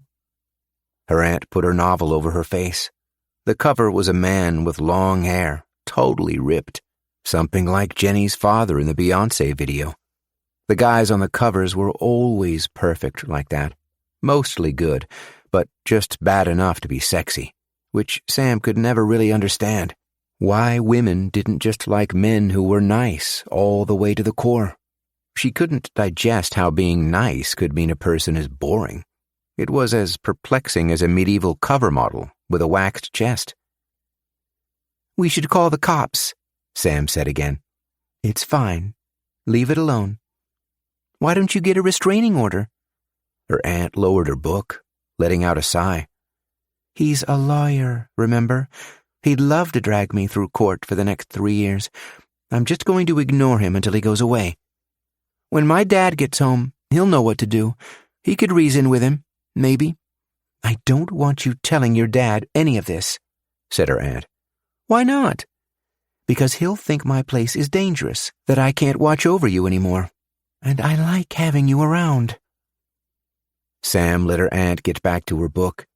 She took out her phone and pretended to take a selfie, but it was actually zooming in on the car in the background. She snapped the pic and thought about sending it to her dad in case something happened. Her phone could take high-res pictures, and he'd be able to zoom in on the license plate. But she decided for now she'd leave it alone. She put her phone away and watched some boys doing spins in the shallow water on their boogie boards. The boys were a little older than her, 17 maybe, tanned and blonde and everything a girl her age should swoon after. But she just thought the tricks were cool. She wondered if there was any universe in which she could learn to spin like that in the shallows, jumping small waves, backflipping. "You should go for a dip," her aunt said. "Every half hour or so, dunk yourself so you don't burn so bad." "You're okay on your own?" "Sam, the man is harmless." Sam took off her jean shorts, which she was wearing over top her one-piece. She walked down to the water and splashed it on her legs. One of the boys said hey to her, zipping by, but Sam ignored him. Then she waded slowly until the cold ocean was at her neck. When she squinted, she could make out her aunt in the distance, yelling into her phone. Chapter 49. Ian showered and got dressed and said good morning to Samir, who was waiting for his turn, just like every morning since they arrived. Maram, then Ian, then Samir. Zara took her showers in the evenings. They ran the dishwasher 3 times a day. Laundry. The water bill must have been through the roof. When Ian got to his room, he had a visitor. Abbas was on the floor, smashing plastic soldiers together. Ian threw his towel on the bed and went to the floor beside him. "What are you playing, little man?" "The bad people have a bomb and guns, and I'm stopping them." "Who are the bad people?" "They are Americans," he said, "but they're the bad ones." "What makes them bad?" Ian asked. Abbas thought hard about it. "They are bombing people's houses because they want the oil, and they think the people have the oil." Ian was amazed at what Abbas was able to sponge at his age, mostly sheltered, in a city brimming with money, and somehow and some way all the problems of his region had infiltrated him. "You ever play this game with Mommy or Daddy?" "No, I play with my friend." "Who's your friend?" "He's my cousin. He's my age. I played with him yesterday." "When you and Mommy and Daddy went to dinner?" "Yes." "He's Kareem's boy?" "Yes." Abbas lined the blue soldiers like bowling pins. They were the Americans, sitting like ducks. He held a tan soldier and made gun noises and flicked the blue men down one by one. Bang, bang, bang, bang. And they were all dead in a heap. "What were the grown-ups doing?" "Huh?" "When you were playing with your friend, what was Mommy and Daddy and Kareem and his wife doing?" "Talking." "And listening to music?" "No, they closed the door and told us to play nice." Ian stared at Abbas intently, and very sternly he asked, "What were they all talking about?" "I couldn't hear." "They were Laughing? Having a good time?" "They argued," said Abbas. Ian stood and took some clothes from his suitcase, a plain white shirt and jeans. "I'm getting dressed, little man. Going out. We'll play some other time." Abbas scooped up his toys. "Where are you going?" "Just shopping for my kids. I'd like to get them a present for when I get home." "They're my age?" "No, they're a lot older." "Are they good Americans? Like you?" "They're the best." Abbas left the room, and Ian got dressed and combed his damp hair with his fingers. On his way through the door, he stepped on a toy soldier. Wincing, he pulled the blue man from his sock, and it was broken in two. As he was about to leave the apartment, Zara asked if he was having breakfast. She was in the kitchen serving Maram. Maram looked up from her dish and smiled. "Thank you, but I'm going to get some street food," Ian said. "You will be gone long?" "I'd like to explore the city a little. I'll text Maram if I won't make it back for dinner." "Is everything all right?" "Everything's fine. I'm off duty today. Just seeing the sights." Chapter 50. Ian went to the street market and sat at the fountain in the square. The same fountain with the dolphins and the cherubs. It was bustling. He was looking for someone, and had no better plan than to park himself in a high-traffic zone and wait. There were nearly 3 million people in Dubai, and the market might get 10,000 visitors in a day. Ian knew the odds weren't good. The odds were borderline Powerball, but pressing Samir and Zara was now out of the question. Ian wasn't sure they could be trusted. The Middle East was political and religious, and an overall dangerous territory for anyone working in the intelligence field. He paced through the square for 2 hours. Then he bought a chicken sandwich in the market and leaned his back on the brick of the alley between 2 tents and watched. He was like a fisherman trying to spot the trout in a creek, the way their scales camouflaged them with the riverbed stones. He ate his sandwich slowly. He ate for about another hour. Every so often he would splash water on himself from the fountain in the square. Then he spotted the trout. Karim, at a vendor on the far end of the market, buying meat. Lamb kebab was cut from the spit and bagged and handed to him. Ian kept a safe distance with his eyes trained. Even if it meant bumping into the odd person, he was tethered to his every move. Ian followed him to the fruit stand, then to the bakery for bread, always staying at least 50 feet away. And when Karim was done shopping, Ian tailed him 2 blocks to the metro station. Down the steps, through a long hallway and a shop, and many commuters brushing past each other. He watched him swipe his card and rush for his train. Ian didn't have time to buy a pass, so he jumped the turnstile, hoping nobody would make a big deal about it. And nobody did. That's what Ian liked about the people in Dubai. They seemed to mind their own business. Maybe they all figured it was God's duty to punish people, and not theirs. He followed Karim to the tracks and stood in a crowd as to not be seen. The train came a minute later, and Ian made sure to get on the same car, albeit from the doors on the opposite end.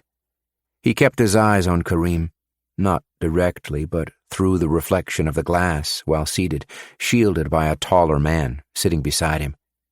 The train strobed through the stops, lights passing by at blinding speeds. On the 4th stop, Karim got off the train, and Ian ran for his door and nearly missed getting through.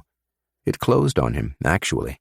The floppy rubber pinched his waist until the safety mechanism propped the door open. There was a loud horn, and the conductor's voice shouted something at him through the speaker. Luckily, Karim didn't turn around. He kept on his way, and Ian followed him, up the steps of the station to street level. He followed him another block until he went through the doors of a 4-story complex. It wasn't as nice a place as Samir's. It was Dubai's definition of affordable housing. An errant soccer ball from the kids playing out front would shake the steel walls. Ian leaned his back on the front glass and pulled out his phone and used the camera as a mirror to spy Kareem in the lobby of his building. Kareem put his bags on the floor and checked his mail. Ian snapped a picture. It wouldn't be clear enough to make out the number on the box, but Ian could count the rows. With his mail under his pit and bags in hand, Kareem got in the elevator. There was a doorman who could have also been the janitor. Ian waited for him to leave, and then he entered the lobby and went to the resident mailboxes built into the wall. He used the image on his phone to count the boxes. Kareem's was Unit 327. Ian quickly checked the stairwell of the fire escape, and the door was not locked. He walked to the 3rd floor, and the door to the hallway was open.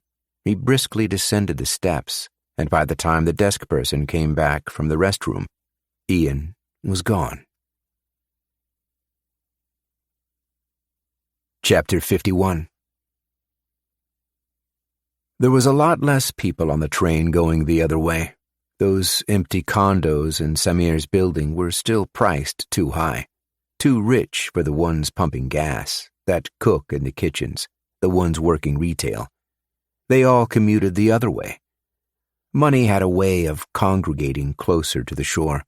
Oil money, the CEOs, the ones working from home on their laptops who take the afternoons off to go sailing on their yachts, out and around the palm tree-shaped islands. There was maybe 15 people in Ian's train car. One of them was a subway worker. One of them was a lady with a full headscarf and sunglasses and a handbag that was exactly like the one Maram carried around. She sat furthest from Ian, by herself. Her legs were crossed, like Maram. She was the same height, the same build. Ian got up and sat beside her, and she shifted to allow a seat between them and looked the other way. From up close, he was more than sure it was her. "You're following me," Ian said. Maram pulled her glasses. She let her hair down and put her scarf in her purse. I'm supposed to trust you, and you're not telling me anything. I followed Kareem to see where he lives, just in case. Maram looked around. She moved back to the seat directly beside Ian and whispered, You killed him? No. I followed him to his place, in case I need to kill him later. He has a wife and kids. Nothing happened, Ian repeated. I'm just covering all my bases, the same as you. That's why you're tailing me. I thought you could be in trouble. Bullshit, said Ian. The rail worker looked over and Ian lowered his voice. Bullshit, you think I'm dumb enough to believe there was anything between us? Me, looking the way I do, and you being some supermodel? You've worked with men like me, and I've worked with women like you. But you fucked me anyways. This time a lady looked over, but it was if Maram didn't care. Well, forget everything. Forget about us. I'm nobody to anyone. Let's keep it that way. Next time you snoop off, you're on your own. I'm not at your funeral. She crossed her arms and turned from Ian. Then Ian got the sweats, the way men do when they know they've screwed up. He was starting to think she might have been telling the truth. It was a sensation that shot through the collar of his shirt and made him sticky and itched his scalp. It was a shame that pushed his shoulders down and made his butt slide to the end of his seat. Chapter 52. Brandon had his father's hospital records on his bed with the rest of the file. He found a chicken-scratched note, all folded, written by someone in homicide. It was laying at the bottom of the envelope the whole time. It had mentioned that when Brandon's father was brought into emergency, the doctors had cut off his shirt and noticed the old bullet scar near his clavicle.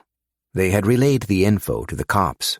Later, when the cops asked him about it, he had said it was a hunting accident that went unreported, a flesh wound that got patched up by some country doctor. Apparently, he couldn't remember the doctor's name. The story, of course, was bullshit. His father didn't own a rifle. As far as Brandon knew, he'd never once gone hunting. Besides, his story to the cops wasn't the story he had told to his family. He had told them he fell while on a tourist excursion.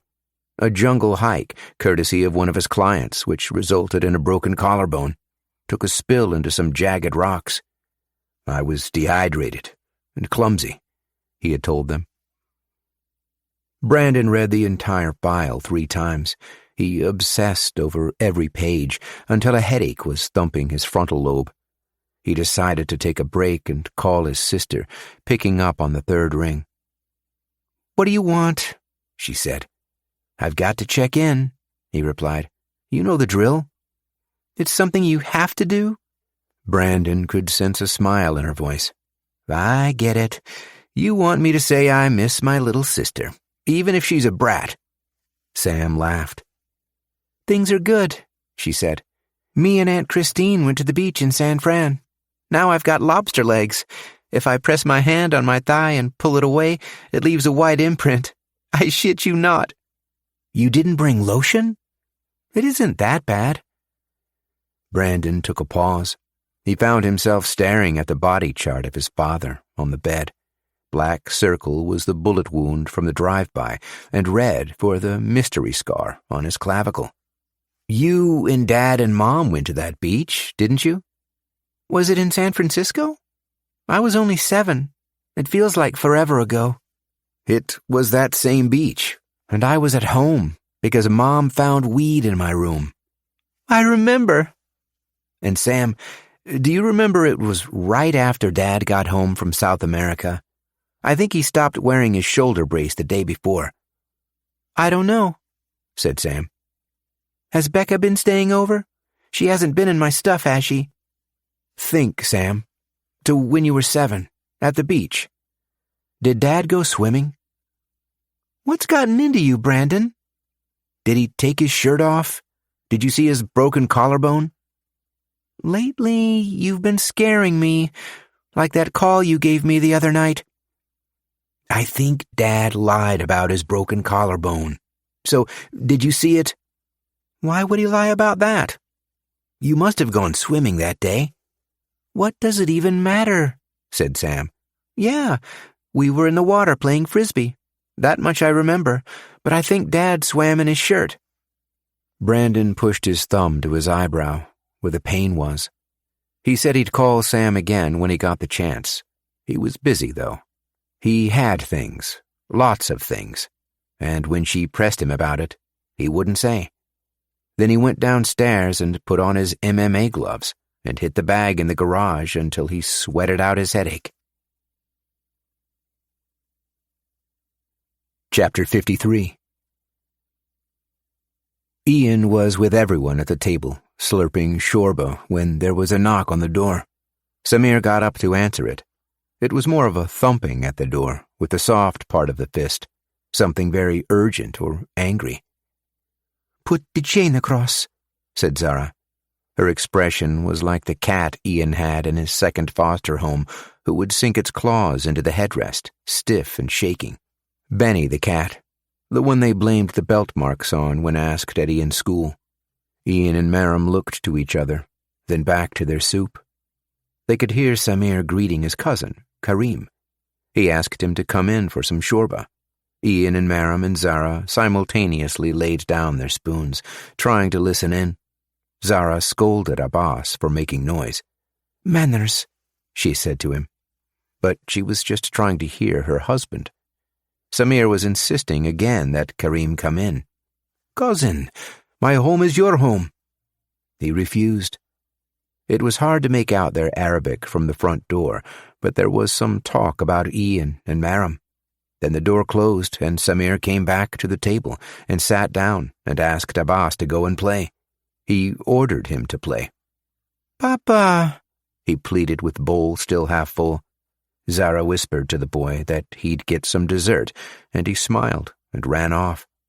Ian would find him in his room again, the soldiers spilled on the floor, playing the game where they kill the bad Americans. This is the oil well, and this is the Americans, and now they're dead. "What did he want?" asked Zara. Samir gave a half grin.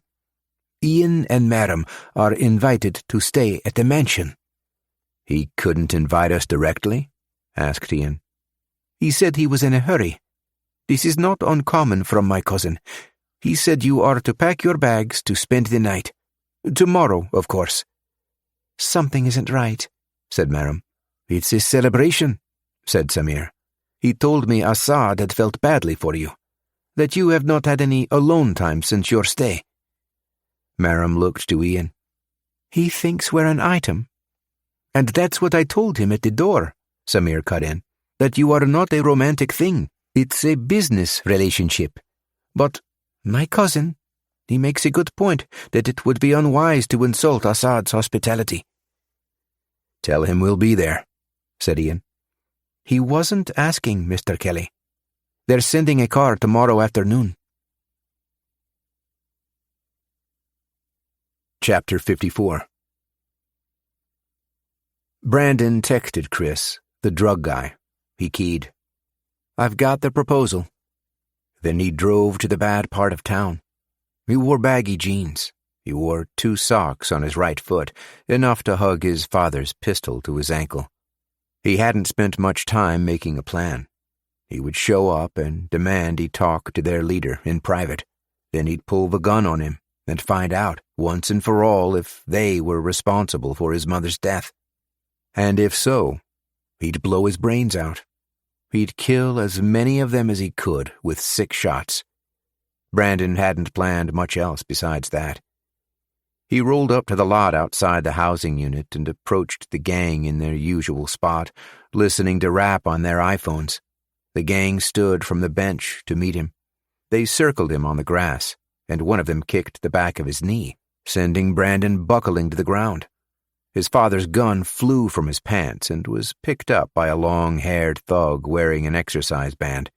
He pulled up his shirt and tucked the gun into his pants with his other gun. Then Brandon was blindsided on the temple and blacked out for a second. The men had strung a cloth sack over his head. When he came to, he was sucking the fabric into his mouth with each heavy breath. Everything was in darkness. He could feel the blades of grass between his fingers. The men hoisted him up. There was the sound of a van's door sliding open.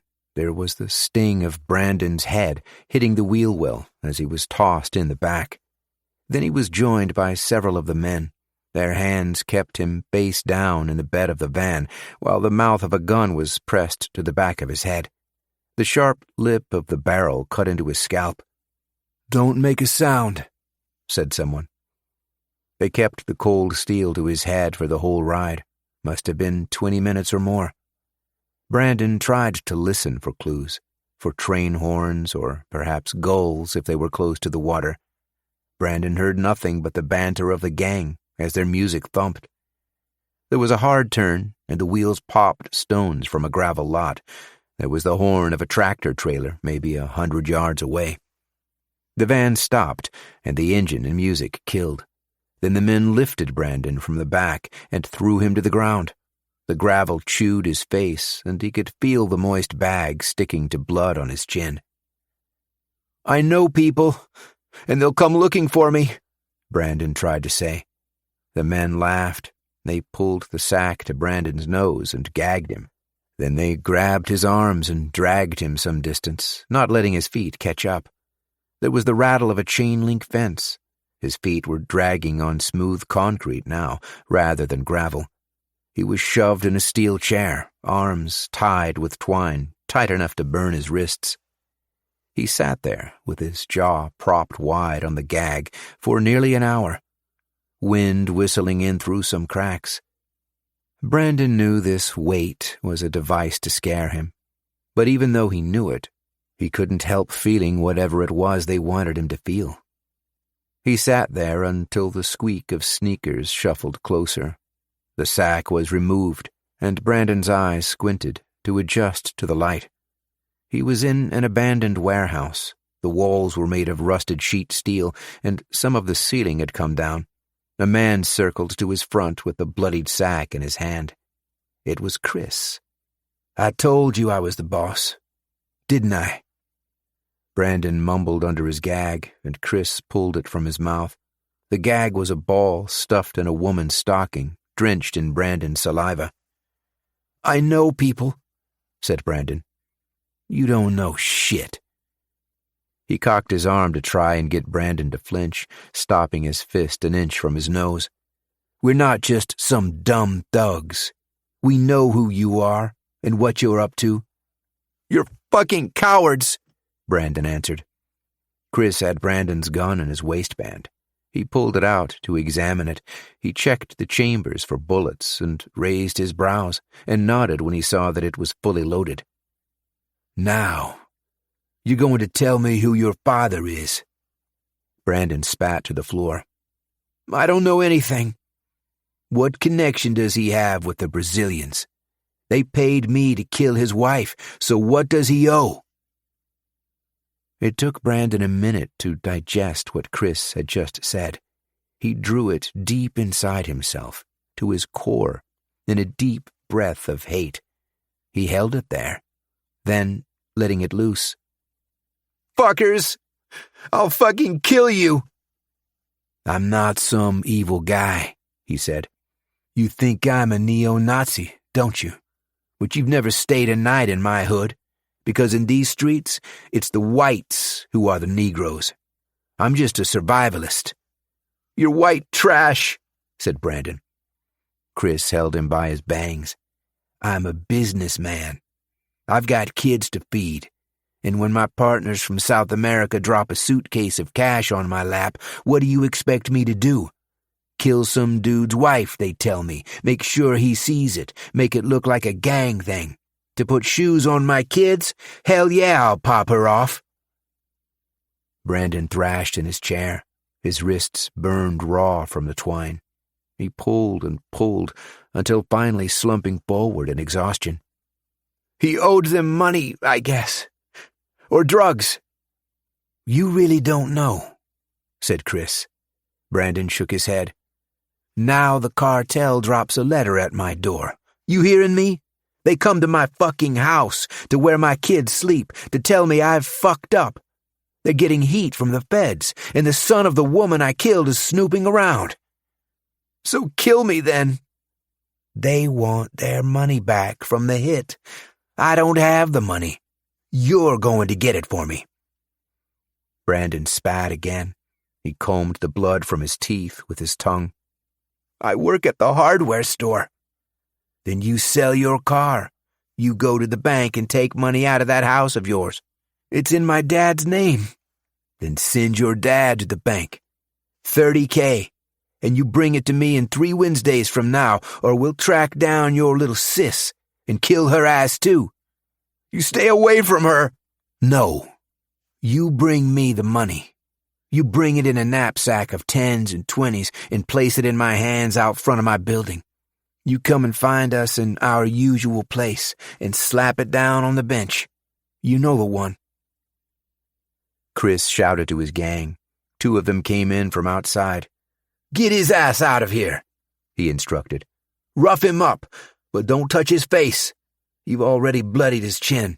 He needs to clean himself up to make a visit to his bank." The men cut Brandon's hands free. They dragged him to the gravel lot outside of the warehouse. They pushed him down and bruised his ribs with their Jordans. Then they threw him in the van and drove him back to the housing unit and dumped him by his car. Brandon's upper body was in a slump on the curb, his face in the grass. His legs were on the road, but he was too numb to stand. He managed to roll to his side and cough up some blood. He laid in the grass until the shadow of a large figure ran towards him in the dark, probably to take his wallet. Or if it was a more ambitious criminal, they'd take his keys and his car. Brandon staggered to his feet. He held himself in an unconvincing fighter's stance. But when the figure came close enough to the street lamp, Brandon could see it was Uncle Ken. The adrenaline left his body and his legs failed. Ken caught him on the way down and straightened him out and slung Brandon's arm over his shoulder so he could use him as a crutch. "Shit, Brandon. Who did this to you?" Chapter 55. Sam was on her way back from the corner store with a bag of chips, some candy sticks, and a Coke.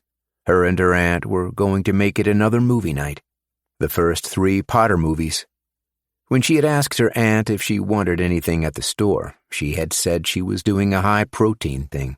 She was cutting carbs and sugar and was going to make herself a bowl of veggies, to which Sam had scrunched her nose. Sam was nearly at the doors to her aunt's condo when she spotted the silver Lincoln parked at the back of the lot. It was sitting in the shaded spot where the acorns came down. The windows were tinted, but she knew he was inside.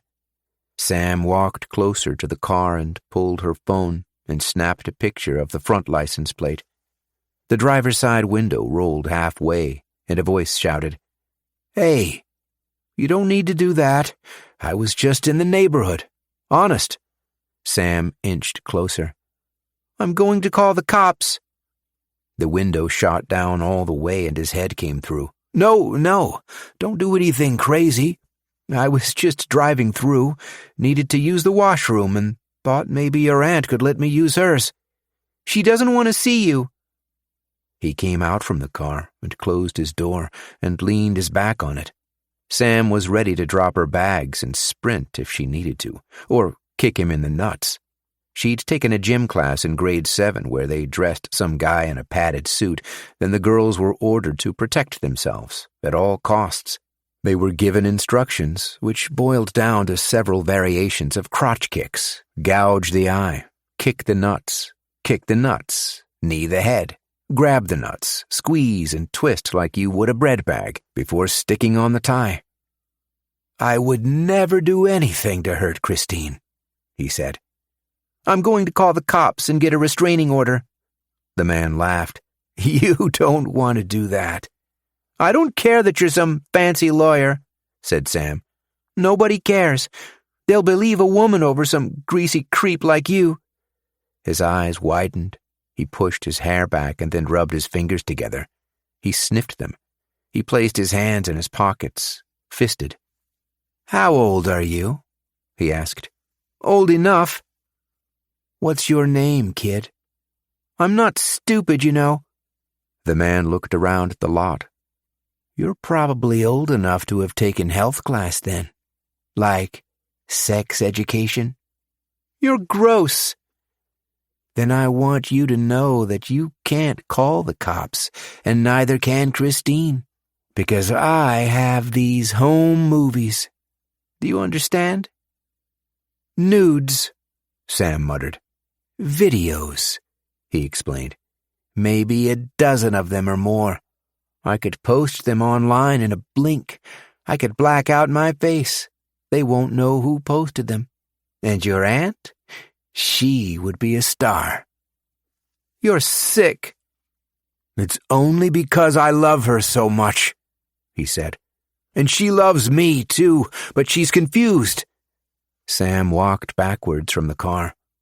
"Would you tell her to answer her phone?" he yelled to Sam as she reached the doors of the condo. Then she finally turned her back and sprinted through the halls to her aunt's door and went inside and locked it, put the chain across. Chapter 56. Ian was frisked at the front gates of Assad's compound. They looked through his clothes and his bag. They opened Maram's suitcase and pulled out her hairdryer, peering down the barrel of it. They emptied her purse and scooped it all, throwing it back without any care of breaking anything. The guard said, "To front," and let them through. They rolled their luggage up the long driveway to the guard at the front door. The guard wiped his nose. He had a machine pistol slung on his shoulder. "Follow me," he said. Ian and Maram lugged their bags through the house and asked if they should leave them, but the guard said to bring them to the back. They stepped through the glass door of the kitchen and into the yard. Assad was waiting for them by the pool, sharing his lounge chair with the young boy they'd met before. He and the boy kissed. Then he whispered to the boy to leave, and the boy put his housecoat over his thigh-high trunks and went inside. Ian approached Assad, which seemed to agitate the guards. He held out his hand to greet him, but Assad let it hang there, untouched. This wasn't the man that had put Ian in a playful headlock on the boat.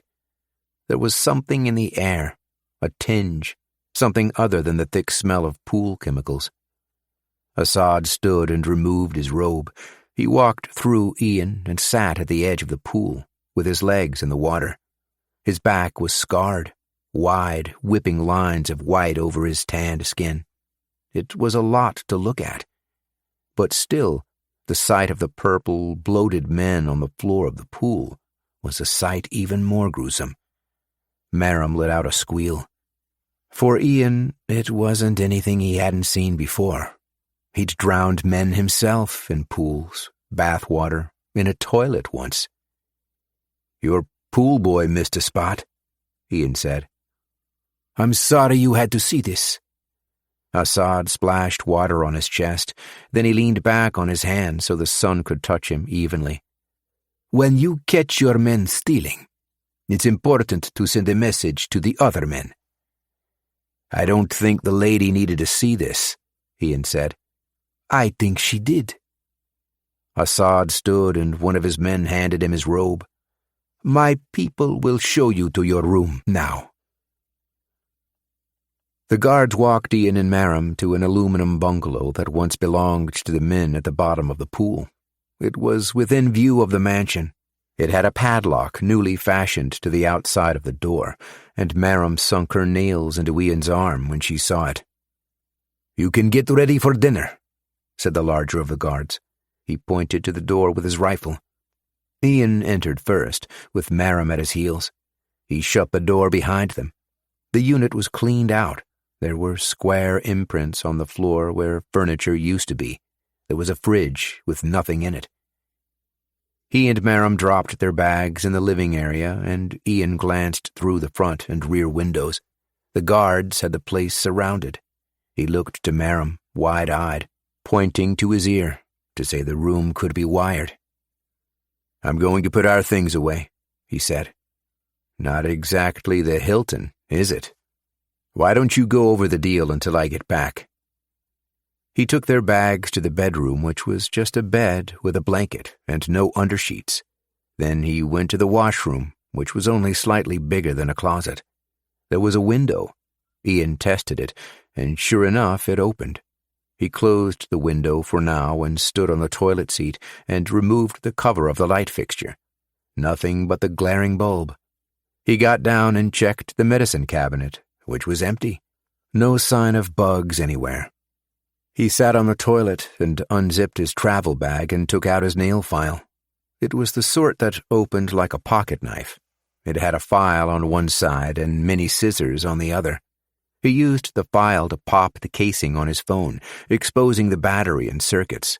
He took out the innards and placed them in the elastic waist of his boxers, the sharp welds of the circuit board biting into his back. Then he filled the empty shell of his phone with business cards from his wallet to give it weight. He cut a square of black cardboard from the lining of the bottom of his bag, pressing it to the clear screen. He snapped the casing back together. He stuck a privacy screen to the glass so it would be faded out.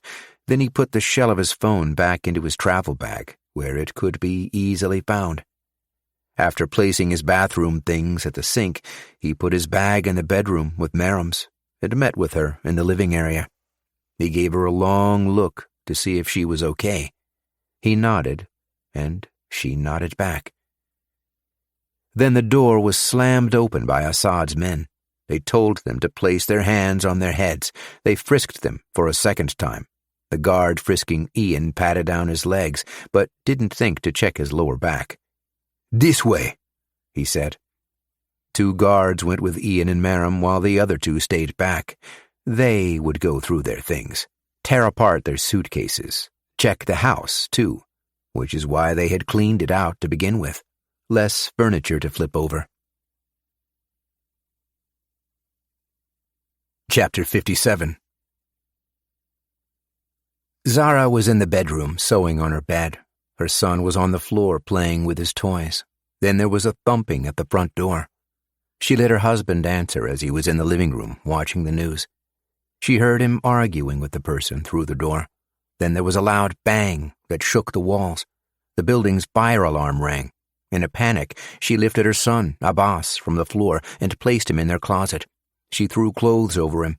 "We're playing the hiding game," she instructed. "Don't make a sound. You want to win, don't you?" She kicked his toy soldiers under the bed. Her son was smart for his age, barely 5. He didn't believe a thing she said and was weeping under the heap. Zara shushed him one last time and closed the closet door and ran to the main room. Her husband, Samir, was on the ground with a bloody nose. She ran to him.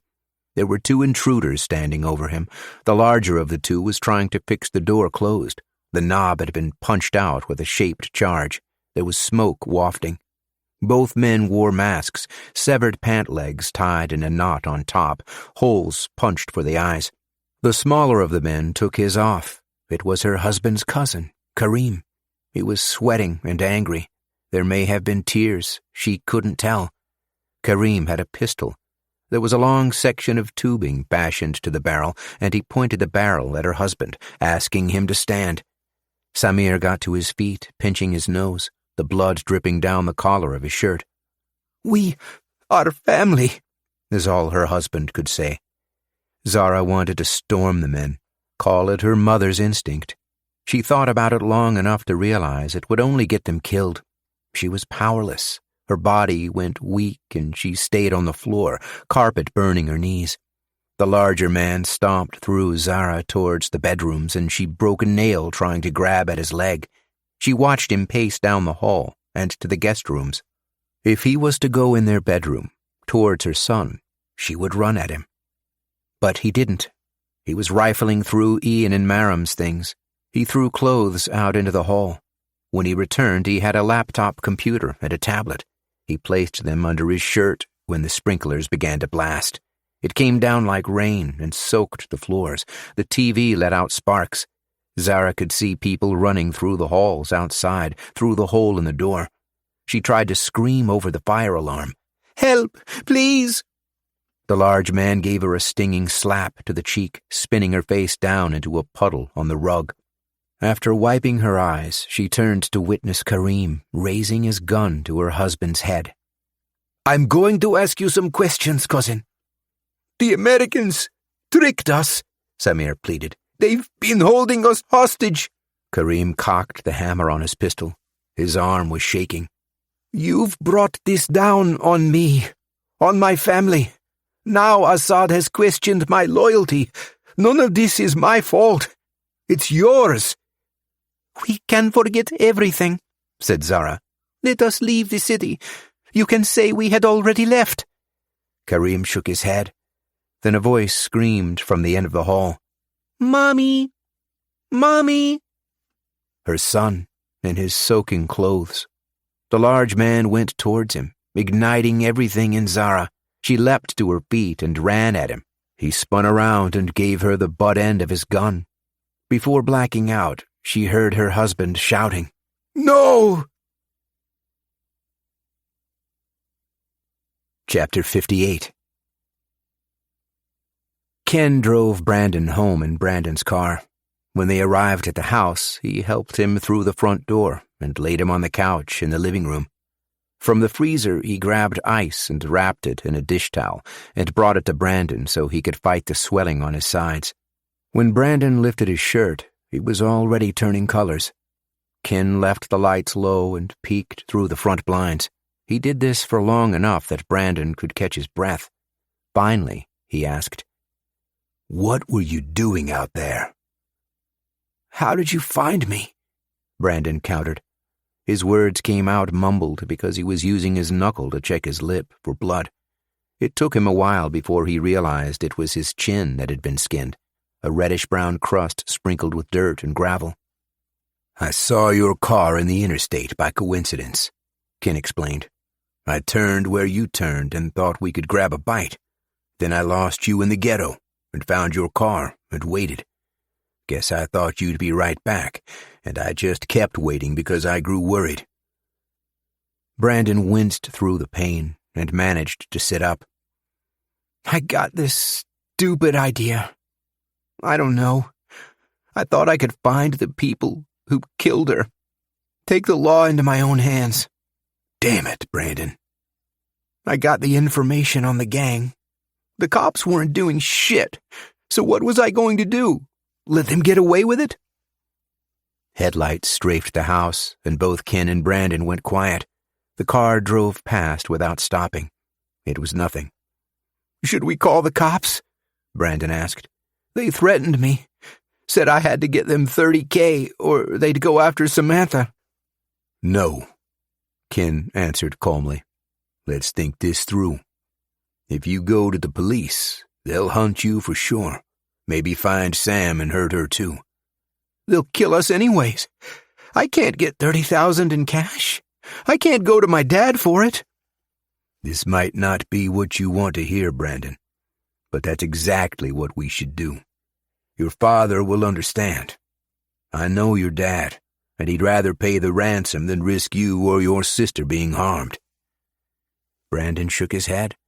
He moved the ice from his one side to the other and flinched as the cold touched his skin. You don't get it. It's what I was trying to tell you in the kitchen the other day. It's not me who's in trouble. Not really. It's my dad. He was into drugs or whatever. I guess he owed some people money. The gang told you this? They're manipulating you, Brandon. No, Uncle Ken. It's true. My dad, that day on the boardwalk, it wasn't the first time he'd been shot. I read the police report. He somehow hid a bullet wound from us years ago, lied and said he broke his clavicle on a hike in South America. How did you get your eyes on the police report? Does it matter? It means he's lied to us all these years. He's probably a drug smuggler. It would explain the places he flies to. I mean, how come he's never doing business in London or Toronto? It's always to Eastern Europe and Asia and South America. Your father loves you. Either way, we've got to tell him before we go to the police. Like you said, he might know these drug people. He could broker a deal. Fuck him, Brandon said through his teeth. Ken pulled his chair closer. Hey, buddy. I get it. This whole thing comes as a shock to me, too, but your dad's a good man. I know it. And sometimes good people get derailed. We've all made mistakes. The bastard knew, said Brandon, sitting straight, ignoring the pain through his anger. You know what the gang told me before they kicked the tar out of me? You know what they said? That it was a hit put out for my mom. The bullets were meant for her all along. It was to get back at him, to pay his debts. He might as well have killed her himself. And he had the nerve to cry at her funeral, to lie to us so convincingly this whole time. Just then Brandon's phone buzzed. It's Doug. You didn't show up to work for the third time. 3 strikes and you're out. I know you think you could do better than this job, so here's your chance. You're fired. Chapter 59. Ian and Maram were walked by gunpoint to Assad's house. It was getting dark and the pool glowed, the drowned men nowhere in sight, probably buried somewhere in the desert, never to be found. The surface of the water still had a froth of death, however, the chlorine fighting a day's worth of bodily fluids. It was a foam that formed along the edges. They went inside, through the kitchen to the dining area. They were forced to sit, and the guards took to their posts, covering any exits. Everything was fancy. The tablecloth and silverware, candles dripping wax as if they'd been lit more than an hour ago. Even the handkerchiefs were embroidered, the kind mothers wash and never throw away. There was an arched ceiling with grapevines painted by some amateur, bulbous strokes made from the same hand that placed the tile and installed the toilet. Assad and his boyfriend walked in, dressed in their best clothes, and sat together at the end of the table. Assad cleared his throat, and pulled Merrim's Israeli passport from his blazer and slapped it on the table. It was him saying she was busted, red-handed. "I think there's been some misunderstanding," she told him. Assad refused to make eye contact with her. His boyfriend fed him an olive from the tray. Then he broke a piece of bread and dipped it in oil and held it to Assad's lips for a good 3 Mississippis until Assad finally took it. Ian could sense Merrim was cracking. It's not that there was any visible sign. She wasn't sweating or red. Her voice was composed. But there was an energy Ian couldn't explain. Maybe it's that he assumed her head was in the same place as his. It didn't take a rocket scientist to figure it out. First, she would deduct that her passport was taken from her things at the apartment. Then, she'd get hit with the realization that Samir and his family were in danger. They could be chained to the bottom of the ocean, the same as the men in Assad's pool. By going there, she was breaking every rule in the operative's handbook. Never get attached. Your contacts are expendable. They may be killed, or worse, they may not be who you think they are. But how can you fully disconnect from your humanity, from the innocent boy you once hoisted on your shoulders in the market? Merrim was showing it now, sinking in her chair, silent, as if she'd given up all hope in explaining herself. Ian adjusted his chair, and the guards to his left flinched. "Surely you didn't think our business was finished after Dubai? Then we are headed to Iran and Israel. We will make a short stop in London on our way home. Naturally, I brought Merrim on for her knowledge of the region. She's an expert in languages, business contacts in Tel Aviv." "Am I being paranoid, Mr. Kelly?" "Frankly, you're scaring the shit out of the lady." Assad grasped his cutlery and lifted his chin to his guards, a signal that he was ready to eat. "I'm not an anti-Semite, if that's what you're thinking. I'm against all religions, Mr. Kelly. My father is a Muslim, and was convinced he could lash the gay from me with his belt. Do you have any idea what that was like? The punishment for finding a magazine in my mattress at 17. These are customs that were handed down from his father, my grandfather, and it would have been no different if he had been a Christian or a Jew." "I'm from Israel, but not a practicing Jew," said Merrim. Assad's maids interrupted with the food. They laid a platter of figs in the center of the table. Then they served each person a large, steaming bowl of lamb stew. Assad blew a heaping spoon and slurped it up. "You're not being held because I think you're religious," he said, chewing. "You're being held because you're not who you say you are." "You're suffering from paranoia," Ian replied. "The very thing your men say of you. It's not good business to accuse a partner of being anything other than who they claim to be. Say the word, and our deal is void.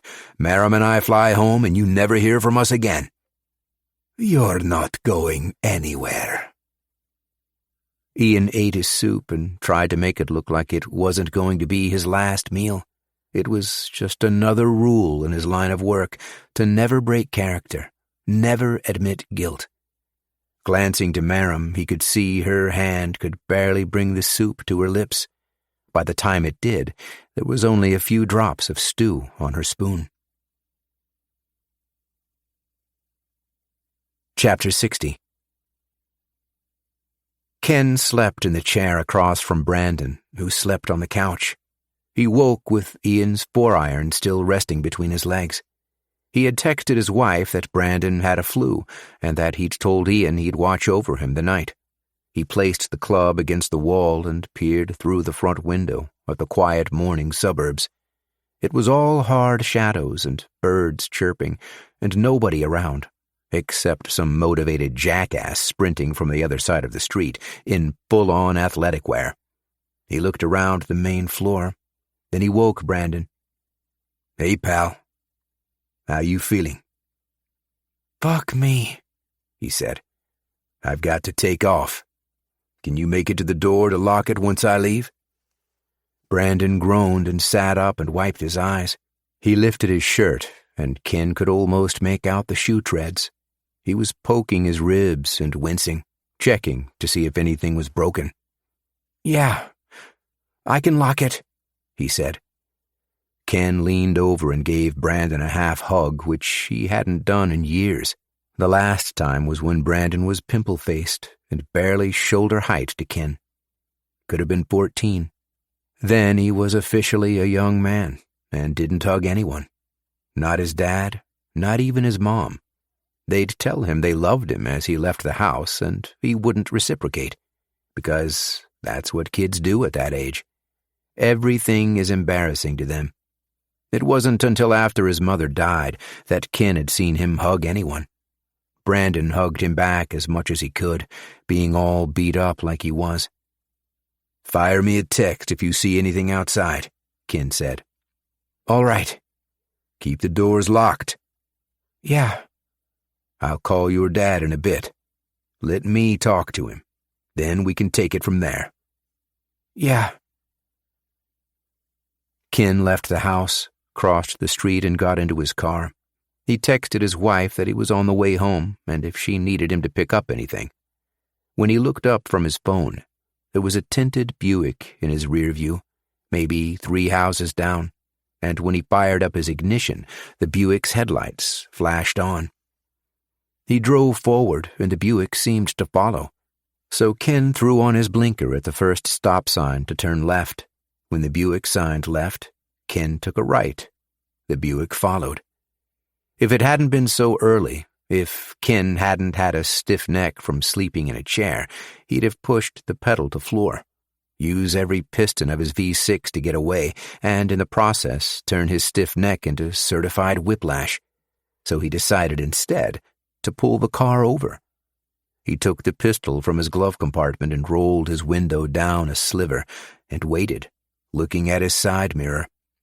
The Buick pulled behind him, and so Ken kept his thumb on the safety. He watched a man get out, dark shades, suit and tie, reaching for something. Then, stopping a ways back from the driver's side, the man flashed a badge. Ken's eyes weren't what they used to be, but he could still make out that he was Department of Homeland Security. Ken put his gun away and stepped out and stood with the man between their cars at the curb. He was young, gave out a cocky grin that reeked green. "Special Agent Banks?" he asked. "Yeah, that's me." "Nice day, ain't it?" The man popped gum from a packet. He smacked his lips through the first few chews. He was blasting a strong mint in Ken's direction. "What's this about?" Ken asked. The man pulled his shades and put them in his breast pocket. "You've been in this rodeo long enough to know there are trackers in your vehicle, in your phone. Heck, sometimes I wonder if they'd placed anything in my filling the last time I was at the dentist. Ever talk about something and later you see an ad on your phone?" "You been following me?" "I'm just the guy they sent." "What was your name again?" "Bradley." "Bradley?" "Yeah." "And?" "And your boy, Mr. Kelly, is on assignment. I'm told you've been spending a lot of time at his place." "I'm a friend of the family," said Ken.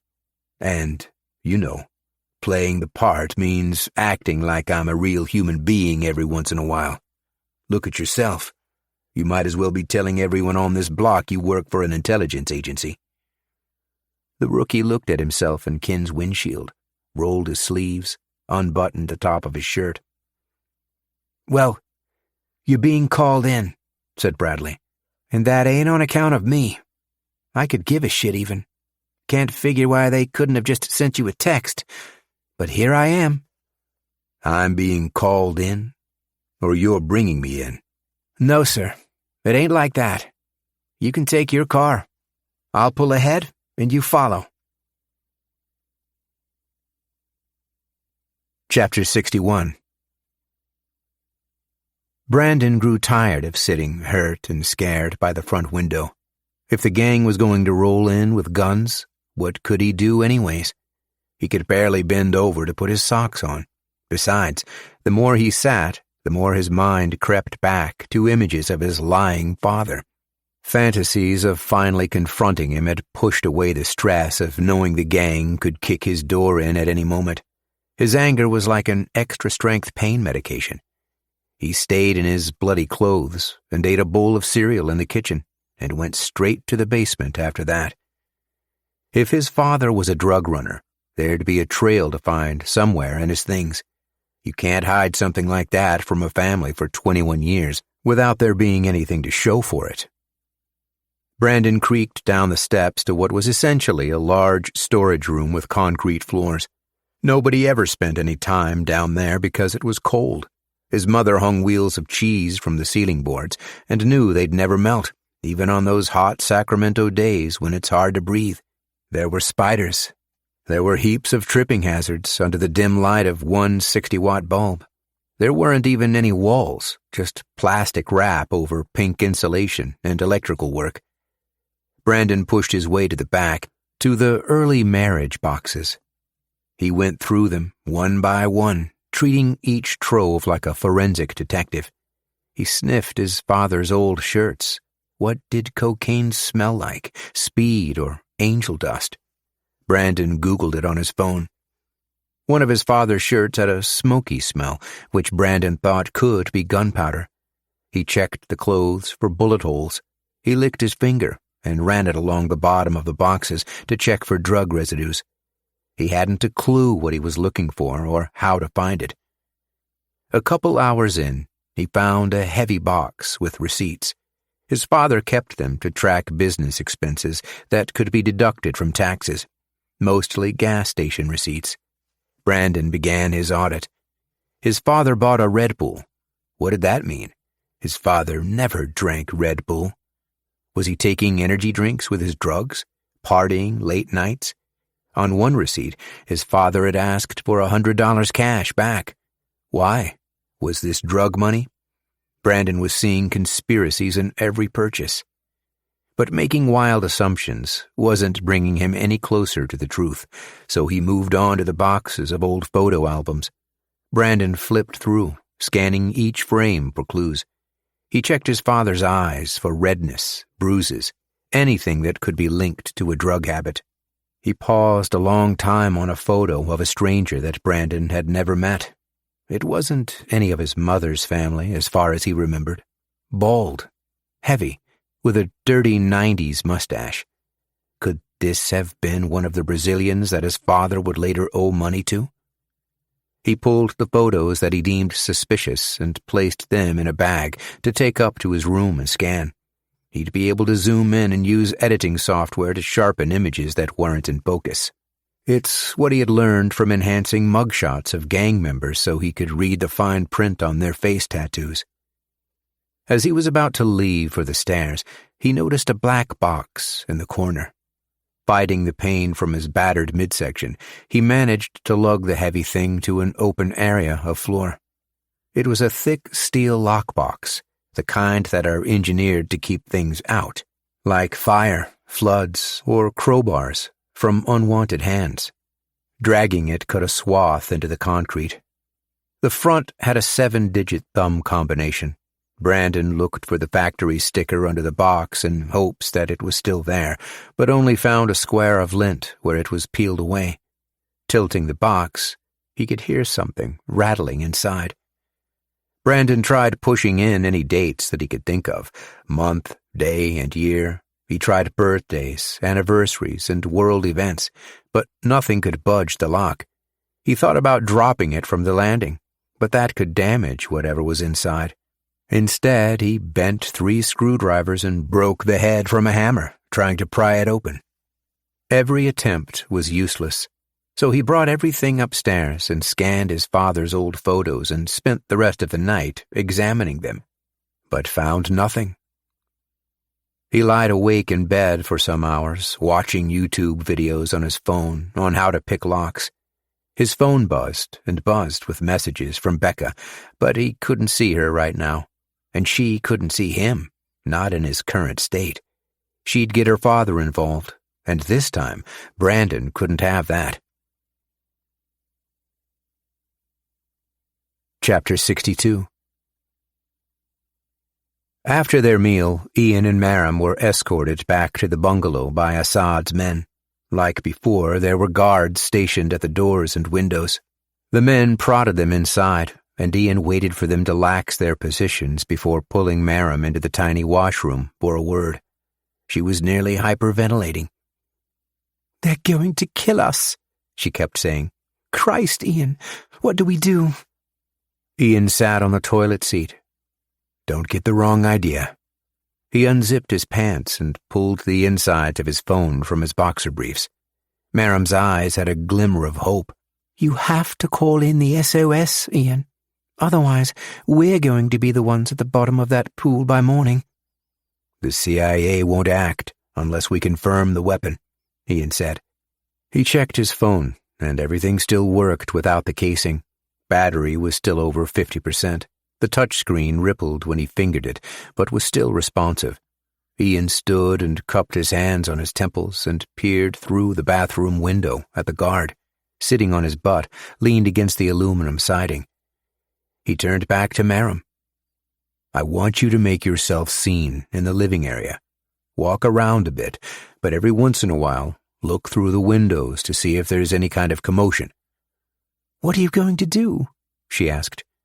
"As soon as the guard out back needs to take a piss, I'm going to crawl through the bathroom window and scout the compound for weapons and drugs, anything that could get our friends in the Pentagon to mobilize." "You should let me go," she insisted. "I know my way around, and no offense, but I'm in better shape." "It has to be me. I'm the only one with a phone, and you can't use it without my fingerprint authentication." "Then let's both leave," she said. "Get the hell out of here." "That would be conceding our mission. I need you to buy me time." Maram buried her head in her hands, shaking her head. "I'm coming back," he said to her. "I won't leave you behind, I promise. But I need you to do something for me. Are you listening?" He lifted her chin and forced her to look at him. "I don't know what I can do from here," she said. "If the guards try to get in the front door, I want you to put your back against it. They won't shoot you. Not yet, anyways. Then I want you to bang your fists loud enough for me to hear. Just hold them long enough that I can sneak back." "You're going to leave me." "I won't. But if they barge in and I'm not here, they'll shoot you on the spot. Then they'll sound the alarm and shoot me too." Maram nodded. "Be careful," she said softly, and kissed him. "That thing you said on the train, that I wouldn't be caught dead with a guy like you. How I could do better. Well, you weren't wrong," she said, jokingly. Then she left Ian for the living area, where the guards could hear her pacing around. Chapter 63. It was only a couple minutes before the guard left his post. Ian moved quickly. There was no telling if the guard had gone for a piss or a smoke or simply circling around. Ian slid the window open and leapt head first through the slit, pulling himself to his waist. He took a breath. Then he fell forward and tried to roll his landing, but hit the dirt clumsily, with the brunt of the impact crunching his neck and shoulder. He brushed himself off. He ran into the shadows. He kept himself to the walls of the buildings whenever he could, darting closer to the rear of the compound, to where the jewelry manufacturing building was located. He didn't run into any guards. Most of them would be stationed near Maram. He didn't hear any voices until he was close to his destination. It was a man talking on his own. Ian hid in the dry brush and waited. He waited until the front door of the building rattled and swung open, a guard stepping through, talking on his phone, an AK-47 slung on his shoulder. Ian watched him finish his conversation and put his phone away. Then, as he was about to light a cig, he waved to someone in the distance. Ian almost thought he was spotted, but there was a smile on the guard's face as he shouted to a friend. The friend shouted back, and the guard left his post, passing the brush where Ian was hiding. Ian waited for the voices to fade and made for the door, which had been propped open with a baseball-sized rock. He snuck inside. It was dark, the only illumination coming from the electric lamp on the guard's chair. The building was one large room with maybe a dozen tables set up like the assembly lines Ian would often see in sweatshops. Most of the tables, for example, didn't have any chairs. The idea being that chairs made workers lazy. Everyone stands and everyone works, and they wear diapers if they have to, until the whistle blows. There were no crates or tarps or anything that could hide a warhead. The only boxes were of rubber gloves, one per station. Everywhere else was minimalistic. Nowhere for workers to hide stones, was what Ian figured. As Ian looked around, his legs bounced off the cheap floorboards. On closer inspection, the ground had been put together hastily. The wood seemed new. There were large gaps in some places that could swallow a diamond if it had fallen from one of the tables. Not exactly ideal for a jewelry workshop. He turned his focus to the floor and eventually to the only rug there. It sat under a folding table that had nothing on it. Ian pulled the rug to expose a trap door. It wasn't locked or anything, so he opened the latch and climbed down a creaking staircase to the darkness of a spacious basement level. Even in the dark, Ian could tell his feet were on a dirt ground. Light crept in through the floorboards above, tracking the contours of a large cylinder in front of Ian. He pulled his phone and used it as a flashlight. He was looking at a warhead, no question about it. Not the nuclear variety, but still the kind that could wipe out a city block. Ian wasn't an expert, but he knew that much. He scanned the surface with his phone. There were Chinese markings. It didn't mean the missile wasn't purchased from the Iranians, as reported. Everything, after all, seemed to be made in China. Ian snapped 2 pictures of the device, one from its entirety and the other from up close. There was a cough from upstairs. The door creaked, and a snow of dust came down on Ian from the floorboards above, and Ian put his phone away. He could see roughly where the guard was from his shadow. The guard paced around. Something was up. The guard dragged the table and rug from the trap door. He wasn't alarmed enough to shout for backup and decided he'd investigate on his own. Big mistake. Ian stood in the guard's blind spot, just behind the steps. His nostrils flared. He breathed in through his nose and out through his mouth in the way a boxer does between rounds. The guard descended the steps, not really believing he'd find anything suspicious. His rifle hung from the strap at his side. He even yawned as he reached the bottom of the steps. He was unprepared, and Ian wasn't going to waste another second. He snuck up from behind and pressed the magazine release on the guard's rifle. The clip dropped to the dirt. In the same motion, Ian put him in a choke with his other arm and cranked him backwards. They both hit the ground. Ian was on his back with the guard on top of him. The lantern flew somewhere, and everything went dark. Ian secured the choke with both hands and looped his legs around the guard's midsection in a triangle hold so that he wouldn't be able to turn around. The guard's legs thrashed wildly. His nails clawed at Ian's arm, trying to suck air through the thin straw that was now his esophagus. He clawed at Ian for several seconds. His attempts, however, were getting weaker. So he abandoned his throat and tried reaching for something at his waist, under Ian's leg lock. Ian knew it was a knife from the sound it made being pulled from its sheath. Ian let go with one arm to grab the guard's wrist, and even with both hands, the guard couldn't overpower Ian. 30 seconds of oxygen starvation had sapped his strength. Ian plunged the dagger into the guard's liver and held it deep and twisted it around to make pulp of his insides. Limp bodies were always heavier than live ones. Ian was sandwiched between the pebbled ground and the warm mass of bleeding meat. He could feel it soaking his clothes. He rolled the body to free himself and combed the ground for the lantern which he found at the base of the stairs. He lit up the warhead and set his cell phone camera to video. "It's Ian. Things have gone bad. We need the cavalry, and we need it now. Code red is what I'm saying." He pulled the camera close to the Chinese letters. "I'm in the South Manufacturing Building, the one shaped in an L, down a trap door to the basement level. I can confirm that what you're seeing is Chinese-made, surface to surface as far as I can tell.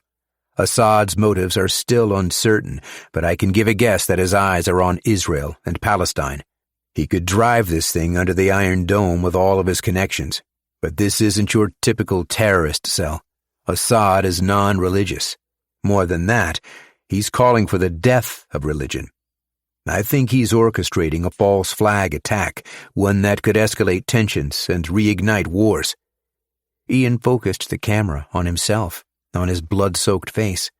"Also, there's an agent that knows more than I do, and she's being held in a bungalow at the east side of the compound, third closest building to the mansion. She won't survive the morning. We need the horses, and we need them now." Ian stopped the recording and snuck up the steps of the trap door and laid the carpet and the table like it was. He placed the lantern back on the guard's chair. Then he left the building and propped the door open with the baseball-sized stone, as if the guard hadn't returned. He sat in the brush and waved his phone around, trying to get a better signal. He could only get 1 bar for satellite. He uploaded the video to the secure server and hit send, and waited maybe 10 minutes for the circle to stop spinning. A check mark confirming it had been successfully sent. Then he deleted the video from his device. There didn't seem to be as many guards when Ian snuck back to the bungalow. Half of them must have gone to bed.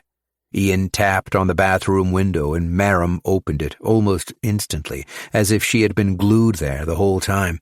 She helped Ian through, and he came crashing on top of her, and they laid a moment on the filthy tile floor. Ian needed to catch his breath. She stayed with him like a child, wanting to be held. When she finally did stand, she was in a hysteria from the blood. Like Ian, she was covered in it. He shushed her. "It's not mine. I'm okay. It's not mine." Chapter 64. Ken followed the Buick to the vacant office space in Little Chinatown. He followed the rookie agent, Brent, Burroughs, Bradley, whatever his name was, through the newspaper-covered doors, but was stopped uncharacteristically by the doorman. "Gun," he ordered. Ken knew the guard was talking to him and him only, because the rookie kept walking. The rookie even looked back to give him a grin. This kind of snub was all new to Ken. He and other official government agents were never asked to relinquish their firearms. But he didn't make a scene. He held his arms out and let the doorman pull the Glock from his shoulder holster. The guard then took the bullet from the chamber and ejected the mag. He said, "Roger, Roger," into his earpiece, and let Ken through. When he got to the meeting room, it was quiet. Florence, hands locked together, with 2 junior agents on either side of her.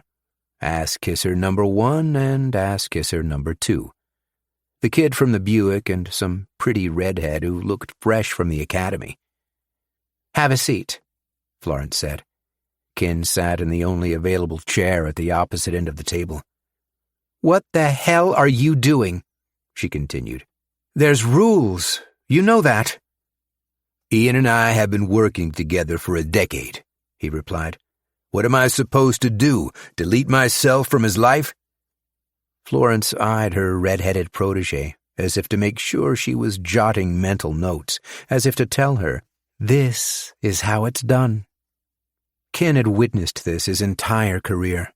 CIA had their darlings, plucked from the military, but not because of any act of heroism. Most of them had never seen combat.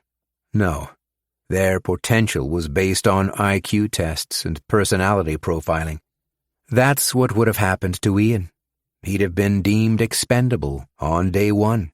Childhood trauma mixed with a bad temper, and they suddenly knew everything about him. But how can you really know someone's potential until they're thrown in the storm? For Kenneth, Ian was so much more than a killer. He was a friend. Florence put her focus back to Ken. You never get close to anyone, especially entities that are operating under secret programs. Entities that don't exist, said Ken. He looked to the brat that was still smacking his lips on dentine. You see, kids, how expendable you are? Florence scoffed. Don't pretend like your visits are routine. We know everything. We know about Brandon sniffing around, and I admire your loyalty. But this is looking more and more like Ian's been compromised. After all his service, that's all you can say? Correct yourself, Mr. Banks. Ian has never worked for the United States government in any capacity. You see, kids? Ken said again. Florence stood and made for the door and held it open. The two rookie agents looked to each other and then gathered their things and left. Then Florence closed the door and paced around, clicked her pen a few times. She stood behind Ken, her hands on the backrest of his chair. Ian is an American hero that nobody can ever know of.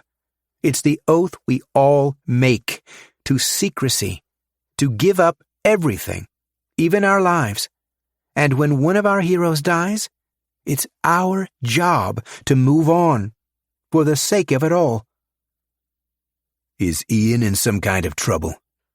We got a distress call from him a few hours ago. His mission has gone to shit. He may not be coming home. But you could do something, Ken said. Don't act like the military doesn't owe him. Florence went still for long enough for Ken to think she might have a soul somewhere under the power suits and tough talk. I need you to hand over your ID badge, she said. Just for a little while. You're kidding me. You are to stay clear of Brandon and the cartels. You are not, under any circumstances, to correspond with Ian. We will be monitoring your phone. This is for your own good, Ken, and if it makes you feel any better, it wasn't my call. I have no say in any of this. Ken stood and pulled his badge from his wallet and flung it on the table. Then he stormed out, and when he tried to relinquish his firearm at the exit, the guard simply told him, "Sorry, bud. We'll hold on to this for you." The rookie agents were standing by in case Ken tried anything. The redhead had the nerve to rest her hand on the inside of her suit jacket. Chapter 65. Sam and her Aunt Christine stayed up late, in their pajamas, on her aunt's bed, telling stories. Her aunt even had the courage to tell her about the first date she had with Sam's dad, how they had gone to the fair and kissed at the highest point on the Ferris wheel. And she insisted over and over that it was nothing, how Sam's mother and father were destined in the stars. She was drinking red wine. She poured Samantha a small glass and told her not to tell her father. About your date? About the wine, silly. Dad wouldn't care, said Sam. He's let me try wine before. I'd just like it being our secret, she said. How is your dad, by the way? Is he enjoying himself in Dubai? I tried to call him earlier, but his phone was off. Her aunt took a long gulp and pulled her knees to her chest and smiled. Let's play truth or dare. I haven't played it since I was your age. Do we have to? It will be fun. Sam sipped her wine. It was bitter. She wished it was sweeter, like purple soda, but kept that to herself. How do you play again? You pick truth or dare. Truth, and I get to ask you a question, and you answer truthfully. Dare, and you know. That doesn't seem fair, Sam groaned. No, we go back and forth. You get to ask me questions, too. Ready? Sam forced herself to drink the rest of her wine. She chugged it down to get it over with. Also, she had always heard adults call it liquid courage. So if they were ever nervous or embarrassed, they'd just get a little drunk. Ready. Truth or dare? Her aunt asked. Truth, I guess. Is there any boy at your school that you think is cute? Not really. Come on, the game doesn't work if you don't answer truthfully. I don't like anyone, Sam repeated. My turn? What about girls, then? Is there any girl that you like? Sam felt every ounce of blood in her body flood to her face. It was the wine, she told herself. I like some girls. I have friends, you know. Not like a friend, her aunt clarified. Is there any girl that you think is cute? I want to pick dare, Sam said. Can I switch it? Her aunt backed off. Yeah, of course you can. I dare you to do that dance your mother taught you when you were small. The silly one with the hand movements. The Macarena? Here? Stand on the bed and do it, her aunt instructed. She even played the song on her phone. Then Sam danced bashfully on the bed, and they both laughed. Her aunt took a picture, and Sam covered her face with a pillow. My turn, said Sam. Truth. Do you own this place? I mean, is it a rental? It's a rental. Why? You don't have to stay here? You could just leave tomorrow? Her aunt gave her a suspicious glare. What are you trying to get at? It's not safe here. All right, let's change the rules, her aunt said. No more questions, only dares. I'll even let you go again. Dare me anything. I dare you to leave here and come and stay with me and Dad. He likes you a lot. I dare you to pay your first and last, and I'll even help you pack. Chapter 66. Ian stayed awake through the night. He promised Maram he'd keep watch as she slept with her head on his chest. They were pretzeled together on the stained mattress. Ian had played with her hair until the sun rose on Dubai and jutted through the windows, painting squares of light on the walls. She was dead still, like a child sleeping on their parent, peaceful, until the butt of a rifle splintered the door that Ian had wedged a piece of wood in the night before. Bang, bang, bang, trying to get in. Maram sprung awake. She put her nails in Ian. They both left the bedroom for the living area, and the front door was warped, but still holding strong. "Mr. Kelly!" shouted Assad's voice from outside. "We found a body, Mr. Kelly." He sang the words like it was a nursery rhyme. Then there was the click of a rifle being cocked. "Down," Ian said. He pulled Maram with him. They both put their hands over their heads, as if it would make any difference in stopping a high-caliber round. Bullets ripped through the walls, filling the air in a cloud of fiberglass, and once the clip had been emptied, fingers of light drew lines in the smoke. Maram squealed through her nose as Ian held her lips in his palm. "Move now," he whispered to her, knowing they wouldn't survive the next reload. He crawled to the bathroom on his stomach, and Maram followed, crawling like it was a military obstacle course.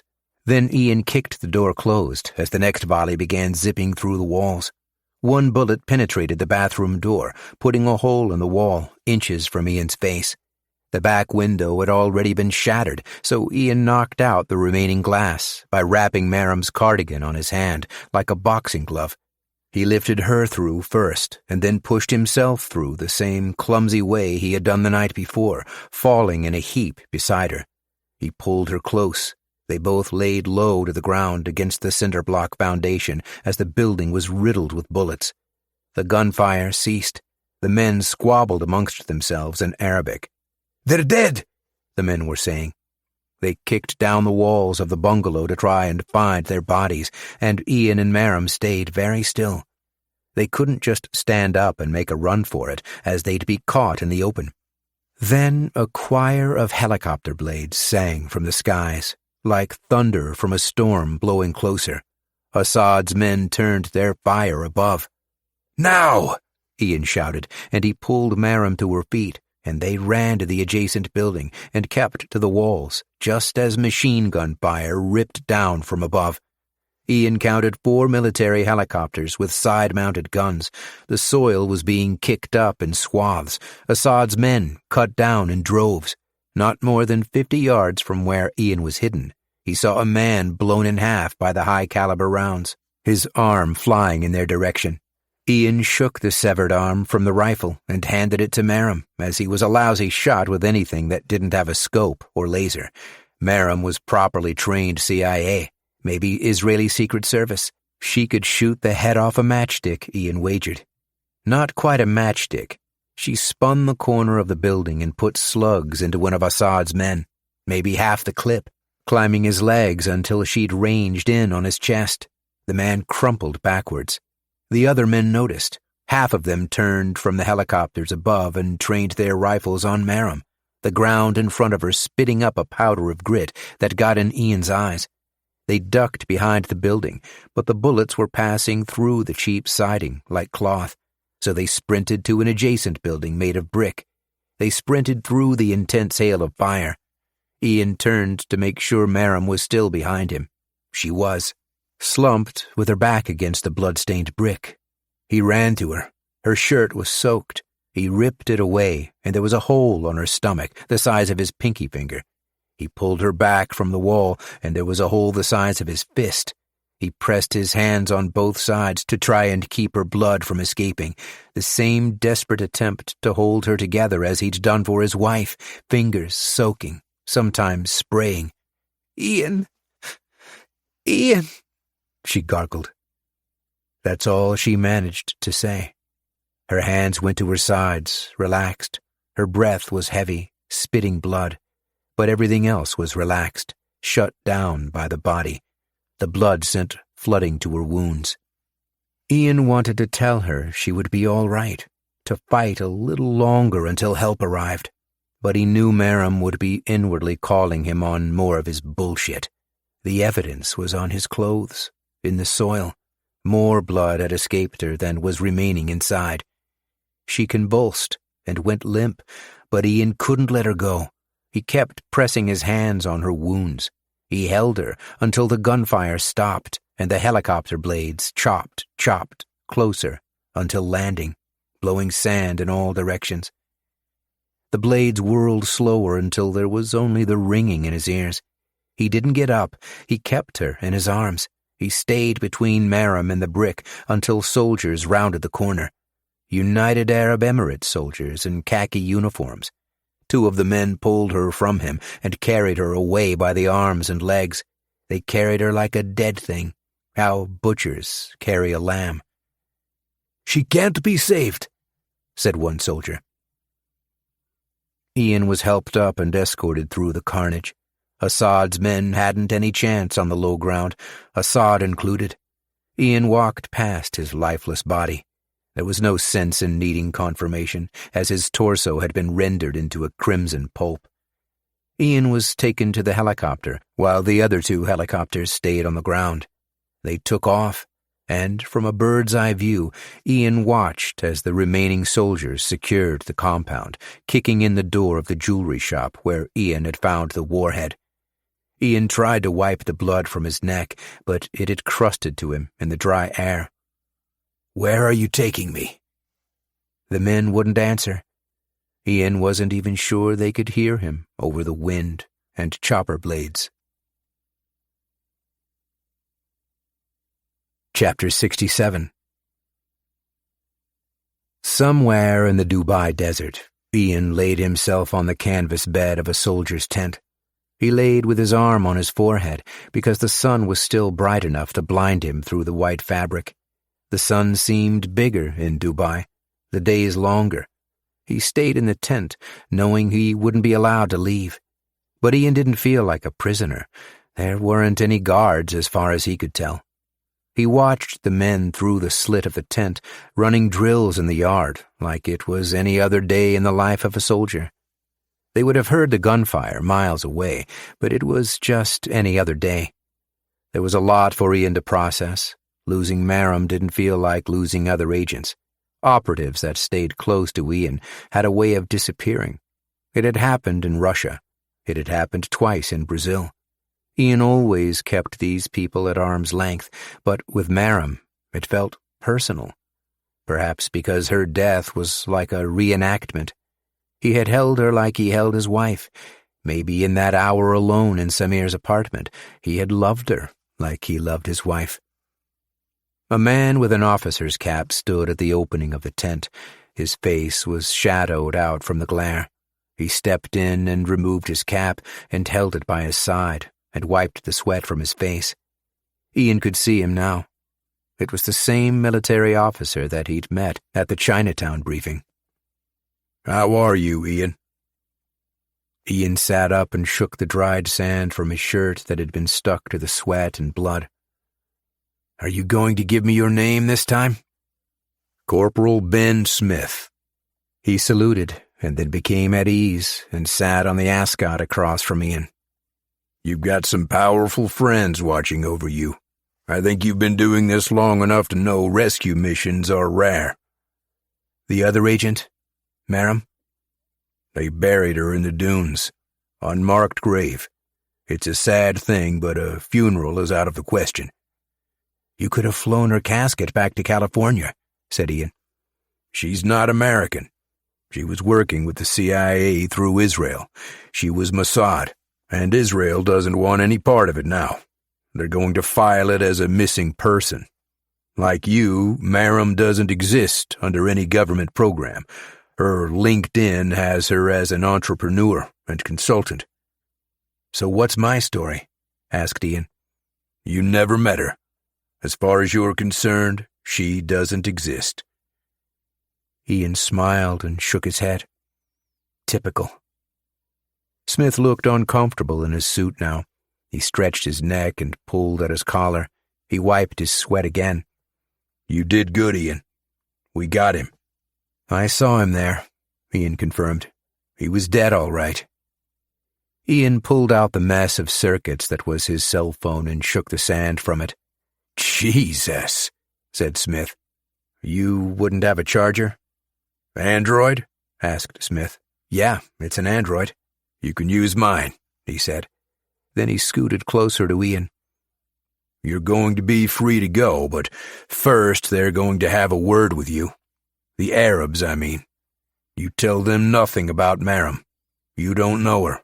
Her detainment was unrelated to your own." "They won't believe that," said Ian. "They don't expect you to tell the truth, either. It's a game, Ian. At the end of the day, you're diplomatically immune. I made sure to that." Ian pulled his shirt out and took a good look at it. "I don't have clothes." Smith stood and shaped the inside of his cap with his fist and put it on. "Follow me and we'll get your phone charged and get you some clean digs." "And what do I tell them about you and I?" "We've never met before today." "I'm just some innocent businessman that got caught up with the wrong people?" Smith winked. He stood and Ian followed him outside, and they both walked through the soldiers doing marching drills. "We found some of your things at Assad's house. We have your passport and laptop." "I'll wipe the laptop as soon as I can," said Ian. "You did good," said Smith again. Ian tailed him into the barracks. Chapter 68. Ken got up from bed an hour early. He leaned to his wife's side and kissed her cheek. She groaned. "Why are you up, crazy man?" "Got some work stuff, baby. You know." "All right, baby." She tossed away from him with a fistful of blanket and went back to sleep. Ken didn't shower. He threw on some clothes and yesterday's socks and went downstairs and peeked through the curtains at the sedan that had been staking him for 2 days. The agent at the wheel had the seat reclined and was still asleep. Ken went out the back way and hopped the fence to the adjacent subdivision. He walked a mile up road. He walked to the gas station, to the only payphone he could recall, still in the retro booth and covered in graffiti. He pulled a long-distance access number from the tattered phone book and used his wife's Amex for the charge. He dialed Ian's number and it rang through to his message prompt.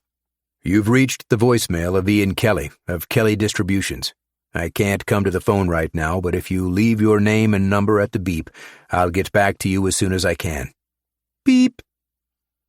"Ian, it's Ken. I'm at a payphone because I'm being followed.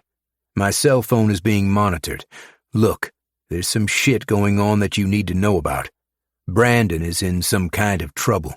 He's been looking into Trish's death and made some enemies along the way. Some street gang, I don't know. Could have something to do with the cartels. They kicked the tar out of him. But he's all right. Now they're telling him to get a stack of money or else they'll kill him. They said they'd find Samantha and kill her too. I can't help him, Ian. The department knows about everything and put me under house arrest. They've got a car parked out front of my house as I speak. And they're not going to help him. They're distancing themselves from anyone who's associated with you. Look, I can't call you anymore, and that goes for you, too. Don't even text me right now. Just get home, and I'll find you when I can." Ken hung up, and then called 5 random numbers from the Yellow Pages, 3 plumbers, a lawn service, and a vehicle repair shop. He heard a rumor from an agent years back that payphones were under government surveillance. The mob liked using payphones, so the CIA got Washington to write it into one of those bills that you never hear about, in legal jargon that nobody can understand, in print too small to read. He left the booth and looked around. Then he walked home and hopped his fence and went inside and put on a pot of coffee just before his wife came into the kitchen in her bathrobe, wiping her eyes. "Thought you'd be gone," she said. "False alarm, baby. I'm working from home." "Then you can wake Ty and drive him to basketball camp," she grinned. "I'll make the coffee." Ken kissed his wife and left the kitchen and peered through the blinds at the sedan out front. He shouted up the stairs, "Tyler, buddy! Time to get up!" Chapter 69. Ian slept for 3 hours on the street, curled against the sandstone of a bakery near the outskirts of Dubai. That's what you're never taught in school about the desert. It's hot in the day and cold in the night. Ian could see his breath at 2 in the morning. It was nearly 5 in the morning now, and the sky was orange from the oncoming sun. Ian had goosebumps, but within the hour would be sweating through the civilian clothes he had been given at the barracks. "He needs to look like an American," they had said. Gave him jeans that were too big and a polo that was too tight. Gave him his hollow suitcase with only his laptop. Ian got up and brushed the pebbles from his pants. He turned on his phone for the first time since he'd charged it at the barracks. He had 2 unread text messages and a voicemail from an unknown number. Ian listened to the voicemail. "Ian, it's Ken. I'm at a payphone because I'm being followed. My cell phone is being monitored. Look, there's some shit going on that you need to know about. Brandon is in some kind of trouble." Ian listened to the voicemail a second time. Then he deleted the recording and purged his call history. He looked at his messages. The first he read was from Samantha. "Dad, are you coming home soon? Can Aunt Christine live with us for a while? She's awesome, and you won't regret it." "Soon, honey. We can talk about it." Ian opened Brandon's message, which simply read, "You killed her, and you're dead to me." And when Ian tried to text back, Brandon had blocked his number. Ian fired another text to Sam. "Tell your brother to call me, ASAP." He double-checked his bag for his passport. Then he checked the lining for wires, for breaks in the stitching where they had weaseled it in. He ran his fingers through every pocket to make sure it was clear, because you can't trust anyone, not even the U.S. military or their allies. He zipped everything up and retracted his luggage handle and rolled it to the street, shielding his eyes from the morning glare. He aimed himself to the large towers of Dubai's downtown and began his long walk. His mouth was dry. He stopped at a vendor who was just opening, a gray, gangly man, rolling out a shirt rack of women's clothes. His shop also had cigarettes and chocolate and a cooler in the back. "You open?" Ian asked. The man shook his head. Ian took the stack of Emirati dirham from his bag and showed it to the man, and the man smiled and said, "For you, I open." Ian bought a Fanta and chugged it down, and asked the man if he sold men's clothes, and he shook his head. Ian couldn't bring an empty suitcase to the airport. They'd flag him for sure, and not even going through customs, they'd weigh his bag on the scale, and that alone would be enough to tell him to step aside. "My wife and daughter would love these," Ian said. "What size?" asked the man. "I'll just get these," said Ian, and he took half the rack and paid the man and stuffed his bag. Could have been a dozen or more dresses. He didn't count.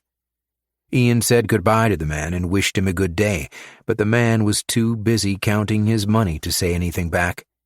It was maybe another hour's walk to Samir's condo. Chapter 70. When Ian arrived at Samir's building, he rolled his bag to the underground parking. Samir's car was gone.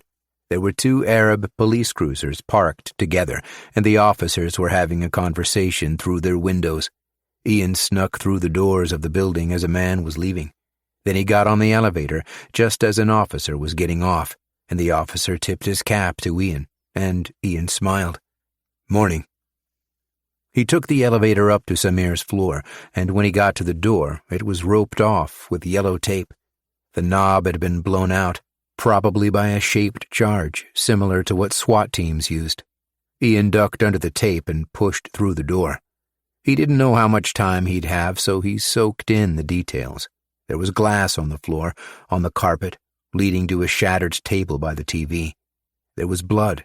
Someone had been executed, and their body had fallen on the glass, shot to the head.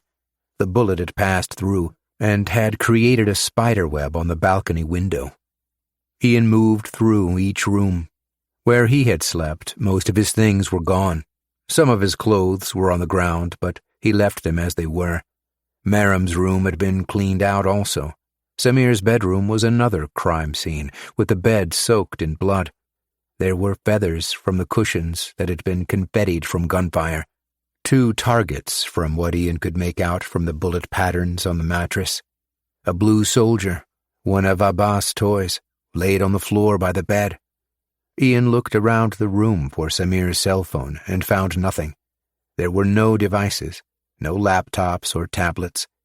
So Ian left the apartment and took the fire stairs down to the lobby and rolled his suitcase to the streets and checked his phone to see if Sam had got a hold of her brother. Chapter 71.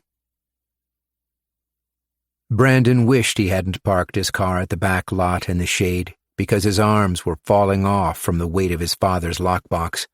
By the time he reached the front entrance, he was using both hands as he kicked the handicapped button for the automatic doors. The mall was nothing like when his mother had brought him as a boy. Half the shops were vacant. There was a smell of understaffed maintenance, like cat piss, like mildewed washrooms you get at cheap motels. Brandon had never been to a cheap motel or ever owned a cat, but this is how it would smell. He took the escalator to the 2nd floor and rested his hands for a minute before lugging the box to the locksmith on the far end. The man who greeted him was exactly how Brandon pictured him on the phone. Handlebar mustache, T-shirt holed from sparks hitting him on the grinder. He had a pot belly. He pulled his holed shirt over his mouth to cough and then wiped his hands on his greased jeans and took the box from Brandon. "Jesus," he said. "I couldn't tell you what's inside," Brandon said. The locksmith put his ear real close to the steel and spun the tumbler. He listened for the clicks. He pulled away and stood the box on its corner so the contents fell from one side to the other with a clang. "There's not much in here," he said. "Must be an inch of steel, though. Bulletproof." He ran his thumbnail through the cracks. "I can get this for you by tomorrow." "You said same day on the phone." "This is reinforced. I'd break my crowbar before I'd crack this. Need a welder." "You don't have a welder?" "Sure as shit," he chuckled. "I need my workshop. You can't fire that up in here. I'd lose my lease." "But you have before," Brandon guessed. The locksmith grinned. He walked to the front of his shop and stood on one leg, stretching his neck to scope for mall security. Then he took the lockbox to the room behind the counter. Brandon couldn't see much other than toolboxes on a floor littered with metal shavings. "Keep watch," he said. But Brandon was more concerned with the contents of the box than looking for security guards. He could make out the locksmith as he threw down his face shield, lighting the blue flame of his torch. There was an eruption of sparks and white light. The air had a chemical tinge. Brandon had to look away, and there was a blotch burnt into his retina that took a minute to fade. Hot steel clanged to the floor. Then the smith pulled a flaming envelope from the box and removed his face shield to blow it out. There was a plume of smoke from the shell of the box, which he fought with a towel, looking to the ceiling as if the sprinklers could go off any second. "Holy Christ," he said. He patted out the embers on the envelope a second time and placed it on the table next to Brandon, next to the register. $150, no tax." "You said 100 on the phone." "I could lose my lease." "All right, but this never happened," Brandon insisted. "I never came here." "I can put your box in water a few minutes and dry it off for you," he said. "Keep it." "Then $170 for disposal," he said. Brandon paid the man and walked back to his car and sat in the driver's seat a while, almost scared to see the contents. It was a large padded envelope with his mother's name printed on the front in black marker. He tore it open from the singed corner and pulled out a video cassette and some folded papers that had been browned from the flames. The papers were military, legal documents explaining the dangers of enlistment, with his father's signature on the last page. But his father had never been a soldier. It wasn't possible. At 19, he was in school with Uncle Ken. Straight after graduation, he got his start in purchasing foreign goods and was married soon after that. The papers had to be fakes. More lies on top of the lies. This is what drug runners were notorious for. Multiple aliases used to leverage deals. And the tape, no doubt, would be some form of blackmail towards his enemies. Pinhole camera footage from some hotel room depicting drugs and underage girls. It could be something the gang was looking for. Brandon put the contents under a seat and drove home, checking his mirrors for any vehicle that might be tailing him. Chapter 72. Ian had 5 hours before his flight. Everything had been arranged by Smith and the Emirati. The ticket printed from the barracks in minutes. At the airport, Ian wouldn't be asked any questions. Not about his business in Dubai or even the woman he had entered the country with. He had his ticket home. All he had to do was flush away any thoughts of vengeance. 5 hours. He could hop on the subway and take a trip to Kareem's home and make him a memory in 5 hours. It wasn't official government business, but who were they anyways? They didn't pay him nearly what he was worth. But Ian always thought of himself as the bringer of what these men had coming to them. Courts can't always get their man. Diplomacy can harbor them. That's where Ian came in. He was the judge, jury, and executioner.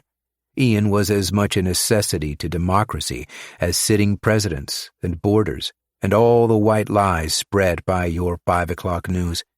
This was how he had always explained why killing felt good.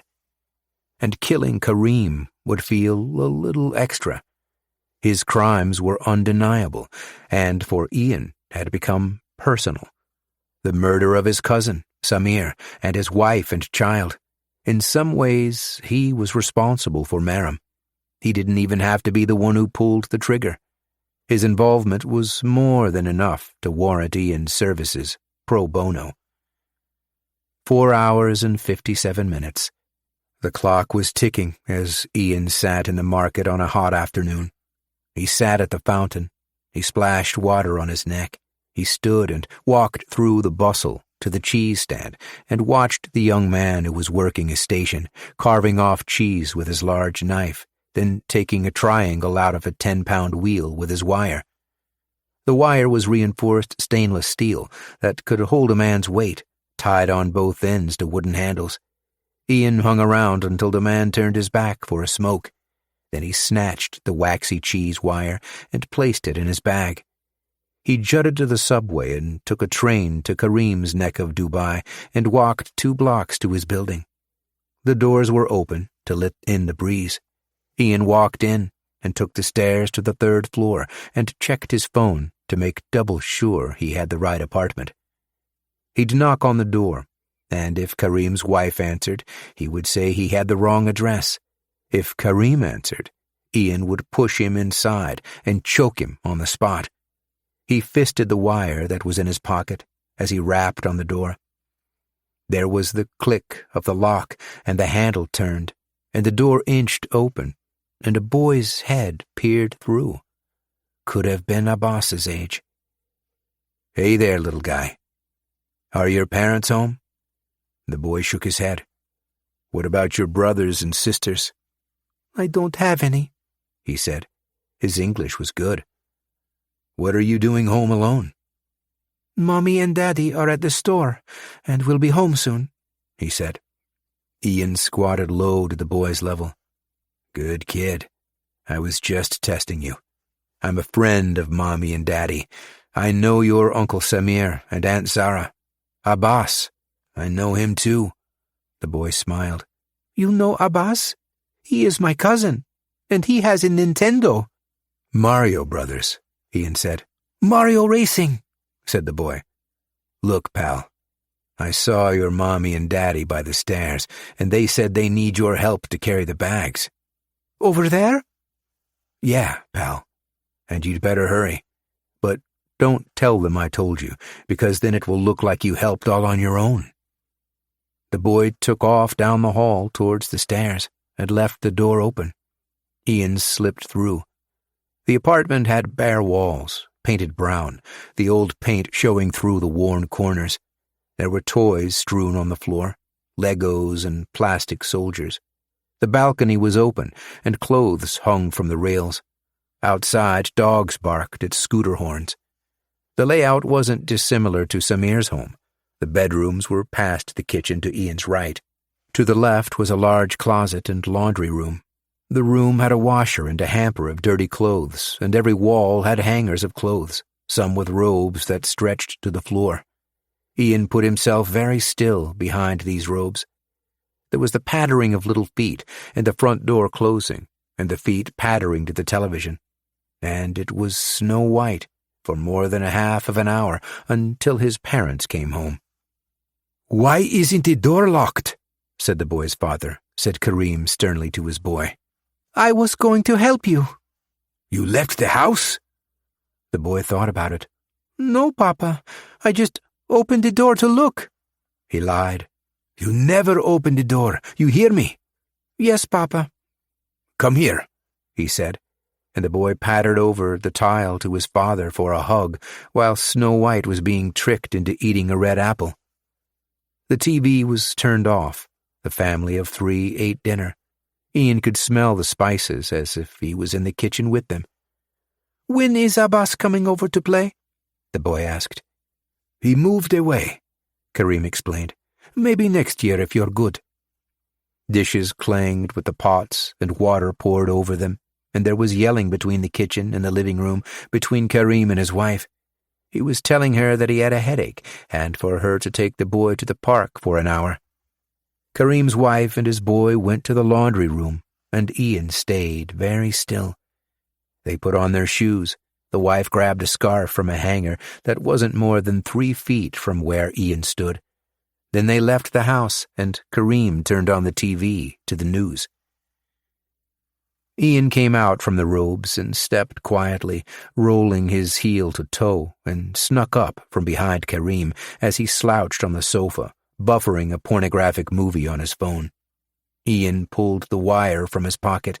He slipped the wire around Kareem's neck, and his phone hit the floor, and his legs kicked wildly, and his fingers clawed to try and get under the wire. "Where is Samir and his wife, Zara?" Ian eased a little on the choke, and Kareem gagged. "With Allah." "And the boy?" "With Allah."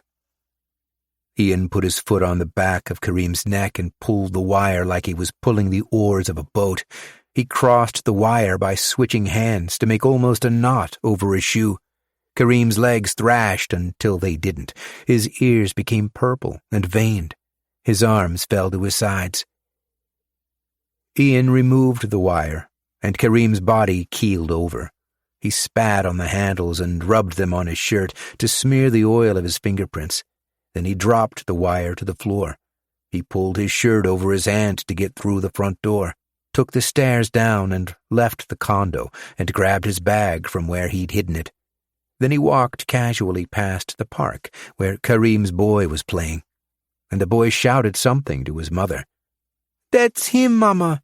That's the man." And Ian didn't look back. He didn't change his pace or try to hide his face. He wasn't tense in any way. Chapter 73. Ian touched down in Sacramento, jet-lagged, hands burning, cuts between his index and middle finger from the wire. He had enough battery life on his wounded phone to summon his Uber. She was a chatty college girl trying to earn tuition, and Ian wondered what her father thought of her working for what was essentially a hitchhiking app. You just can't tell enough about the people you're picking up. For instance, she could have been driving a killer, a man who only hours ago choked a man to death in his apartment. Ian didn't say a lot. He let her tell him about homework and a professor that Ian reminded her of. She drove him home, and he paid her a $10 tip, and she thanked him and drove off. Brandon's car was in the driveway, even though he should have been at work. Ian looked for suspicious cars parked on the street.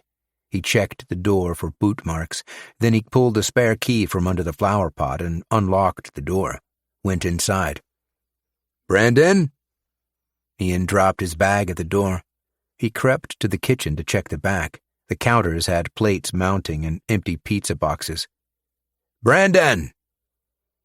There was a rapid thumping, and Ian turned to face a running Brandon, teeth showing, baseball bat in his hand. He saw that it was his dad and slid on his socks, dropping the bat to his side.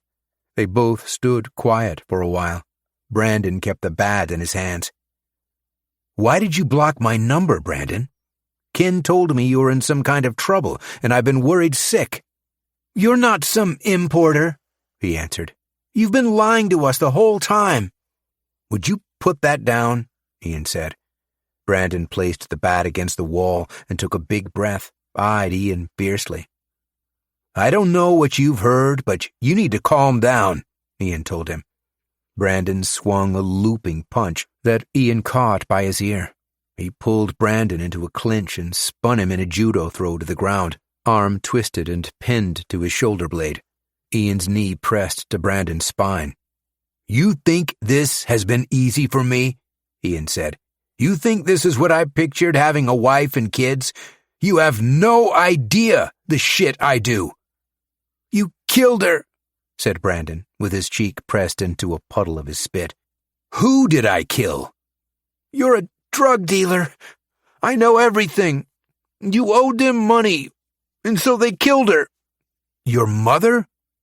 "Don't pretend like you don't know. The drug dealer told me himself." Ian let go of Brandon and sat with his back against the wall, panting, and Brandon lifted himself from the floor and sat against the opposite wall, checking his lip for blood. He pulled his shirt up to wipe his face, and Ian could see his midsection. "Who did that to you?" "The gang." Ian caught a few more breaths and leaned forward on his knees, with his crossed arms. "I never pictured myself getting married," he admitted. "Before your mother, I went on a few dates with your aunt. Did you know that? And I was just some horny kid, no idea how to treat a lady. But your aunt had me over for dinner on our third date, and your mother was there. And she was so beautiful. Your mother and your aunt were roommates at the time." "You should have left her alone," said Brandon. "I should have. There are a lot of nights I stay up wishing I'd never entered that apartment. It was selfish. I knew the trouble I'd cause." "But you couldn't have known you were going to meet her." "Maybe. But then it would have been your aunt. It doesn't matter who I ended up with, Brandon. They'd be dead. Because trouble follows me. And now it's found you and your sister." Ian waited a while for Brandon to say something. "There's some people coming after me," he said finally. "Ken told me everything." "We should call the cops," he continued. "I was supposed to have money for them yesterday." "When's the last time you spoke to your sister?" "Today, and she's fine." "What did you tell her?" "She doesn't know anything." "No cops," said Ian. "The gang will retaliate. They could harm Sam." "You're just covering your ass." "Me being in jail isn't going to keep you alive." "So you're going to get the money?" "No. They'll kill us regardless." Brandon looked to the ceiling. "You're just going to wait for them to come?" "You should go to Becca's house for a while. Tell her parents we got in a fight and needed to clear your head." "I'm not going anywhere," said Brandon. "This is my mess, too." Chapter 74. The next morning, Ian sat with Brandon at the kitchen table. They both looked into their bowls, stirring their cereal between bites. Brandon was pale and had circles from staying up all night, worrying the door would get kicked in. Ian knew that feeling well. In his business, they called it sleeping with both eyes open. Soldiers do it when they're rested back to back in some war zone. Bullets zipping, bombs thundering. And no matter how hard you tell yourself to close your eyes and shut down, your body won't comply, not when you're being hunted. That's how Ian was before he was 30. Took him a while to get used to the dead. "I told your sister to stay with her aunt a little longer," Ian said. "She texted me today, asking if something was wrong. She's not stupid, Dad."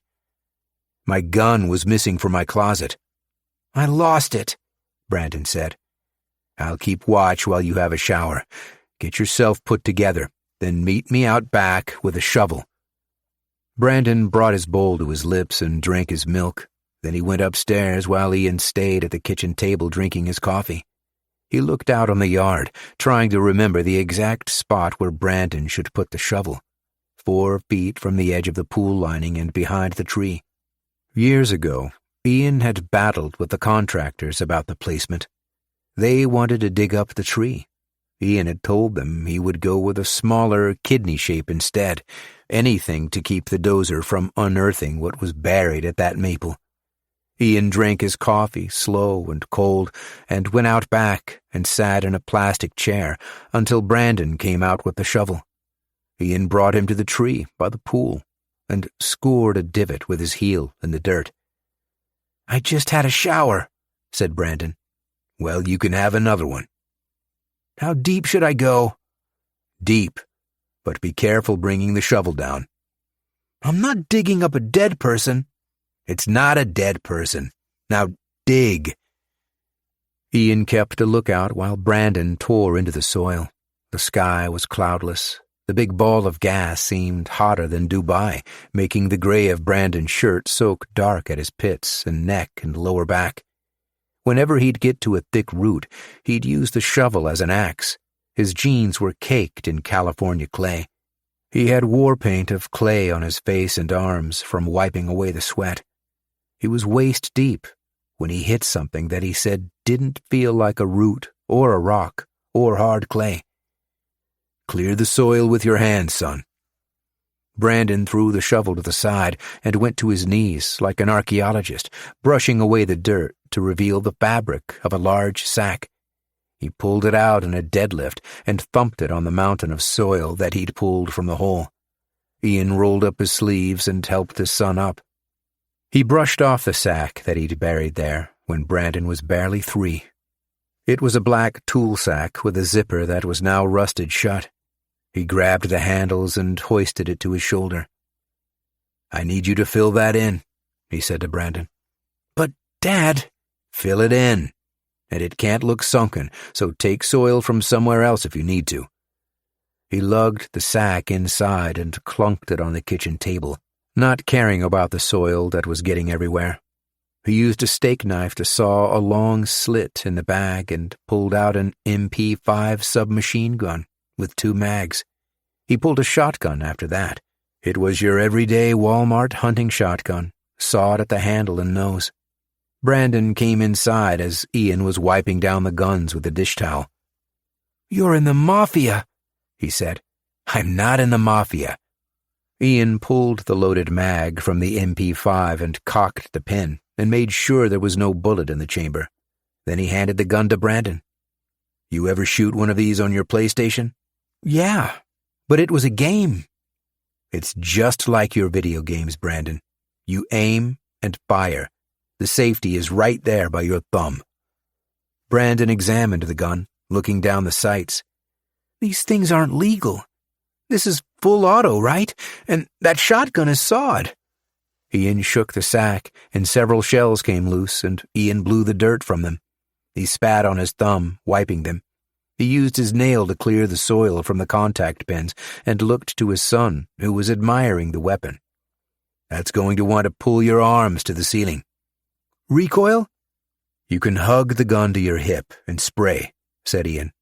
"Maybe you should take it." "I'll have the shotgun," Ian explained. "I can load it quicker than you." Then he gave his son a crash course on firing his weapon. He stood behind him like a golf instructor and gave him 2 empty mags and had him practice reloading. "Again," he would say. "Quicker this time. And you have 5 seconds to live." "This thing was expensive," said Brandon. "How did you hide it from Mom?" "It's not mine. Neither of these guns are mine." After his lesson, Ian propped chairs by the front window, and he and Brandon sat watch. Chapter 75. Brandon fell asleep on the sofa in the afternoon in the front room where his father was keeping watch. When he woke, his father was rigging a board that could be placed under the knob of the front door, hammering it into a tight wedge with a rubber mallet. He had his toolkit on the floor beside him, and he pulled a large file and sanded the mouth of the mail slit to fit the nose of his shotgun. Brandon sat up and wiped his eyes. "Maybe they won't come after all." "They will," his father said sharply. His father had pulled the dishes from his mother's cabinet. "Help me with this," he ordered. So Brandon helped him stuff each shelf with books, because according to his father, layers of books could act as a sort of Kevlar, and they taped the doors of the cabinet after that and laid the cabinet glass side down on the floor. "This is where I'll be," his father said, "and you cover me from the window and use the couch as your trench." Brandon nodded. His father blew the shavings from the mail slit and tested the fit on his gun one last time. He stood up and was all sweat and elbow grease and heavy eyes. "You look like shit," Brandon said. "Jet lag." "You can rest, and I'll keep watch." His father thought about it. He looked outside one last time and laid his sawed shotgun against the sofa and reclined. "You wake me if there's a car out front that looks shady. You hear a noise out back, you wake me. If you're not sure, you wake me." Brandon nodded. He sat again by the window while his father laid there. It was sunny and green outside. People walked their dogs and jogged, and there was a woman and her boyfriend rollerblading. There weren't any cars that Brandon would deem suspicious. Brandon sat a long time until his father seemed to be asleep, his nose whistling. He got up to stretch, and he went to the kitchen and poured himself an orange juice, and he checked the backyard just in case. Then he took a piss and returned to his post. His father's shotgun might have been in view of the neighbors from the sidewalk. Brandon lifted the weapon and turned it in his palms, looking at his father as he whistled through his stupid nose. Funny how a tool that's used for shooting ducks becomes a tool for shooting people by simply sawing it short. And there was the killer lying there. Brandon thought in that moment that maybe the death penalty wasn't so nuts. Maybe progressives were all people who'd never known a killer or had never had their loved ones killed. It makes you change your mind. After all, it's always done humanely, with a slow injection, or being overloaded with electricity. Dying in your sleep isn't so bad either. Brandon held the gun staring at his father for a long time, daydreaming about the videos he'd seen on what a shotgun could do to watermelons, and watermelons are just like flesh and skulls and brains. He wasn't going to do anything, but it felt good standing there, thinking about it. He nearly ground his teeth flat thinking about it. Then his father opened one eye and looked at him, as if he'd been awake the whole time. He gave him a quick glance, first to the gun, then to Brandon. The eye closed again, almost daring him to pull the trigger. But Brandon instead placed the shotgun on the far end of the sofa, where neighbors wouldn't see. Then he sat again in his chair by the window, watching the cars, watching the sun dip low on the Sacramento suburbs. Chapter 76. Brandon's phone had buzzed 3 times since he'd been in the chair. The screen lit up, telling him it was the 10th unread message, that he also had 2 messages on his answering machine. They were all from Becca. The thumbnail of the message was, "I am out front." Brandon peered through the window at a dim figure on the sidewalk by the big tree. The streetlights were on, illuminating moths. It was Becca, trying to make something out through the reflection of the front window. She was looking directly at him, and she didn't know it. He placed his gun by his sleeping father and snuck through the front door and confronted Becca under the tree. She was all wide-armed and clenched fists. "What the fuck?" Brandon shushed her. "Our neighbor's kids are in bed." "I've tried calling you, texting. I went to your work, Brandon. I fucking talked with your boss, and he said he fired you days ago. What's going on?" Brandon tried to pull her in, and she jabbed him in the ribs, where they were already raw. He tried to mask the pain, his body telling him to crumple to his knees, but he managed to stay upright. "I had a big fight with my dad, and I couldn't bother you about it. Plus, I've been sick, babe, throwing up my guts. Whatever I have, I didn't want you to get." "So you couldn't pick up your phone?" A car zoomed past, and Brandon was ready to pull Becca to the ground to dodge the bullets. But it was nothing. A fast food cup thrown from the window, ice spraying on the road, and the car driving off. He turned back to Becca and tried to take her hand, but she pulled away. "And I lost my job," he explained. "It's a lot to process. You get into a routine, and you go to your shitty job every day, and then a light bulb sets off, and you wake the fuck up and re-examine your life. Does that make sense? I've been doing a lot of thinking." "If you're breaking up with me, I'll kick your ass right here. I'll wake the neighbors." She hit him again on the arm.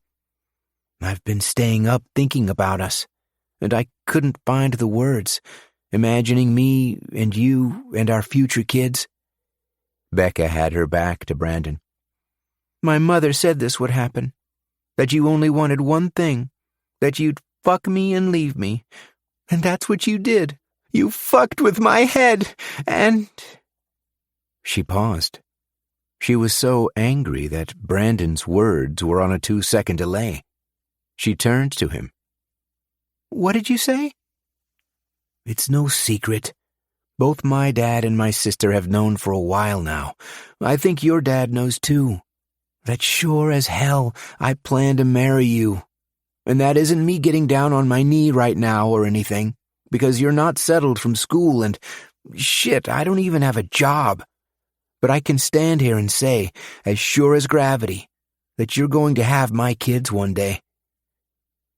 Becca's eyes welled, and she pulled Brandon in and kissed him 12 times, on the lips, his cheeks, his forehead. Are you feeling okay? Did you have a flu? I could come inside and make you some soup. I'm fine, he said. My dad's home, and he went to bed after our fight, and I just don't want to wake him. What can I do? Just give me a little space for a day or two. I'm already feeling a bit better, and I'm sure I could patch things up with him tomorrow. I could cook you something tonight and drop it off.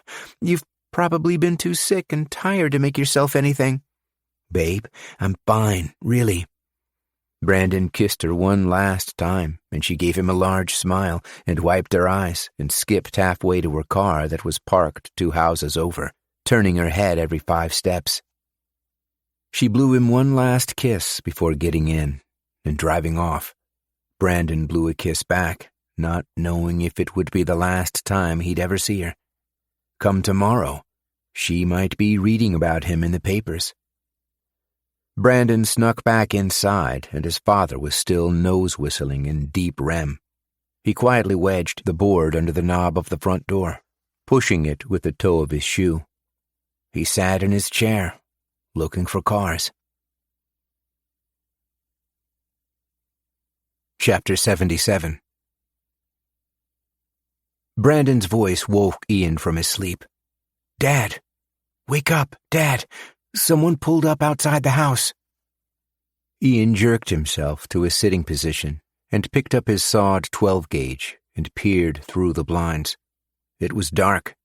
There was a white van parked by the street lamp, and a man got out, flat-billed baseball cap, pizza delivery shirt, dress pants over sneakers, holding his pie case to his shoulder. Ian told Brandon to ready his gun and to stay low and stay hidden. Then Ian went to the door and spied the man through the frosted glass until his shadow could be seen near the front step. There's a guy with a hood in the passenger seat of the van, Brandon was whisper-shouting. He's putting something over his face. Be ready, said Ian. The doorbell rang and there was a knock, and the man shouted, Pizza! Ian braced himself on a knee and slowly pushed his shotgun barrel into the mail slit, lifting the brass lid. He could see the man's waist and torso. He wore a fabric belt with a flat-clip buckle. Ian aimed just above that buckle. He aimed for the soft tissue of the stomach because the human rib cage is strong enough to stop the pellets of a shotgun blast. Wait, Dad, are you sure? His son asked frantically. Ian pulled the trigger, and the boom sent his arm spinning, spraining his wrist, the mouth of his gun taking a splinter from the top lip of the mail slit. Shit, you killed him! He's fucking dead!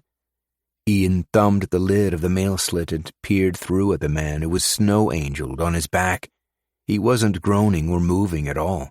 He was flat dead, with his shirt flayed and bloody and smoking in the cool night air.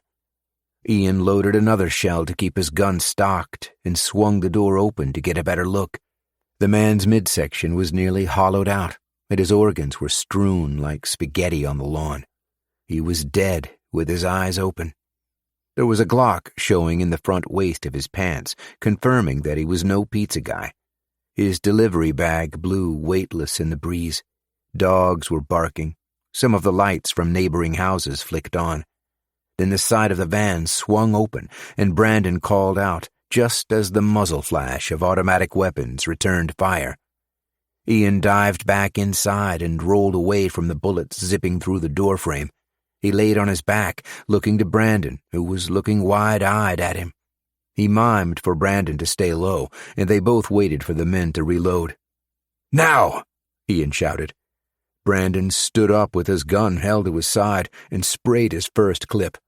The front window shattered and stood white-glassed and flimsy until finally coming down in a waterfall of shards. Ian crawled from the side of the doorway to the barricade he had made with his wife's cabinet. The men out front were on their bellies. One of them sprung up and darted behind Brandon's car in the driveway.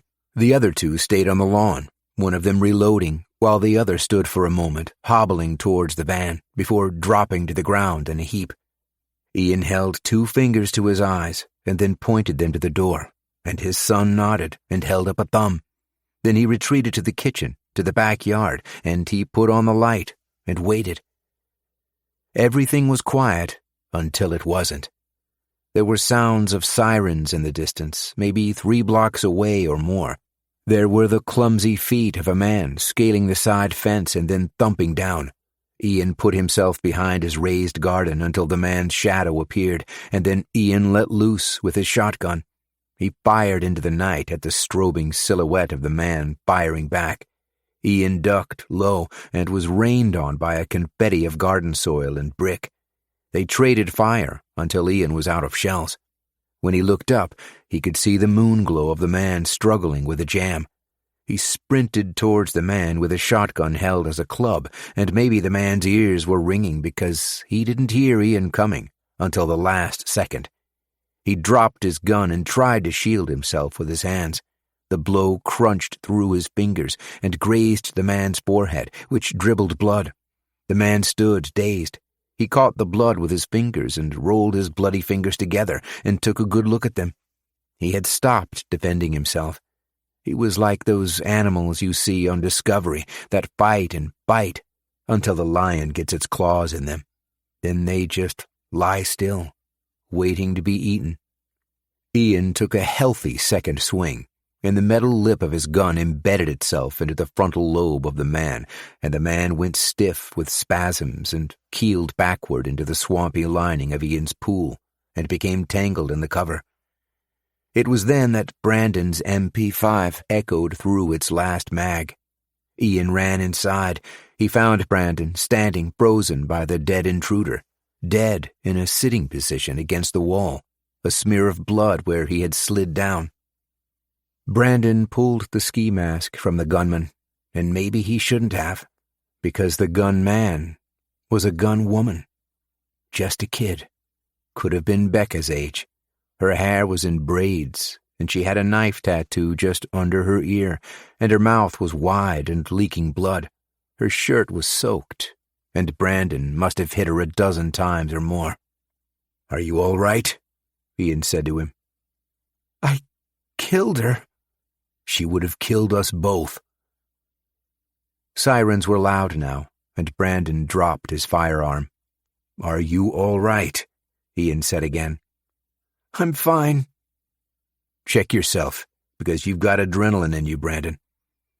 Brandon patted himself down and reverberated that he was fine, and then stood, watching the dead girl. "We're going to be arrested." "And you tell them it was self-defense," said Ian. "And you didn't fire a shot. You get me?" "But, Dad—" "If they ask you, tell them I'm the one who did all the shooting." Ian placed his hands on his head and told Brandon to do the same. They walked out into the front yard and stood between the 2 dead men until the police cruiser skidded to a halt, sirens blaring. Officers held their guns and flashlights toward them. "Keep your hands where we can see them," a voice blared through the megaphone. Then, "Drop to your knees." Ian and his son dropped to their knees. 3 officers approached, and it didn't take long for Ian to recognize one of them as Tom, Becca's father. Tom motioned to the other officers to lower their weapons. "I know this family. They're all right." He holstered his firearm. "Christ, Brandon, what the hell happened here?" "These men came with guns. I don't know." Brandon paused. "My dad shot back, but it was self-defense." "You killed these men?" said Tom to Ian. "Yes, sir." "Are there any other intruders in the house?" 2 others. Dead." Tom snarled, surveying the bloody scene on the front lawn. Then he held his walkie to his mouth and called in an ambulance and made sure they brought body bags. He helped Brandon to his feet while the lady cop helped Ian. They were both cuffed and brought to the cruisers while the third cop staked the van at the curb. Tom leaned into Ian. "I believe you, but we still need to take you in because of protocol and to keep you safe in case of retaliation." "We'll cooperate," Ian answered. "Watch your heads," said Tom, and Ian and Brandon were stuffed into the back seat of the cruiser and driven to the precinct. Chapter 78. Ian was placed in a separate cell from Brandon. There wasn't a bed or anything to sit on other than the floor. He stayed there until 3 a.m. when Tom walked in with the keys, gave him a stare, and opened the door, uncuffed him. "You're not going to believe this," he said, "but you're getting cut loose." "Without a trial?" "Big guy named Banks with a fancy badge. Something tells me you know each other." "The name doesn't ring a bell," Ian lied. "What about my kid?" "Brandon needs to be questioned the same as anyone. I'll make sure they take it easy on him. My gut tells me he'll get off on grounds it was self-defense."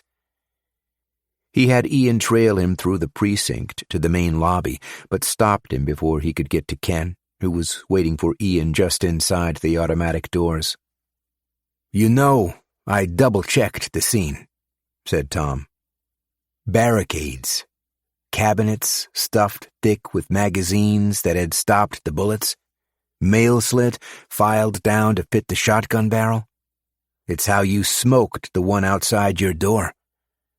If you ask me, Ian, I'd say it was downright professional." "I watch a lot of action movies." Tom grinned. Then he seemed to glare a laser to Ken, who glared back. Ian went with Ken to his car and got in the passenger seat. Then Ken threw him a clean shirt. "If you're going to stay over, I can't let the wife and kids see you in that blood." Ian pulled his shirt out and it was covered in spatter. He'd spent hours in jail and didn't realize he was covered in red polka dots. Your clothes are the last thing you're thinking about when you're fighting for your life. He yanked his shirt and put on the new one, and it was a Ken size too big. They pulled out and headed to Ken's place. He lived 20 minutes from Ian, on the west side of Sacramento, and 2 minutes from CIA headquarters. It was too late for even the night people, and the roads were wide open. There was nothing but headlights on asphalt. "You all right, Brandon?" "We're both fine. Brandon might be in some trouble when they start asking him questions." "He's sharp, like you," Ken said. "Still sharp, like you said." "So let's go over it now that we're in the car," he said. "Simone is going to want to know everything as soon as we get inside. She might have seen something on the news by then. We tell her it was a burglary, that you've been questioned, and no need to worry about Brandon because he'll be staying with his girlfriend and her parents. Tyler might wake up and he'll run down and want to know all the gory details, and I'll send him back to bed." Chapter 79. Brandon spent the night in a cell, which was also a drunk tank for 3 other men. His phone was in custody, but he knew it was sometime in the morning. It was maybe 6 a.m. He wasn't tired, but instead perked up from the gunfire. This is what being shell-shocked is, he thought. He could still smell the smoke from his MP5, and his ears were thrumming. It had been many hours since Brandon was with his dad. They were separated upon arrival. Brandon assumed he was under a hot lamp somewhere, being interrogated. Maybe they had placed him in a different cell to avoid cross-pollination of evidence between father and son. Maybe his father's portrait was stuck with a pin somewhere on a board with several other mafioso, and he'd been carted off by the FBI. One of Brandon's cellmates sat up from the wooden bench that he had used as a bed. Brandon said, "Morning," and the man belched into his fist and lied down again. turning over to reveal his backside where his crack was showing. 10 minutes later, Tom walked in. "You managed to get any winks, Brandon?" "I couldn't." "Again, I'm sorry, but these things take time. There's a procedure. Put your hands through the bars." Brandon put his hands through and Tom cuffed him and opened the cell. He took Brandon by the arm and locked the cell door and proceeded to walk Brandon through the precinct. "What did they do to my dad?" Brandon asked. "I went to my desk and got a few blinks of sleep. Thought he'd be in the cell with you. When I got up, the CIA was here and had me release him." "Haven't seen him since last night when we were brought in." "He's probably with them, getting grilled." Brandon was brought to a room with a desk and 2 chairs and a wall of tinted glass. Tom sat him down. "I can't be the one to ask you about last night," he explained. "It's a conflict of interest." "I understand," said Brandon. "The lady who's going to talk with you is a friend of mine. She won't be too hard on you, because I've told her you had a rough night." Tom uncuffed Brandon and left the room, and Brandon thanked him and sat alone, staring at his reflection in the black glass. A minute later the door opened. A woman walked in and introduced herself as Maria and placed a foam cup of water in front of Brandon, who hadn't realized how thirsty he was until now. He gulped it down. "How are you, Brandon?" she asked. "Still in shock." Maria screeched her chair forward. "I've got to ask you some questions, and I'm sure you've watched enough TV to know there's people behind that glass wall that are recording our every word." Brandon nodded. "Tell me what happened last night." "Not much to say, other than a fake pizza guy shows up at the house with a gun. Luckily, my dad managed to get him before he got us, and all hell breaks loose after that." "Did you recognize any of the gunmen?" "No." "Do you have any idea what they wanted?" "It was probably a robbery," said Brandon. "Some of our neighbors have been robbed." "We found several firearms on the property. Can you tell me which firearm was your father's?" Brandon felt every pore on his body open. Which gun would be more illegal, a sawed shotgun or a fully automatic? "It was the shotgun," he confirmed. "Sawed at the nose and handle?" Maria sat back, chewing her nail. "Does your father know that fashioning a shotgun to fit in your coat is illegal in this state?" "I didn't know he had it, to be honest. He's always watching movies, and I think that's where he got the idea to saw it short. I don't think he knows it was illegal." "The girl at the front door and the second body out front were both shot with a full auto." Brandon looked down at his foam cup. He broke off pieces, one by one, and placed them in the cup. "It's hard to picture everything. It was a war zone. Pretty sure my dad disarmed one of them and used their gun." "It's not a problem," she said. "Might have to issue your father a fine, but in the end, we know who the bad guys were. The evidence is all over their bodies in ink." "It was gang-related?" Brandon pretended to ask. "We think so. They've been creeping into the good neighborhoods, and can you believe the mayor wants to take more funding from the force? It's crazy." "Can I go?" Brandon asked. "Stay here, and someone will be with you shortly to get a written report. But if my hunch is correct, you'll get to leave." "Do you have a friend you can call? A place to stay?" "My girlfriend." "Your house will be roped off for a while until forensics can finish. We can have an officer let you in to grab your clothes and a toothbrush, but you can't stay there tonight." "Is my father in custody with CIA?" Brandon asked. "It was self-defense. Can you tell me where he is?" Maria looked to the glass and then back to Brandon. She thought a moment about what she was at liberty to say. "All I know is that he was transferred early this morning by a big black guy in a suit. Could have been CIA or FBI. I don't know. Either way, he's no longer in our jurisdiction." "So what do I do about him?" Brandon asked. Maria stood up. He'll get a phone call. They always do." Then she handed Brandon his cell phone and left the room. Chapter 80. Brandon's hand was clamming up Becca's in the back seat of her father's SUV. It was a week after the shooting. They had just picked up Samantha from her aunt's and were going to the house to get some things now that the police tape had cleared. "What can I take with me?" Sam asked. She was sitting up front with Officer Tom. "Let's not take your entire bedroom or anything," he said. "Clothes, toothbrushes, and maybe a few personal effects. And whatever you do, don't touch anything that you think might be evidence. And let me know what's damaged," said Brandon. "I've got to make a list for the home insurance people." They pulled up to the house, and the front windows had been covered with sheets of particle board. The lawn had been torn up from where the men had fallen, but the cleanup crew had done a good job of getting the blood out of the grass. Brandon took pictures of the damaged yard with his phone. He took a picture of the particle board windows and the front door that had been splintered with bullets. When they walked in, Sam's jaw dropped. "Oh, my God! Is that blood?" She ran her hand along the reddish-brown wall and stuck her finger in one of the holes, feeling around for the bullet. "Don't touch anything," said Brandon.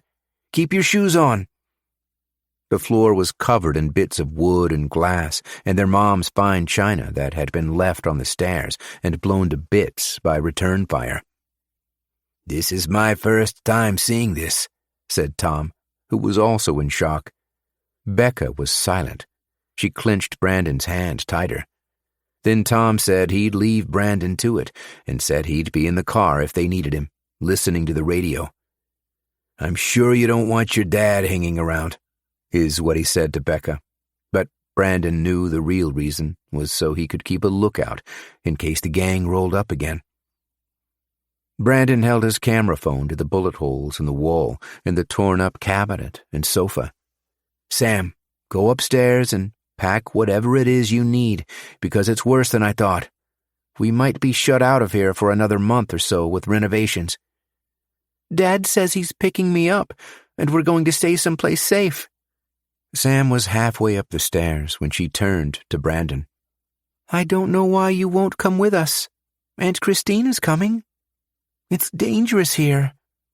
Becca cinched Brandon's arm. "Maybe she's right." He leveled his eyes on hers. "I need to be with you. Besides, your dad's a cop. They're not going to mess with that." Sam was thumping around upstairs, and Becca smiled and pulled Brandon in, and they kissed. "What do you need me to do?" she asked. "There's a broom and dustpan in the kitchen pantry. If you wouldn't mind getting the glass that forensics missed. It's still everywhere." "I can do that," she said. "Be careful not to cut yourself," he said. Then he went back to cataloging the damage. Sofa, love seat, 2 dining room chairs, and his mother's china. The walls were bad. There would need to be fresh drywall and paint, and maybe worse if bullets had hit any electrical. There wasn't any glass that could be salvaged from the front window either. The cops had their people knock it out so they could place the boards. Brandon took pictures. He took pictures from every corner of the room and even bent low to get a close-up of Cody Bellinger's signature on his father's autographed baseball that had been blown off the mantel. It was all stitching and string on the side where the bullet had grazed. Brandon placed the baseball back on the mantel next to a picture of the family before his mother was killed. Somehow in the mayhem, that corny photograph had held. Mom, Dad, him, and his sister posing in the park in front of the creek in their best clothes. Brandon took the frame and placed it safely in the hutch that hadn't been hit. Then he went to the kitchen to check on Becca, and when he got there, she was standing in place with the broom hiding her face. "You all right?" he asked. Her voice was gummed up. "It's just, when you told me about it, I was terrified and everything. But now that I'm here, it's feeling so real. You know, like I really almost lost you." "But you didn't lose me," said Brandon. They both stood quiet for a minute. "I've got to go downstairs and check on the furnace. It's possible some shots passed through the floor." Becca turned to him, eyes red, and nodded. "I'll come find you when I'm done," she said. Then Brandon went to the basement, but it wasn't to check the furnace for bullet holes. The cops would have already done that. It was to take one last look through his father's things. A part of him was still angry, but there was also a part of him that knew his father had protected him that night. As soon as the cops were done with the house, the FBI would come snooping around, and who knows what they'd find, and maybe Brandon had missed something. He tore through boxes that he hadn't checked, through old clothes and some of Sam's preschool crafts. It was behind the third box that he found the VHS player, caked in dust and webs. He blew it off and remembered the video that he'd retrieved from his father's safe. He carried the VHS player upstairs, and Sam had come down to talk with Becca. "The hole goes straight through my floor and into my TV," she was telling her. "Your TV's blown out?" said Brandon.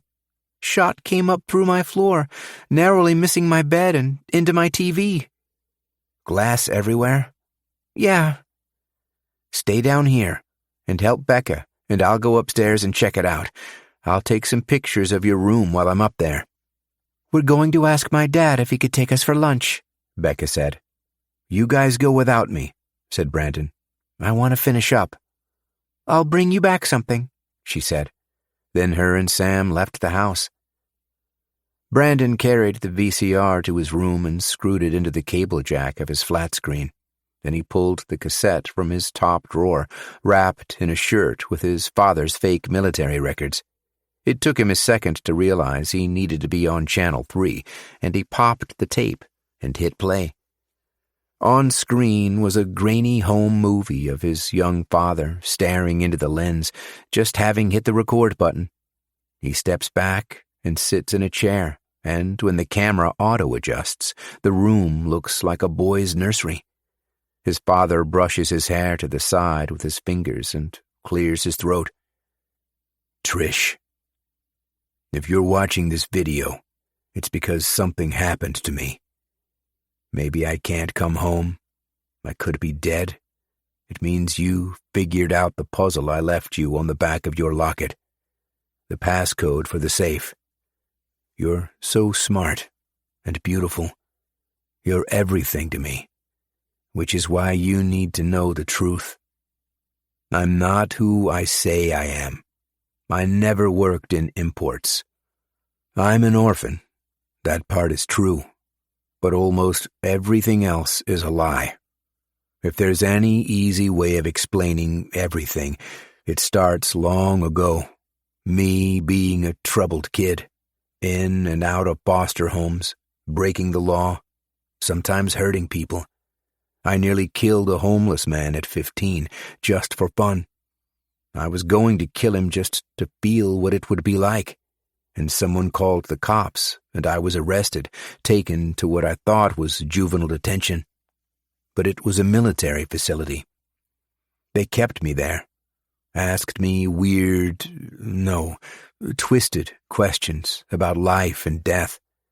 They trained me to kill. You see, Trish, we think of justice happening in courtrooms. Bad people are sentenced by a judge and jury. But there's another level of justice you've never heard of. There are bad men in this world, powerful men, that need to be removed without trusting the courts to get it right. And that's where I come in. That I've only ever killed bad people. At least, I think I have. Nowadays, I'm so confused. It was easier before meeting you, before I had known what love is. There are military papers in the safe to prove my story. The papers were meant to be destroyed. The FBI or CIA will come looking for you, and you mustn't trust them. I've written the address of a safe place to take the kids. Tell them I love them. And, Trish, you're my everything. His father gets up and walks so close to the camera that the lens does a fishbowl effect with his head. Then he kills the video. Chapter 81. Ian picked out some new clothes and underwear at a strip mall 5 miles from Ken's place. Same stores as the strip mall 2 miles from his place, with the same movie theater slapped on the end. He paid for everything in cash. Then he rang the door chimes of a mobile phone shop that was having a sale. "What can we do you for?" asked a girl named Shonda, as written on her lanyard. She was short and cute and had a nose stud. "Just getting back from a wild vacation. Phone suffered some damage." "We don't do screen repair at this location," she said. "Well, could you slap my SIM card in a new phone?" Ian took his cell phone and placed it on the glass counter. The battery fell out, along with some Dubai sand, and the girl's jaw dropped, and she pushed her tongue into her cheek to fight her face from smiling. "Some wild vacation," she said. Then she showed Ian what she had in stock. 2 long cases filled with phones as thin as a graham cracker. She pulled a robust phone from the end, one that looked like the phone Ian had several years ago, before China made motherboards the size of your fingernail. Could it survive being dropped to the floor? "I've got it in white, mister." "No white and no silver. Charcoal or darker." "Once you go black," she said, and then wished she hadn't said it. Looked around to make sure her manager wasn't there. Ian smiled. "I'm likely to get food all over it, that's all." She rang him up, and Ian paid for the phone and a heavy-duty protective case and gave her the $1,000+ in cash, pulled it from a large stack held together by an elastic. "You have your own business, am I right?" said the girl. "My father owned a corner store, and he was always paying with cash. Sometimes pulled it from the till so he could cook the books. But don't tell anyone I said that."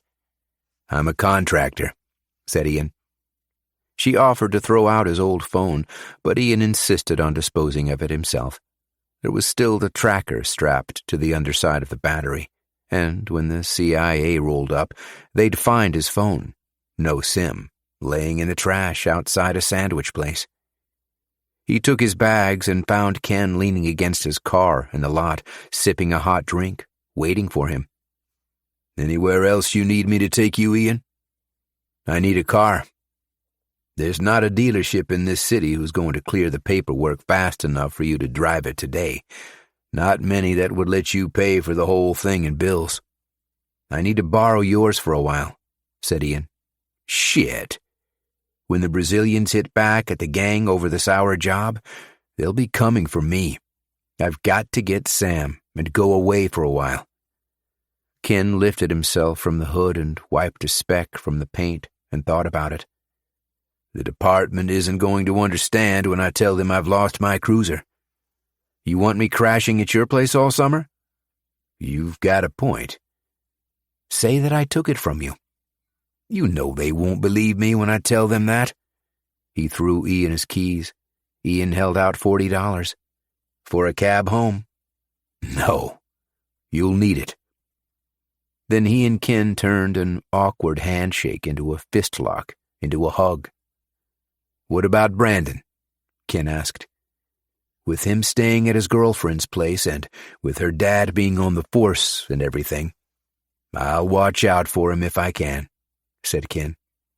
"I still can't text you. They put me on some kind of parole. Took me some afternoon to ditch the agent staking me before I could pick you up behind the house. Don't come looking for me," Ian said. "I'll find you."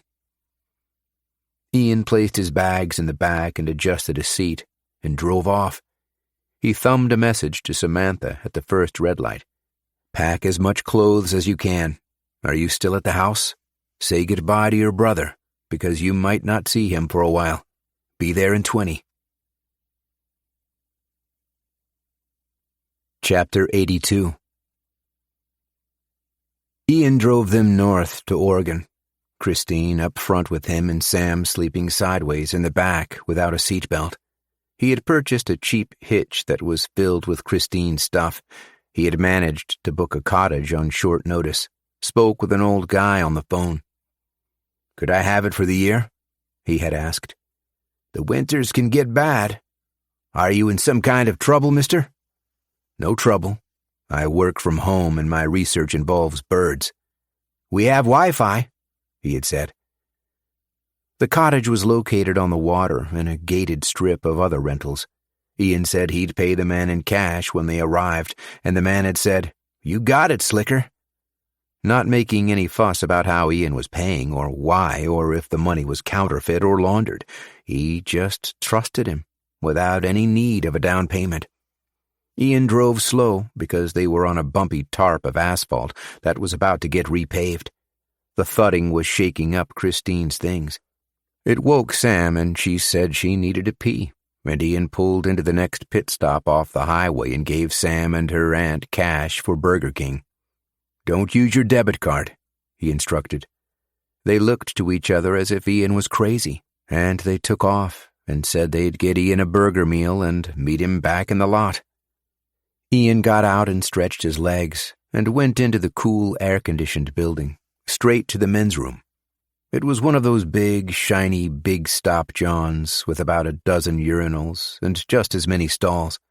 The soaps were full. It had the fancy hand dryers with motion tracking.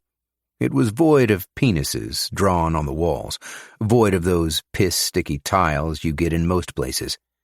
He was just about done when a man pulled next to him and said, "Howdy," unzipping his fly. "Hi." Ian washed his hands, and the stranger asked where he was from. Ian looked at him through the mirror, and he was tall and wore jeans that were freshly bought, dress shoes, a button-up shirt. His neck was red shoe leather from golfing. Could have been from mowing his lawn twice a week, but Ian's guess was that he was a golfer. "Just passing through," Ian said. All right, he said.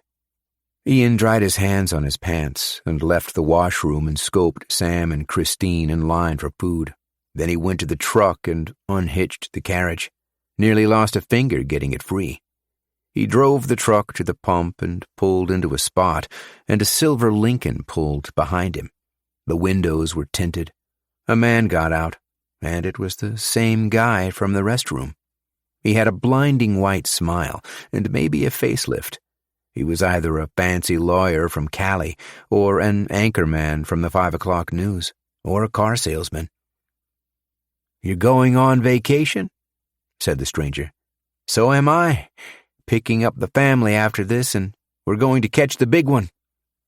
"Fishing?" said Ian. "My son is a natural," he boasted. "I saw you go in with a lady and a girl. But you're not married. I can tell. You don't have a ring, and neither does she." Ian smiled and turned his back to the man and pumped his gas. "I can tell a lot of things," the man continued. "So, what's the deal? Are the two of you dating or something?" Ian's radar pulsed. "How old did you say your little girl was?" he asked. "A boy. He's 5. He's lucky with a rod." "Well, good luck out there." Ian walked off and paid for his gas and cash and drove the truck back to the carriage and waited for Sam and Christine. When they arrived, he had Christine back him in so he could rehitch. Then they ate their lunch in the car and got crumbs all over themselves, pulled out and drove further north until the roads became narrow, until they were in the thick of the pines. Chapter 83. The cottage was more like a suburban house on the water, like those places on the California shore that people pin on their vision boards. It was 2 stories, white, with a lot of windows facing the lake. It had working heat and internet and 2 showers. It had satellite TV, and everything was included in one monthly fee. For at least a year, it would be home. Ian brought the stuff from the carriage inside while Sam and her aunt fried bologna sandwiches for dinner. The grease popped and crackled on the pan. Sam toasted the bread. Ian sweated off 2 pounds carrying everything up the stairs, and then took a break, and he and Christine and his daughter ate in front of the back window, watching the sunset on the water. "We can carry the bulk of the stuff upstairs tomorrow," Ian said. "There's no hurry to do anything out here. Time slows when you're at a place like this." "It's beautiful," said Christine. "It's making me tired," said Sam. "Can I have the room facing the lake?"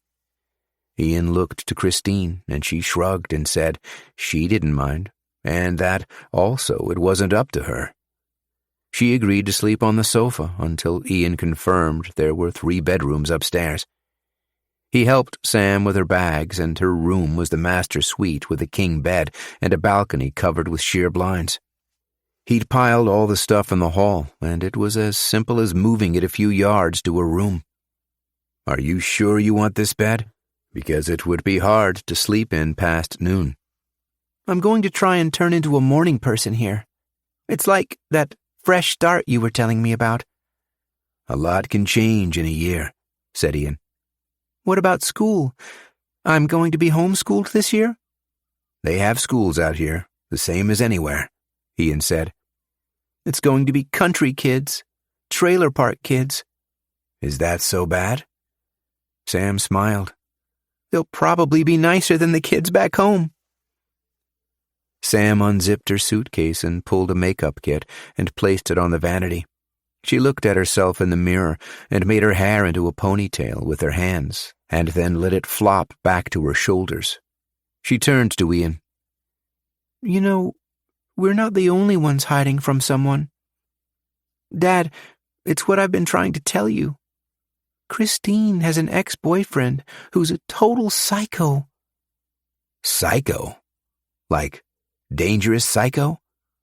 "I don't know. She says he's harmless, but I don't think so. I wasn't supposed to say anything to you. She made me swear I wouldn't." "You did the right thing," Ian said. "You won't bring it up?" "I won't," Ian said. Sam lumped all her pillows together, reclined and pulled her phone, inserted her earbuds. So Ian went downstairs to check on Christine. She was out back near the dock, wearing a blanket as a shawl. Ian put on a jacket and joined her in the cool water breeze. There was still a faint light that sparkled on the waves. There was a rowboat, paint-chipped, tied to the dock, banging against it. The dock was within pissing distance of the house. They both stood watching the water for a long time. Christine leaned herself against Ian. "There's something you want to tell me," he said. Christine thought about it. "Me and Samantha were up talking one night, and she said something that really floored me, about how everything could have been different. You know, both for me and for you." "You wish you'd never met me," Ian said. "I don't blame you. Death has a way of surrounding me wherever I go." Christine looked at him. "No, it's not that at all. I wish I had never brought you for dinner to meet Trish. And not because I would have saved her from anything. I wished you'd never met for my own selfishness. It makes me a bad sister. I know it does, and here's me saying to you, to God maybe, that I'm sick of not having anything good for me." "This place seems like we're getting there, don't it?" "Some place good?" She put her arms around him, the way she'd done on their date at the fair all those years ago. There was a flash of light in the dark clouds far away, across the water, across the pine tree hills, far enough that it took 3 seconds before the thunder boomed. Chapter 84.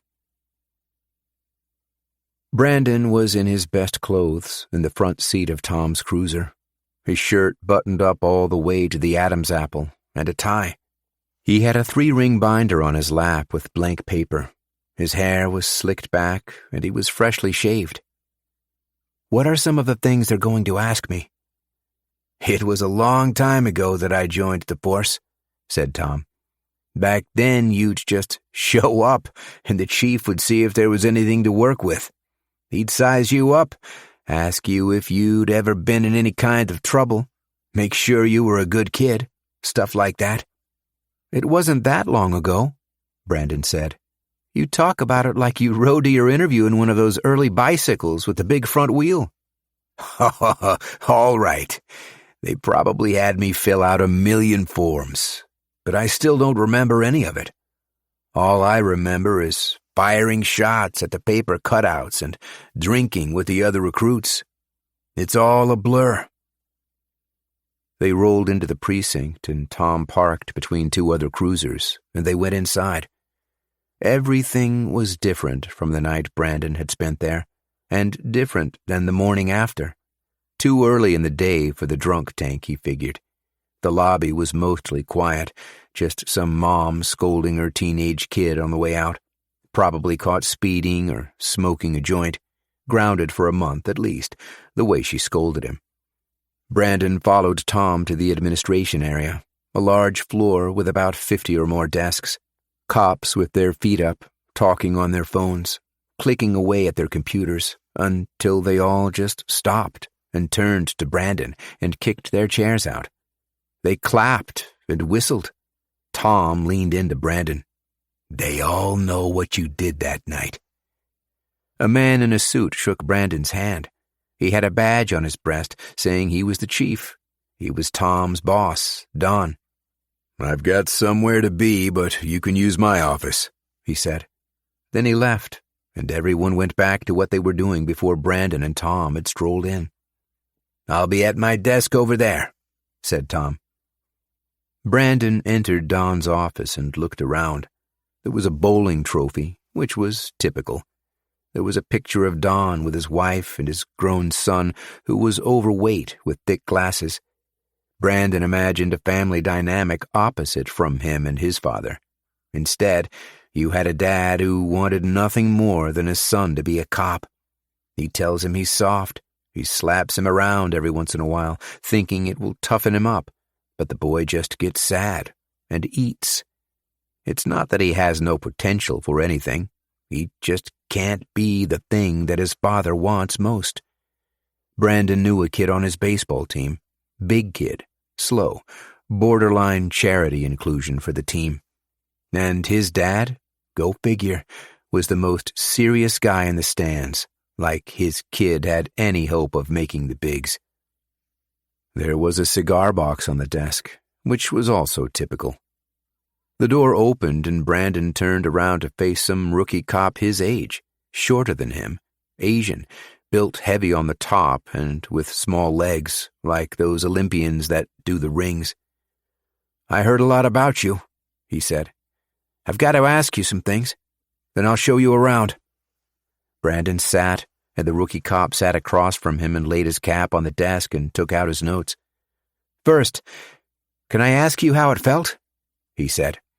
"This is only my second year, and I've never fired at anyone." "How did it feel to shoot someone?" "My dad fired the shots." The cop winked. He looked around. "No, he didn't, and that's okay. Our detectives are top-notch. They know everything about that night. So how did it feel to put that scum down?" "It was adrenaline," Brandon explained. "I was just scared for my life." "Well, I've got to ask you a few more things, and don't worry, this is the easy stuff." He licked his fingers, flipping the pages. "High school? I got my grade 12. You ever been in any kind of trouble? And that incident of self-defense doesn't count. You ever been arrested? Expelled from school?" "I told my grade 9 teacher to fuck off and was sent home for 2 days. The cop laughed. "You ever been fingerprinted? Besides that night a few weeks ago?" "Never." "Anyone in your immediate family in trouble with the law?" he said. "And again, your dad blowing that guy away with a shotgun doesn't count. It makes him a hero." "Not that I'm aware of," Brandon lied. "You ever do any drugs?" The cop brought a phantom spliff to his lips. "You ever smoke any Mary Jane cigarettes?" "No," Brandon lied. The cop sifted through his papers. "Oh, here's one you'll get a kick over. This is the real psychological stuff." "All right," said Brandon. "There's a hostage situation, and you can fire one shot. Bad guys are holding a lady and her kid. You can off one of them, but the other will surely shoot one of the captives. Do you pick the lady or her kid?" "I don't know," said Brandon. "I'd try and save them both, I guess." "You can't save them both. You save one and lose the other. Who do you pick?"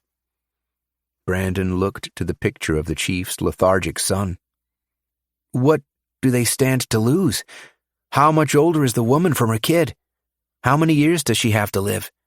Maybe this lady is one of the greatest artists of our time and we don't even know it. Maybe she's about to make some breakthrough in science. Maybe it's the kid who will grow up to be great.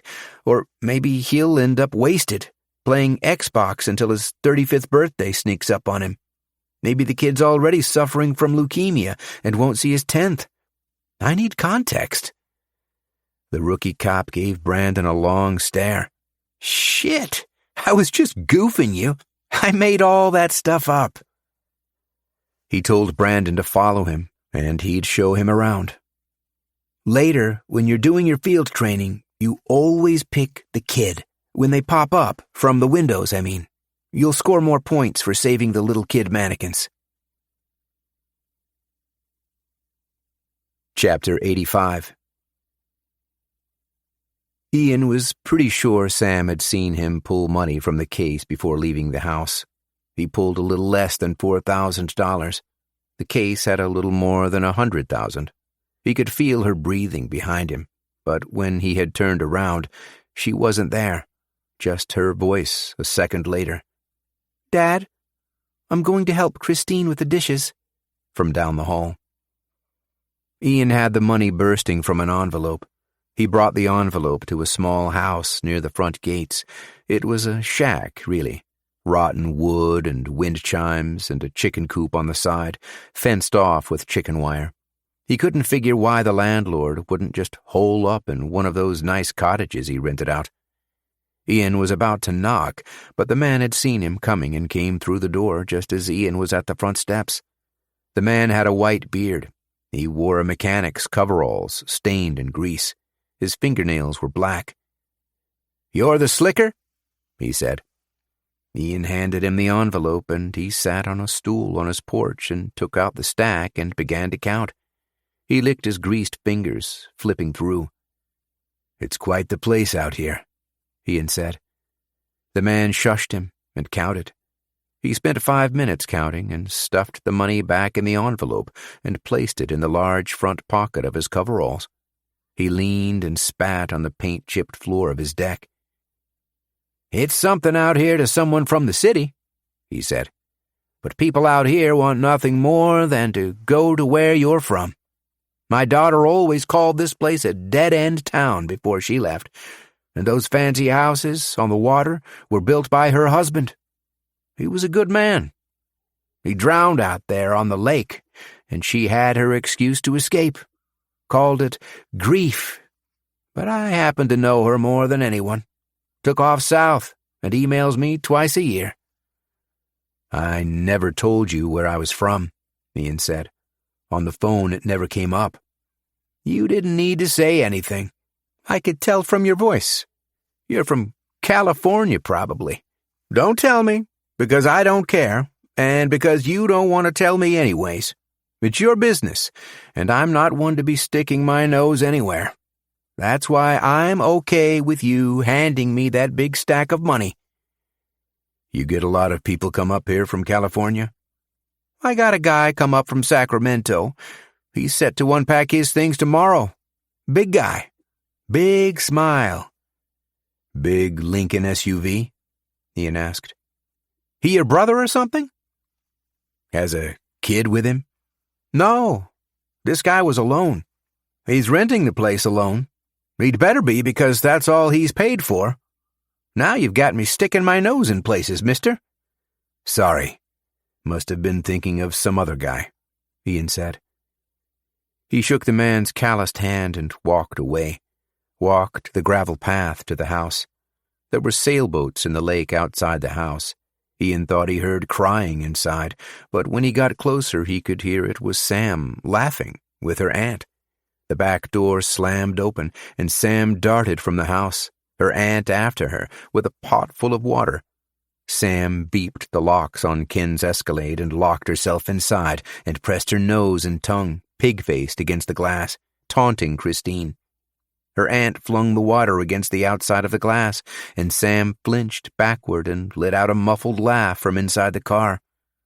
"Would you look what your daughter did to me?" she said, holding out her damp shirt. She was all smiles in an apron, looking at him walking towards her, squinting at him. Some kind of special. It's no mystery you finished this audiobook produced by Podium Audio. If you're thrilled with this audiobook, we would love for you to rate and review it. For more stories unbound, check us out at podiumentertainment.com and sign up for our newsletter. We promise we won't spam you. Also, consider joining our community of listeners, fans, and trolls on social media. We won't keep you in the dark about upcoming releases. You have been listening to Stray Bullets, Book 1 of Ian Kelly thrillers, produced by Troy Otey, written by Robert James, performed by John Perhala, a member of SAG-AFTRA. Text copyright 2024 by Robert James. Production copyright 2025 by Podium Audio. All rights reserved.